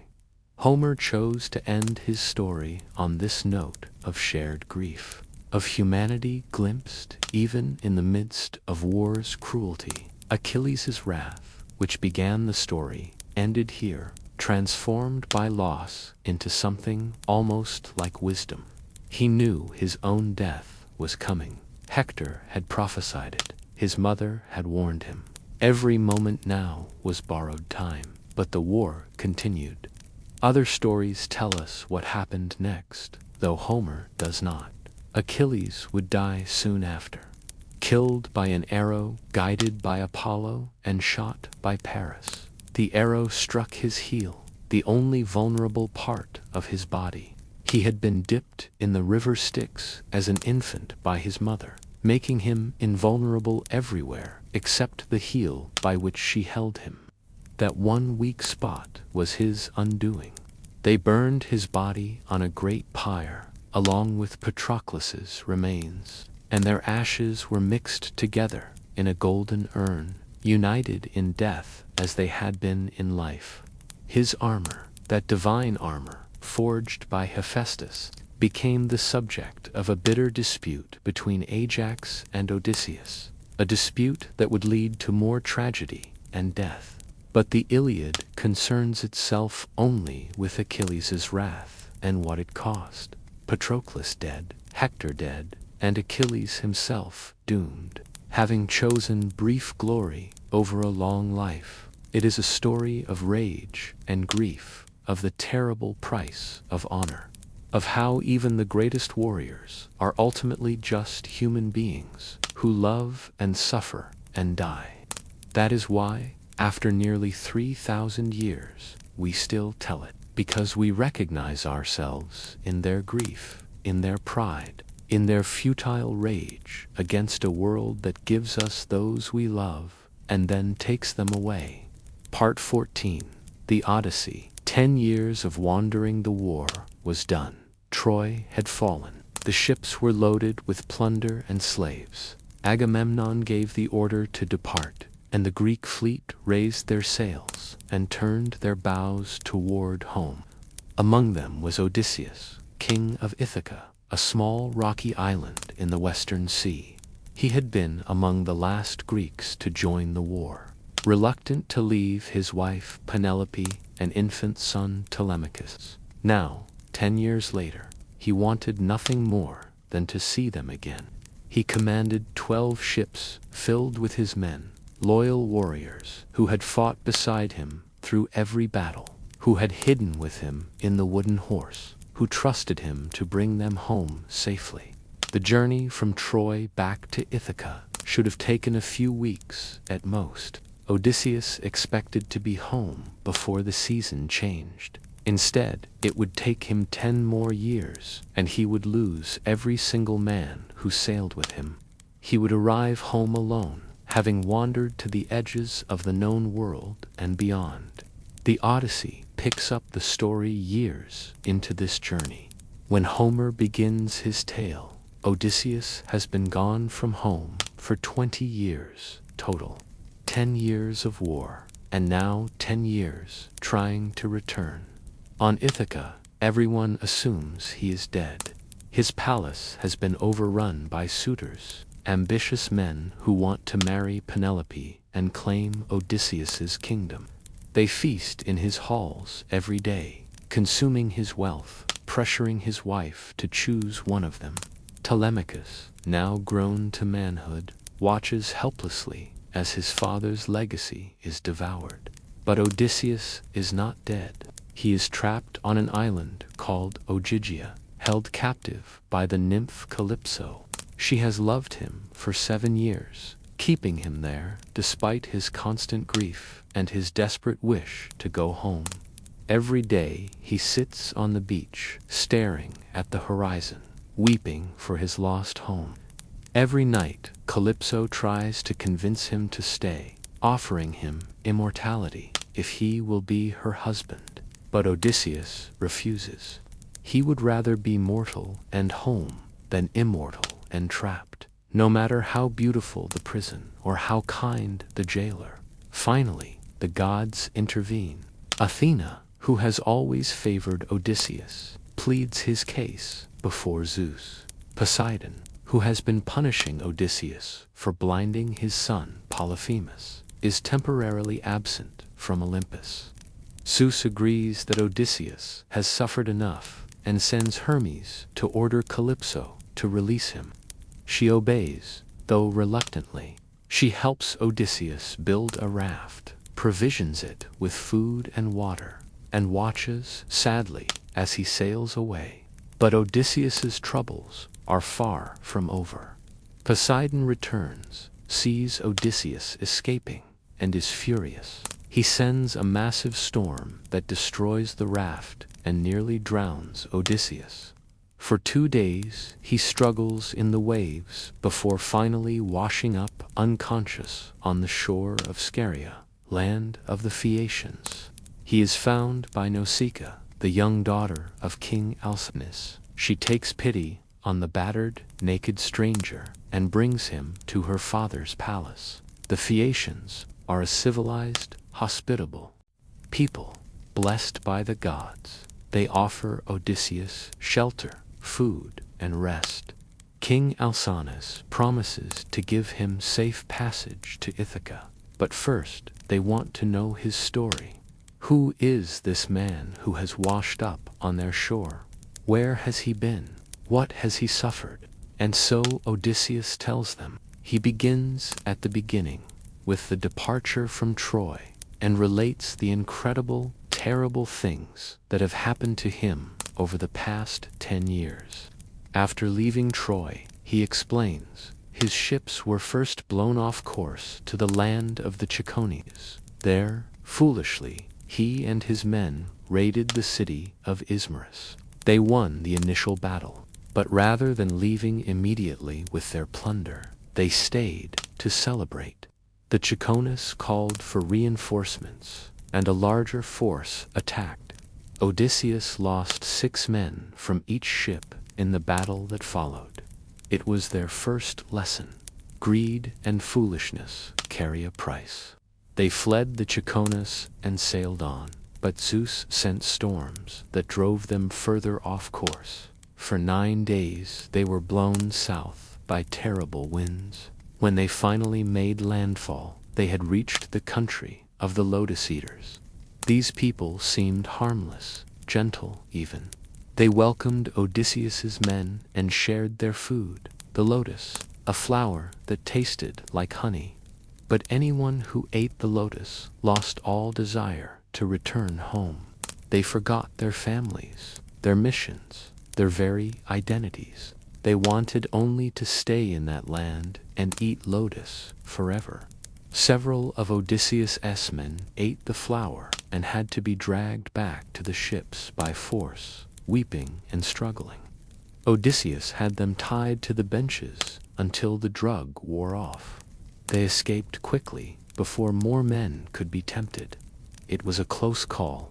The Lotus Eaters taught them that not all dangers come with claws and fangs. Sometimes the most dangerous things are the ones that make you forget yourself, forget what matters, forget home.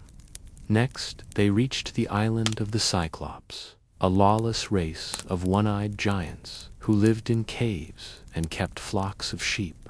Odysseus, always curious, took a small group of men to explore. They found a large cave full of cheese, lambs, and pens for sheep. Despite his men's urging to take some food and leave, Odysseus insisted on waiting to see who lived there. He wanted to see if the owner would offer them gifts, as hospitality required. When the Cyclops returned, it was Polyphemus, son of Poseidon. He was enormous, savage, and cared nothing for the laws of hospitality. He rolled a massive stone across the cave entrance, trapping Odysseus and his men inside. Then he grabbed 2 of the men, smashed their brains out against the cave wall, and ate them raw for his dinner. He did the same the next morning for breakfast. The men were trapped, unable to move the stone themselves, forced to watch as their companions were devoured. Odysseus, thinking quickly, introduced himself to the Cyclops as nobody. He offered Polyphemus wine, strong, undiluted wine that the giant had never tasted before. The Cyclops drank it greedily and asked for more. Odysseus gave him more and more, until finally Polyphemus passed out drunk. Odysseus and his men then took a massive olive wood stake they had been preparing, heated its point in the fire until it glowed red, and drove it into the Cyclops' single eye. They twisted it like a drill, boiling the eye in its socket, blinding him. Polyphemus woke screaming in agony. His screams brought other Cyclops to the entrance of his cave. "What's wrong, Polyphemus?" they called. "Why are you screaming? Is someone trying to kill you?" "Nobody is trying to kill me," Polyphemus roared. The other Cyclops, hearing this, assumed he was having some kind of fit or nightmare, and told him to pray to his father Poseidon for help, then left. Odysseus's trick with the name had worked perfectly. The next morning, still needing to escape, Odysseus had his men tie themselves to the undersides of Polyphemus's sheep.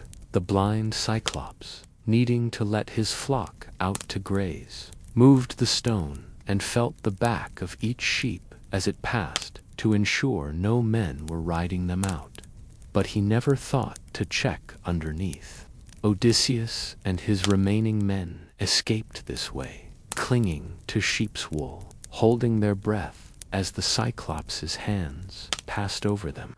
Once safely back at the ships, Odysseus made a fatal mistake born of pride. He called out to the Cyclops, taunting him, revealing his true name. "If anyone asks, 'Who blinded you?' tell them it was Odysseus, son of Laertes, king of Ithaca." Polyphemus responded by calling on his father Poseidon to curse Odysseus.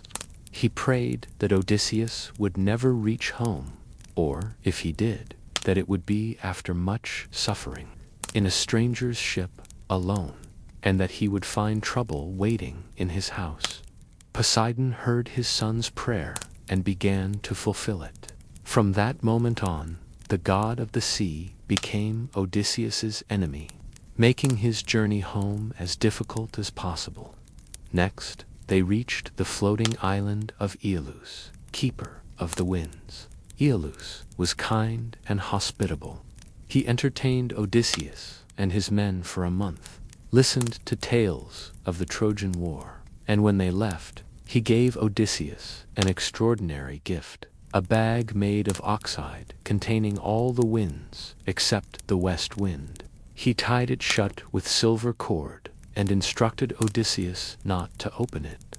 The west wind would blow them straight home to Ithaca. The other winds, if released, could blow them anywhere. For 9 days they sailed, and Ithaca came into view.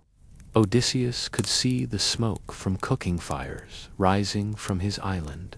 They were so close, but Odysseus had not slept in those 9 days, manning the tiller himself, not trusting anyone else with the precious bag of winds. Finally, with home in sight, exhaustion overcame him, and he fell asleep. His men, who had been watching him guard this bag so carefully, became suspicious and curious.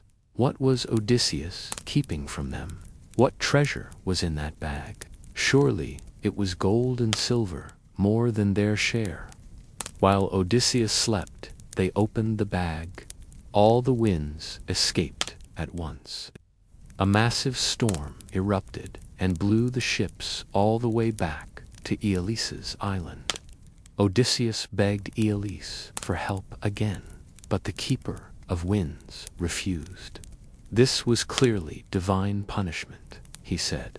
If the gods were against Odysseus, he wanted no part of it. He drove them away. They had to row, as there were no favorable winds. Now, their arms aching, their hope gone. Ithaca had been within sight, and now it was lost again. 6 days of rowing brought them to the land of the Laestrygonians, a race of giant cannibals. Odysseus, growing wiser, anchored his ship outside the harbor while sending scouts ahead. His caution saved his life.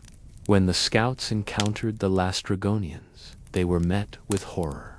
The giants attacked the fleet, throwing massive boulders that smashed ships like toys, then speared the swimming survivors like fish and carried them away to be eaten. Only Odysseus's ship escaped. He cut the anchor line and rowed desperately away, while the Laestrygonians destroyed the other 11 ships and ate all the crews. In a single afternoon, from hundreds of warriors, he now commanded just 1 vessel of survivors, all traumatized by what they had witnessed. They sailed on in grief and landed on the island of Aia, home of the witch goddess Circe. Odysseus divided his men into 2 groups. One group, led by Eurylochus, went inland to explore, while Odysseus stayed with the ship.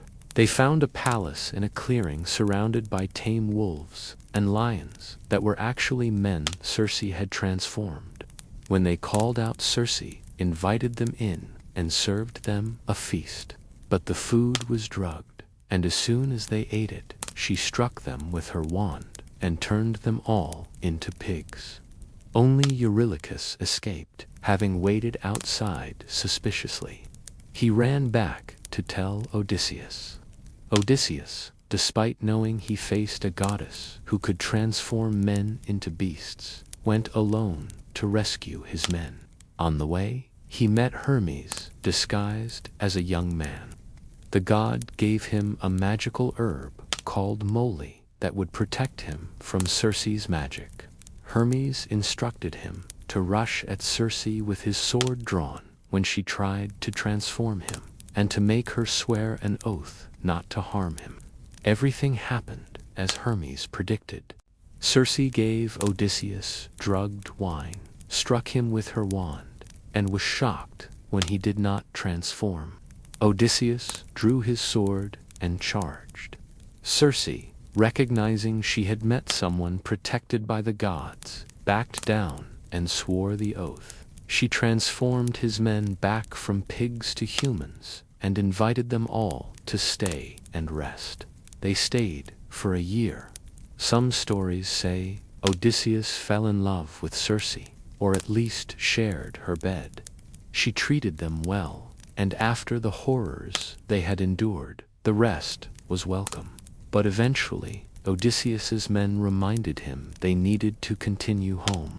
Circe agreed to let them go, but she told Odysseus he must first make a journey to the underworld to consult the prophet Tiresias. The underworld, the land of the dead. Odysseus and his men sailed to the edge of the world, to a place where the sun never shone, and followed Circe's instructions for calling up the ghosts. He dug a pit and poured offerings of blood, and the shades of the dead came crowding around, desperate to taste the blood that would give them temporary strength and voice. Tiresias came and gave Odysseus crucial information.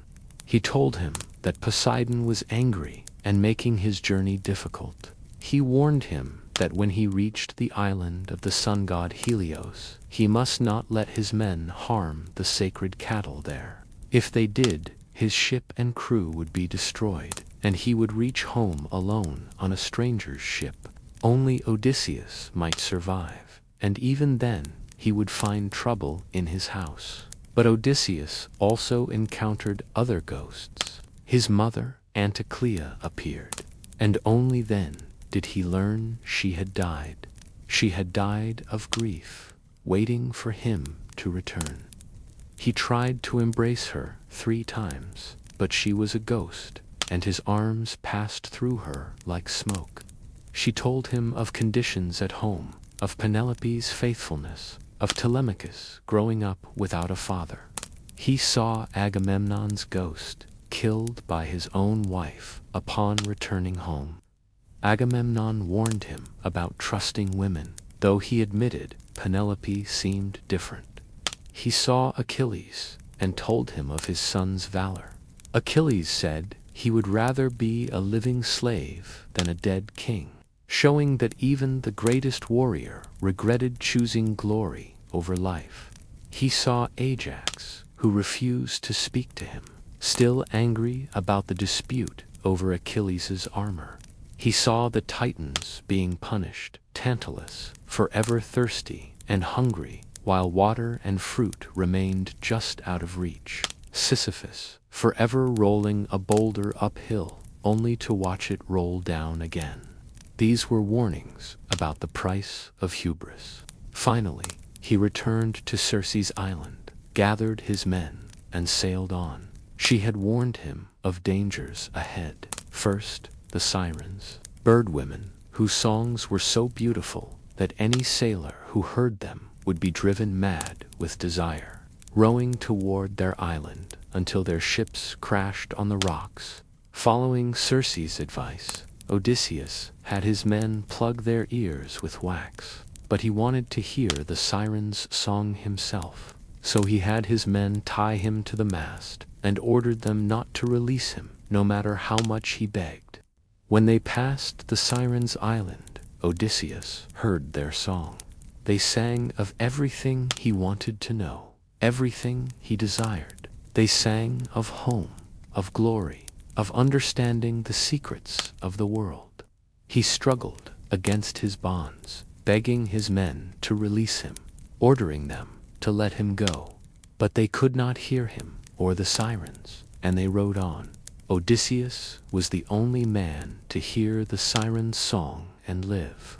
Next, they had to pass between Scylla and Charybdis. Charybdis was a whirlpool that could swallow entire ships. Scylla was a 6-headed monster that lived in a cave on the opposite cliff. Circe had told Odysseus there was no way to avoid losing men. If he sailed too close to Charybdis, he might lose the entire ship. If he sailed closer to Scylla, she would snatch 6 men, 1 with each head. It was an impossible choice, but Odysseus chose Scylla. Better to lose 6 men than everyone. As they passed beneath her cave, Scylla struck. Her 6 heads darted down, and each grabbed a man. Odysseus watched his men being lifted into the air, screaming his name, reaching out to him as they were carried to her cave to be devoured. He could do nothing. They rode on, leaving the screams behind. Those 6 deaths haunted him more than most of the others, because he had chosen them, had knowingly sailed them into that horror to save the rest. Finally, exhausted and grieving, they reached the island of Helios, the sun god. His sacred cattle grazed their immortal herds that must never be harmed. Odysseus remembered Tiresias's warning. He made his men swear not to touch the cattle. They swore, but they were stranded on the island for a month by bad weather. Their supplies ran out. They grew hungry, then starving. Odysseus went inland to pray to the gods for help, and while he was gone, Eurylochus convinced the other men to slaughter some of the cattle. They were starving, he argued. Better to die at sea with full bellies than waste away here. They could make sacrifices to Helios later to appease him. They killed and ate the sacred cattle.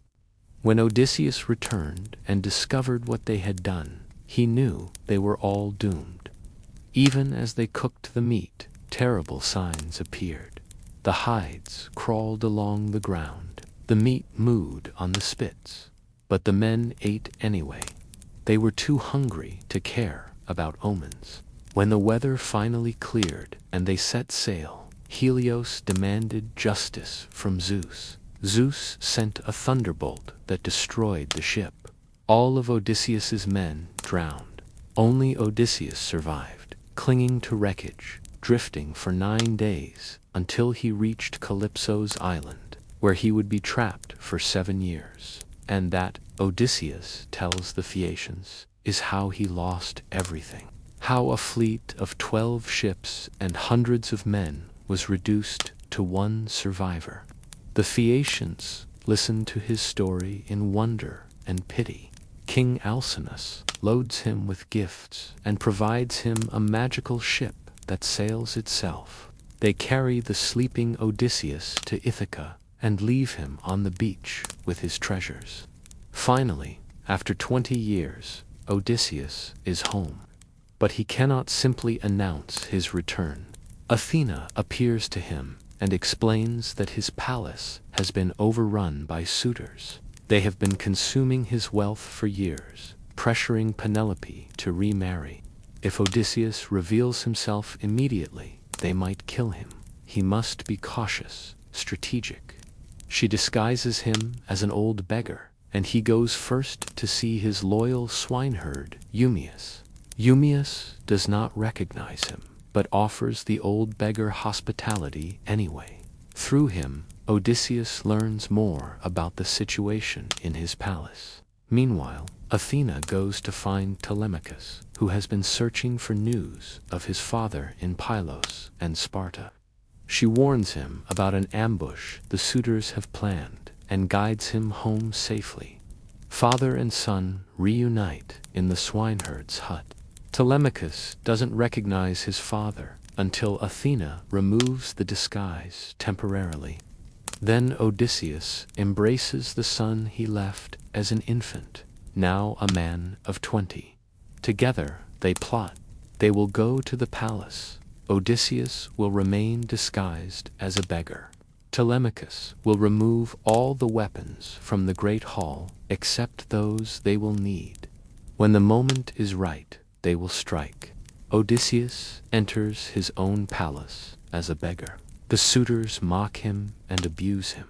One throws a footstool at his head. They force him to fight another beggar for their entertainment. Through it all, Odysseus restrains his rage, observing everything, noting which of his servants are loyal and which have betrayed him. Penelope comes down from her chambers. She does not recognize her husband.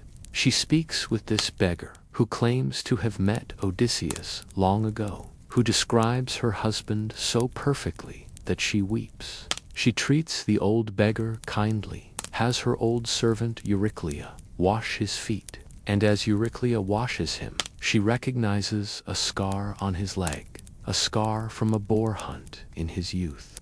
She gasps, about to cry out, but Odysseus grabs her throat and makes her swear silence. Not yet. The time is not yet right. Penelope announces a contest. She will marry whichever man can string Odysseus' great bow and shoot an arrow through 12 axe heads in a row.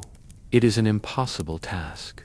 The bow is so stiff that none of the suitors can even string it, much less shoot it accurately. They try one by one and fail. Finally, the old beggar asks to try. The suitors laugh and object, but Telemachus insists. Odysseus takes the bow, examines it lovingly, runs his hands over the wood like greeting an old friend. Then, effortlessly, he strings it. The sound of the strings snapping into place silences the hall. He takes an arrow, nocks it, and sends it perfectly through all 12 axe heads. Then he turns the bow on the suitors. The contest is over, he says, and shoots the nearest suitor through the throat. Telemachus arms himself. The loyal servants bar the doors, and the slaughter begins. The suitors try to fight back, but they are unarmed, thanks to Telemachus removing the weapons earlier, and they are trapped in the hall. Odysseus, Telemachus, Eumaeus, and a loyal cowherd kill them methodically. Odysseus shows no mercy. These men have disrespected his house, consumed his wealth, pressured his wife, and plotted to kill his son. Every single one dies. The disloyal servants are killed too. The maids who slept with the suitors are forced to clean up the blood and corpses of their lovers before being hanged. It is brutal, savage, total. When it is done, 108 suitors lie dead in the great hall of Odysseus's palace. Only then does Odysseus reveal himself to Penelope, but she is cautious, testing him. She tells a servant to move their bed outside the bedchamber. Odysseus explodes, saying, "That's impossible." He built the bed himself, built it around a living olive tree that served as one of its posts. No one could move it without cutting down the tree.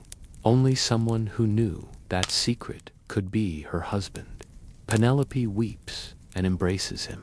After 20 years, after all the grief and waiting and uncertainty, they are reunited. Athena extends the night so they can talk and make love and tell each other everything that has happened. The next day, Odysseus goes to see his father, Laertes, who has been living as a peasant in grief over his son's disappearance. Even to him, Odysseus reveals himself slowly, testing him first. When Laertes realizes his son has truly returned, he weeps with joy. The old man's strength returns to him, but there is one final trial. The families of the slain suitors gather, armed, seeking vengeance. A battle erupts in which Odysseus and his supporters face off against the relatives of the men he killed. Laertes himself kills the father of the suitor leader, but then Athena intervenes, appearing in her divine form, commanding them all to cease fighting. Zeus sends a thunderbolt as a warning. The blood has to stop somewhere. Peace is negotiated. Odysseus will remain king of Ithaca. The families will accept compensation for their dead. The cycle of vengeance will end. Odysseus's wandering is finally over. He has returned home. He has reclaimed his kingdom. He has been reunited with his family. After 20 years, his odyssey is complete, but the story stays with us. Odysseus's journey became the archetypal story of perseverance, of the long, difficult road home, of faithfulness and cunning, triumphing over adversity. Every obstacle he faced represented something deeper. The lotus eaters warned against forgetting yourself in pleasure. Polyphemus represented savage ignorance and the danger of pride. Circe was temptation and distraction. The sirens were dangerous knowledge. Scylla and Charybdis were impossible choices where any decision costs something precious. And through it all, Odysseus endured not because he was the strongest or the fastest, but because he was clever, and because he never stopped wanting to go home. His love for Penelope, his desire to see his son, his need to reclaim his kingdom, these kept him alive when everything else was stripped away. The Odyssey is the story all of us live in smaller ways. We all take journeys. We all face obstacles and temptations. We all long for home, whatever home means to us. We all have to decide what we'll sacrifice to get there and what we won't. We all have to be clever sometimes, strong sometimes, patient sometimes. We all have to know when to fight and when to wait. And we all, like Odysseus, tied to the mast, listening to the sirens, have to sometimes protect ourselves from our own desires, from the things that would destroy us, even as they seem to promise everything we want. That's why the Odyssey still resonates. That's why we still tell it. Not because we think these monsters literally existed, or these gods actually intervened, but because the journey itself, the struggle to return to what matters most to us, is something universal. Odysseus's 10-year wandering is every long, hard journey anyone has ever taken. His arrival home is every homecoming. His patient, clever, sometimes ruthless determination is what survival often requires. He was not a perfect hero. He made mistakes. His pride got many of his men killed. His curiosity trapped them in a Cyclops' cave. He was unfaithful to Penelope with Circe and Calypso. Though the latter was not entirely his choice, he was ruthless when he finally reached home, slaughtering the suitors without mercy, executing servants, behaving more like a king taking vengeance than a man seeking peace. But he was human. That was always the point. Not superhuman like Achilles or Hercules, but clever and determined and fundamentally human. He made mistakes but learned from them. He suffered but endured. He took 20 years to get home, but he got there. That's the story. That's what matters. Part 15.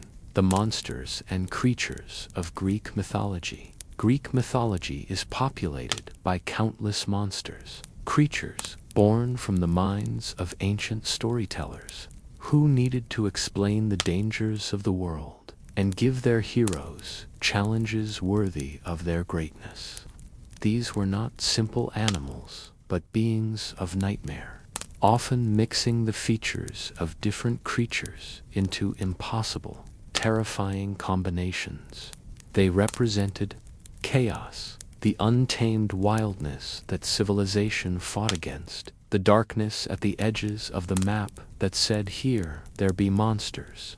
Every hero needed a monster to defeat. Every adventure required some impossible creature to overcome. These monsters served as tests, as obstacles, as symbols of the challenges humans face. Some were intelligent and cruel. Others were mindless and destructive. But all of them were memorable, and many have lived on in our collective imagination for thousands of years. Let's speak of them now, these creatures of myth and terror, each one a story unto itself. Medusa and the Gorgons. Perhaps no monster from Greek mythology is more instantly recognizable than Medusa. The name alone conjures an image, a woman's face twisted in horror or rage, crowned not with hair, but with living serpents that writhe and hiss, and eyes that turn any living thing that meets their gaze instantly to stone. But Medusa was not always a monster. According to the most famous version of her story, she had once been beautiful, a young woman of extraordinary loveliness. She served as a priestess in Athena's temple, bound by vows of celibacy. But Poseidon saw her and desired her. In some versions, he raped her within Athena's temple itself, a violation not just of Medusa, but of the sacred space. Athena's response was not to punish Poseidon. Instead, she punished Medusa. The goddess transformed her beautiful priestess into something hideous, replacing her lovely hair with venomous snakes and cursing her with a gaze that turned people to stone. It was both protection and damnation. No man would look upon Medusa with desire again, but nor would she ever know a moment's peace or human connection. Anyone who saw her face would become stone. Medusa had two sisters, Steno and Euryale, who were Gorgons from birth, immortal monsters with the same serpent hair and petrifying gaze. But Medusa alone was mortal, which meant she alone could be killed. She and her sisters lived in isolation, far from human civilization, in a cave surrounded by the stone statues of those who had looked upon them. Some of these were warriors who had come seeking to kill them. Others were simply travelers who stumbled upon their lair. All met the same fate. Perseus was the hero tasked with bringing Medusa's head to King Polydex. It was meant to be an impossible task, a way to get rid of Perseus. But Perseus had divine aid. Athena gave him a polished bronze shield that reflected like a mirror. Hermes provided winged sandals that let him fly. Hades loaned him a helm of invisibility. And from the Greek, 3 ancient sisters who shared one eye among them, Perseus learned the location of the Gorgons' cave. He found them sleeping, looking only at Medusa's reflection in his bronze shield. He crept close and severed her head with a single stroke of his sword. From her severed neck sprang to beings Chrysaor, a giant with a golden sword, and Pegasus, the winged horse. Both had been conceived when Poseidon raped Medusa, trapped inside her body, until her death released them. Perseus fled with the head, pursued by Medusa's immortal sisters, but his winged sandals carried him to safety. He would use Medusa's head as a weapon multiples time afterward. He rescued Andromeda from a sea monster by holding up the head and turning the creature to stone. He defeated King Polydex and his followers the same way, turning an entire hall of men to stone statues. Finally, he gave the head to Athena, who placed it on her shield, the Aegis, where it remained as both decoration and defense. The Minotaur, deep in the labyrinth beneath the palace of Naxos on Crete, lived a creature that was neither fully human nor fully bull. It was the Minotaur, and its very existence was a secret shame, a living reminder of divine punishment and unnatural lust. King Minos of Crete had prayed to Poseidon for a sign of divine favor, promising to sacrifice whatever the god sent him. Poseidon sent a magnificent white bull, the most beautiful bull anyone had ever seen. But Minos, overcome by its beauty, kept the bull for himself and sacrificed a different one instead. Poseidon was not amused by this deception. As punishment, the god made Minos's wife, Queen Pasiphae, fall desperately in love with the white bull. Her desire was unnatural, impossible, maddening. She could think of nothing else. Finally, she convinced Daedalus, the master craftsman, to help her. Daedalus built a hollow wooden cow covered in hide, realistic enough to fool the bull. Pasiphae climbed inside, and the bull, thinking it had found a mate, did what bulls do. From this union, Pasiphae gave birth to a monster. The child had a human body, but the head of a bull. It was named Asterion, though everyone called it the Minotaur, meaning the bull of Minos. As it grew, it became savage and dangerous, eating human flesh, impossible to control. Minos, ashamed and horrified, commanded Daedalus to build a prison for the creature. Daedalus designed the labyrinth, a maze so complex that anyone who entered would never find their way out. Its corridors twisted back on themselves, dead ends gave way to more passages, and the layout seemed to change as you walked. At the center, they placed the Minotaur. It would live there in darkness, fed on human sacrifice. The sacrifices came from Athens. Minos had conquered Athens, and as tribute, the Athenians were required to send 7 young men and 7 young women to Crete every 9 years.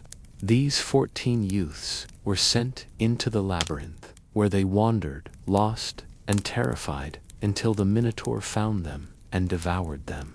Theseus, Prince of Athens, volunteered to be one of the 14. He vowed he would kill the Minotaur and end the tribute.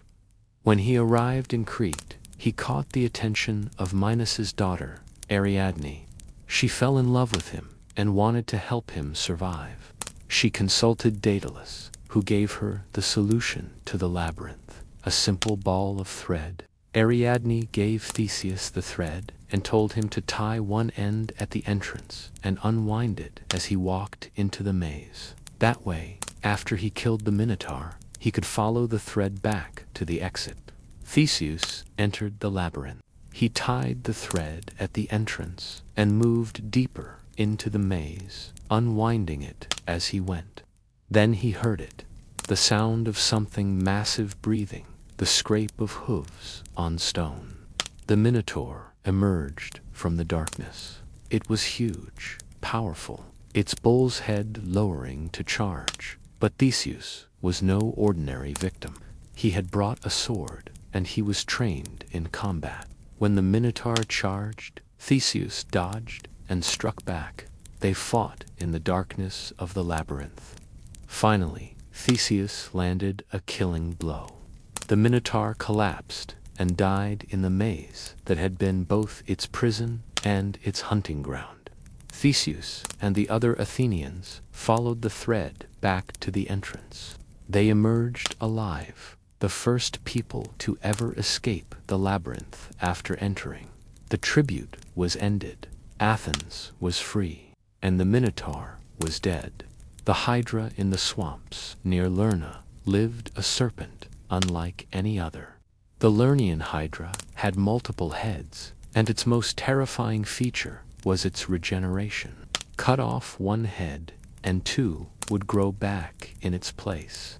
Some versions say its central head was immortal, unable to be killed by any means. The Hydra's breath was poisonous, its blood even more so. Heracles was sent to kill the Hydra as the second of his 12 labors. He took his nephew Iolaus with him to Lerna. Heracles shot flaming arrows into the cave to force the Hydra out, then engaged it in combat. Every time he severed a head, 2 more grew back immediately. The Hydra was actually becoming more dangerous as they fought. Then Iolaus had an idea. As Heracles cut off each head, Iolaus immediately seared the next stump with a flaming torch, cauterizing the wound before new heads could regenerate. It worked. Head by head, they whittled the Hydra down.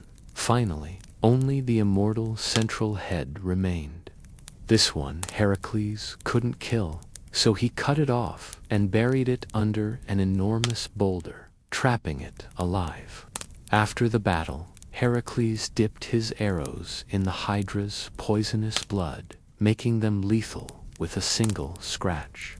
These arrows would go on to kill many in other myths, their venom so potent that even drops of it could cause agonizing death.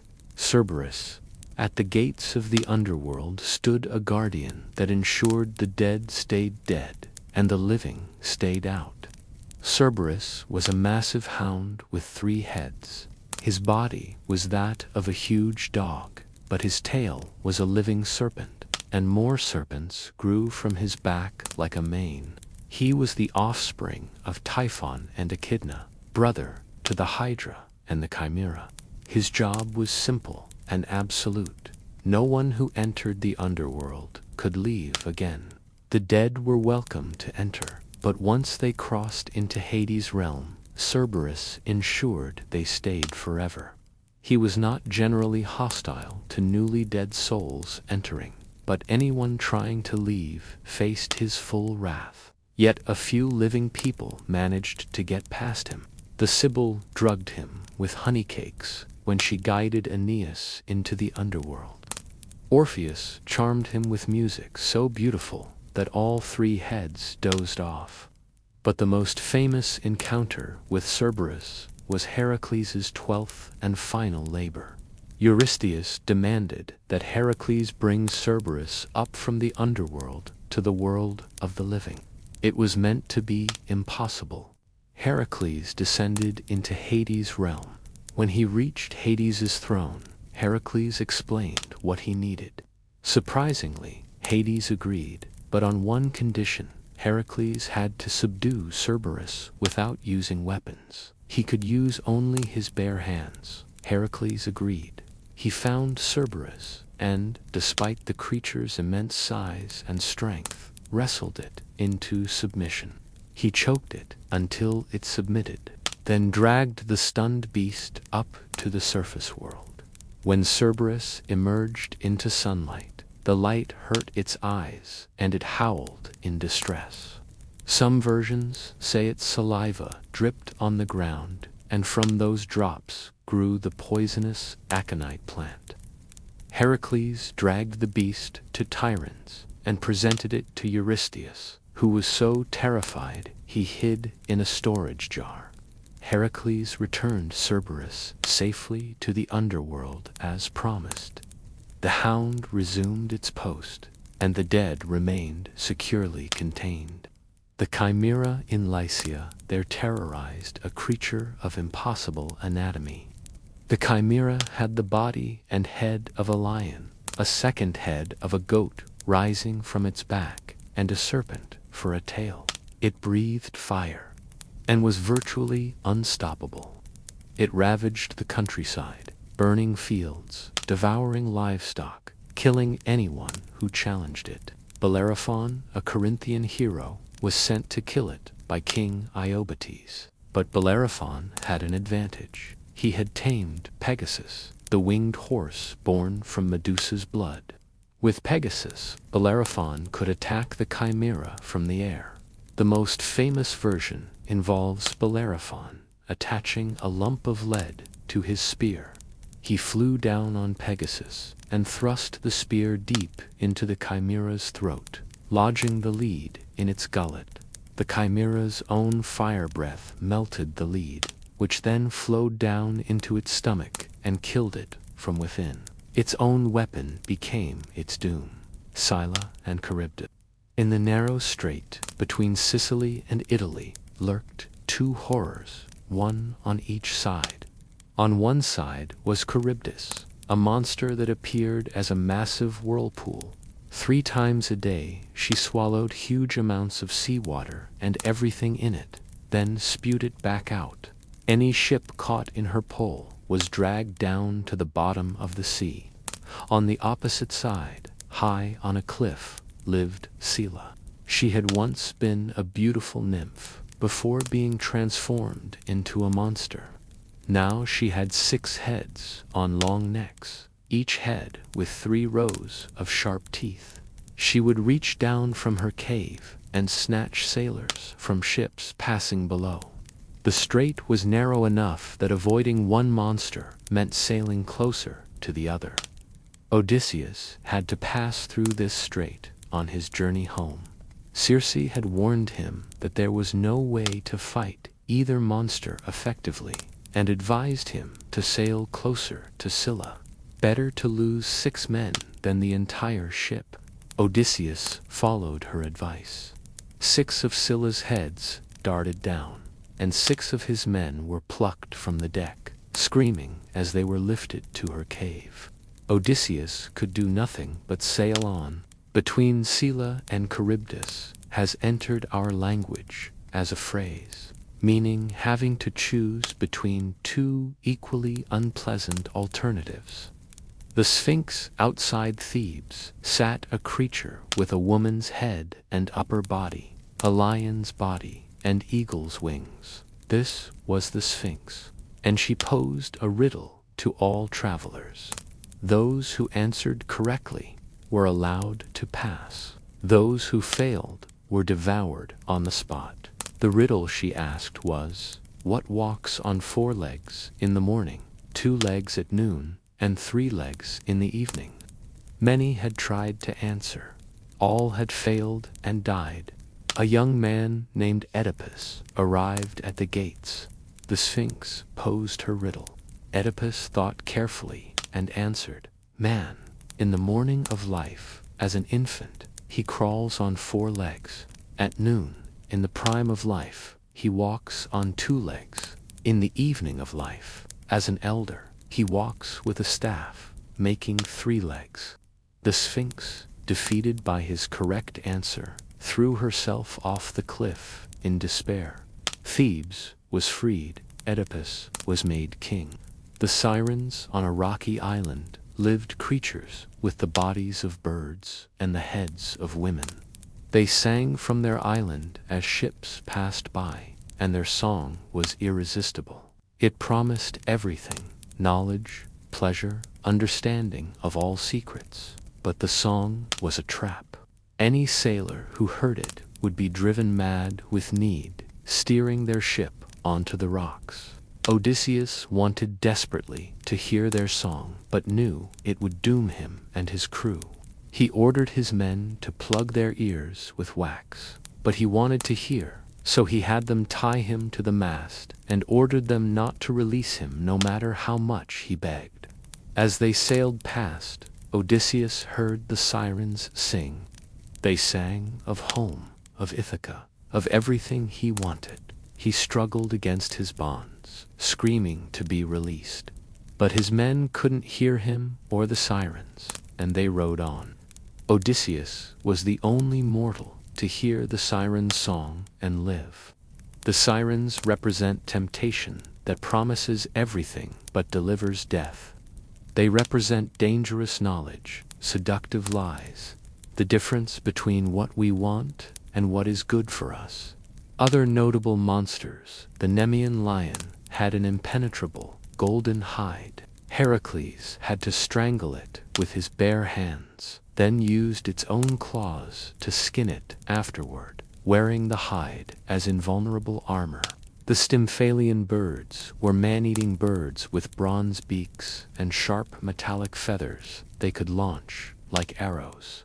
Heracles drove them out using a rattle to startle them, then shot them down with arrows. Typhon himself was perhaps the most terrifying monster of all, the father of monsters. He was impossibly huge, taller than mountains, with 100 dragon heads growing from his shoulders. When he marched on Olympus, the gods fled in terror. Only Zeus stood his ground. The battle shook the world. Finally, Zeus hurled Mount Etna on top of Typhon, burying him alive. The monster's fiery breath became the volcano's eruptions. These creatures populated the Greek imagination, giving shape to fears and challenges. They lived in the spaces beyond civilization, in caves and swamps and islands, in the underworld, at the edges of the world. They represented everything that threatened the ordered world: chaos, savagery, the consequences of hubris, the punishment for breaking natural and divine laws. But they also gave heroes something to struggle against. A hero is defined by what they overcome. Without the Hydra, Heracles is just a strong man. Without Medusa, Perseus is just another person with divine parents. Without the Minotaur, Theseus never becomes the great king of Athens. The monsters gave meaning to heroism by being obstacles that seemed impossible to overcome. And in facing these monsters, the heroes demonstrated different virtues. Heracles showed strength and determination. Perseus showed cunning. Theseus showed courage and problem-solving ability. Bellerophon showed tactical thinking. Each monster required a different approach, and each hero had to find the right method. Over time, these monsters became more than just obstacles in stories. They became symbols. Medusa became a symbol of feminine rage. The Minotaur became a symbol of secrets hidden in labyrinths. The Hydra became a metaphor for problems that multiply. Cerberus represented the permanence of death. The Sphinx represented riddles that require wisdom rather than strength. These creatures have outlived the culture that created them by thousands of years because they tap into something universal. We all face monsters of various kinds, challenges that seem impossible, fears that feel overwhelming, problems that multiply when we try to solve them. The ancient Greeks gave these formless fears concrete shape, made them into stories, and showed their heroes overcoming them. The monsters of Greek mythology were never just monsters. They were lessons, metaphors, warnings, and challenges. They were the embodiment of chaos that must be faced, the darkness that must be ventured into, the price of heroism and glory. They made the heroes heroic by being terrible enough that defeating them actually meant something. Part 16. Conclusion. The legacy of Greek mythology. The stories are old, 3,000 years old. Some of them, the people who first told them, are dust. The cities they lived in are ruins or buried or built over with modern concrete. The language they spoke is studied now only by scholars. The gods they worshipped have no temples, no priests, no sacrifices. Zeus does not send down lightning. Poseidon does not shake the earth in anger. Apollo's oracle at Delphi is silent. And yet these stories live on. They have never stopped being told. They passed from Greek to Roman. They survived the fall of Rome. They were preserved by Christian monks who saw value in these pagan tales. They were rediscovered in the Renaissance. They inspired countless works of art, drama, poetry, sculpture. They crossed oceans to every continent. They have been translated into every major language. They have been adapted, retold, reimagined, but never forgotten. Why? Why do these particular stories have such staying power? Why does Greek mythology still matter in a world of science and technology, in an age that has mapped the earth and visited the moon, when we know there are no gods living on Mount Olympus? The answer lies in what these stories actually are beneath the surface, beneath the gods and monsters and magic. Strip away the fantastical elements, and what remains are stories about being human, about family and betrayal, about ambition and consequence, about love that destroys and love that saves, about the struggle between fate and free will, about mortality and what it means to know you will die, about pride and its price, about the relationships between parents and children, between siblings, between lovers, about power and its corruption, about justice and revenge. Greek mythology gave us a vocabulary for talking about the human condition. When we speak of someone having an Achilles heel, we understand immediately that we're talking about a vulnerability that can bring down even the strongest. When we call something a Herculean task, we're invoking the image of labors that seem impossible but must be attempted anyway. When we reference a Pandora's box, we mean an action that releases unintended consequences. When we speak of someone's hubris, we're using the Greek concept of pride that offends the gods and leads to downfall. These myths provided templates that we still recognize because they touch on experiences and emotions that remain constant across time. The dynamics of the Orestia, son avenging father by killing mother, pursued by the Furies, finally finding peace through judgment, speaks to cycles of violence and the difficulty of breaking them.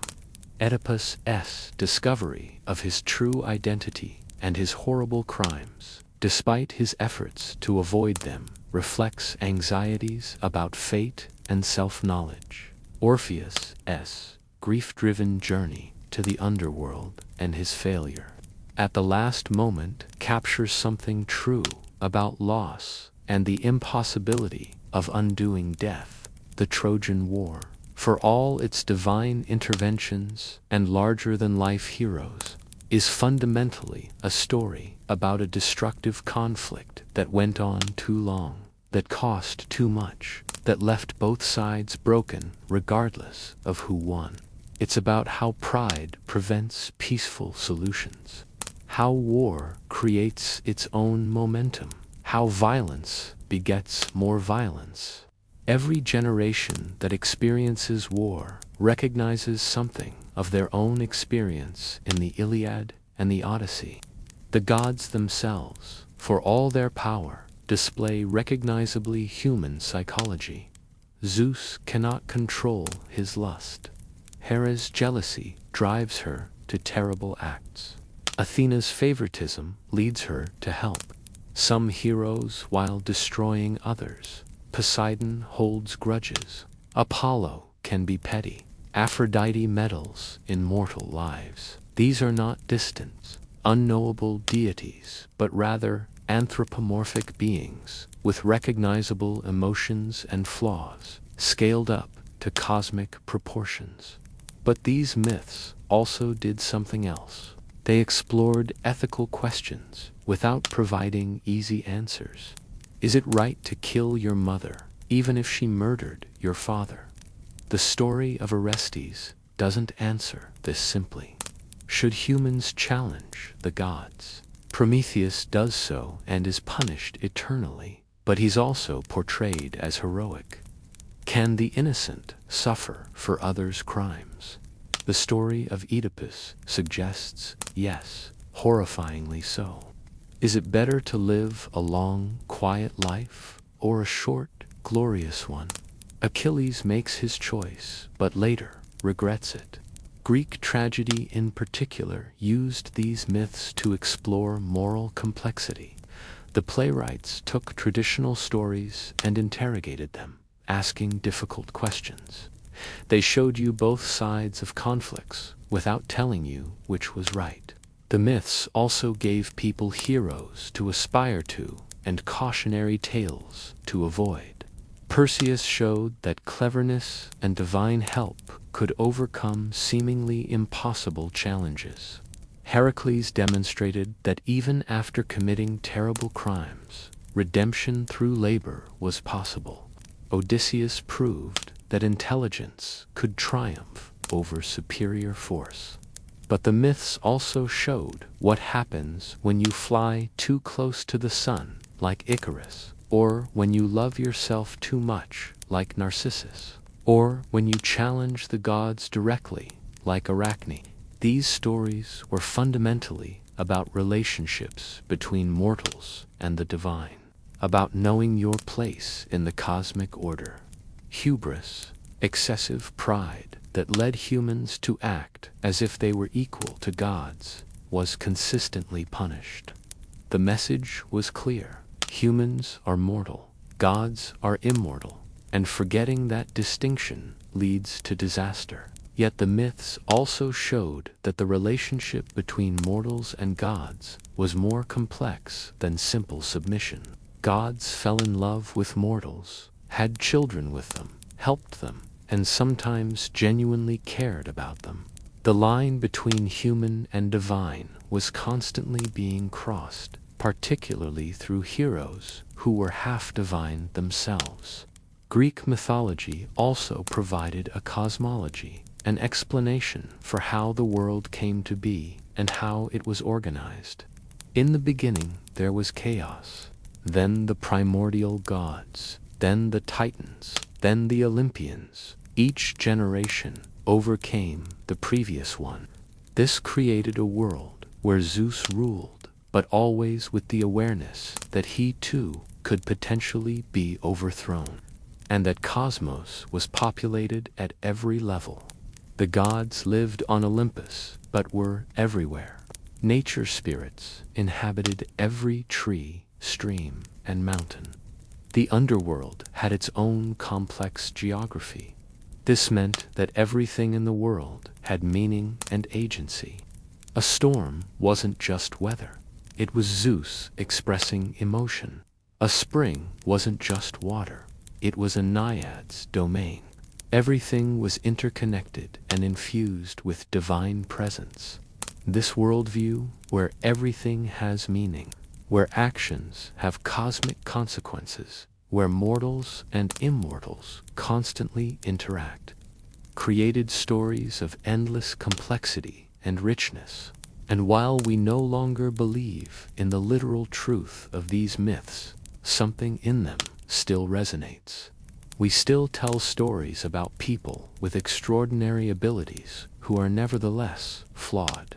We still explore the consequences of pride, the complexity of family relationships, the struggle between fate and choice, the structure of Greek mythology with its family trees of gods, its cycles of revenge and redemption, provided later cultures with a template for organizing their own stories.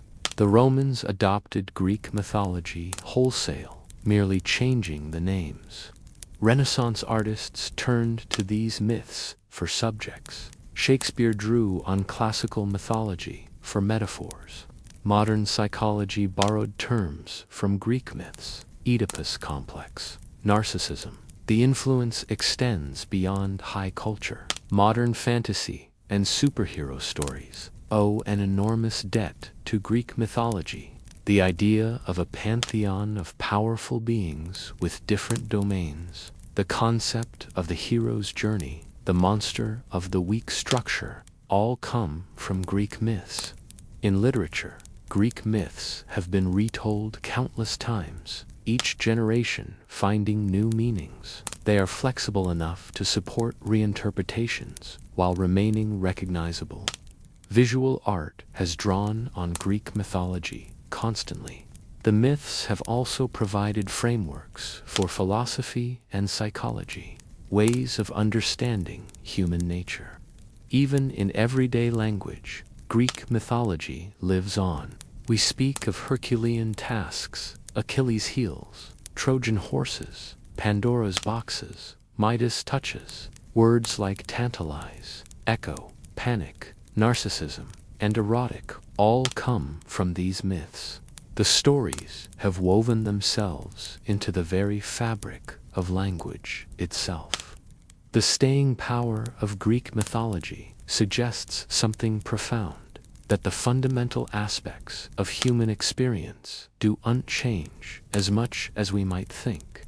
We still struggle with pride, fall in love with the wrong people, clash with our families, face impossible choices, wrestle with mortality, wonder about our purpose.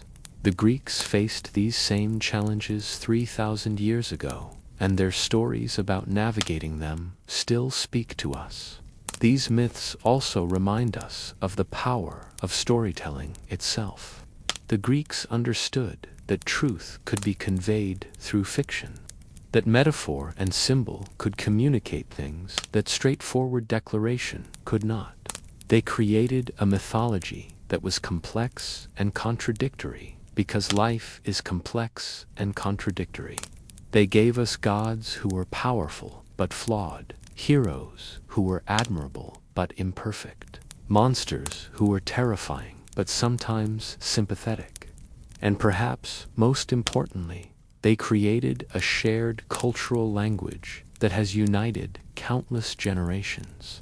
Someone in ancient Athens, someone in Renaissance Florence, someone in modern New York can all understand a reference to Pandora's box or Sisyphus's boulder. These stories create connections across time and space. The myths also serve as a reminder of what we've lost and what we've kept. We don't worship Zeus anymore. Don't sacrifice bulls to Poseidon. That world is gone.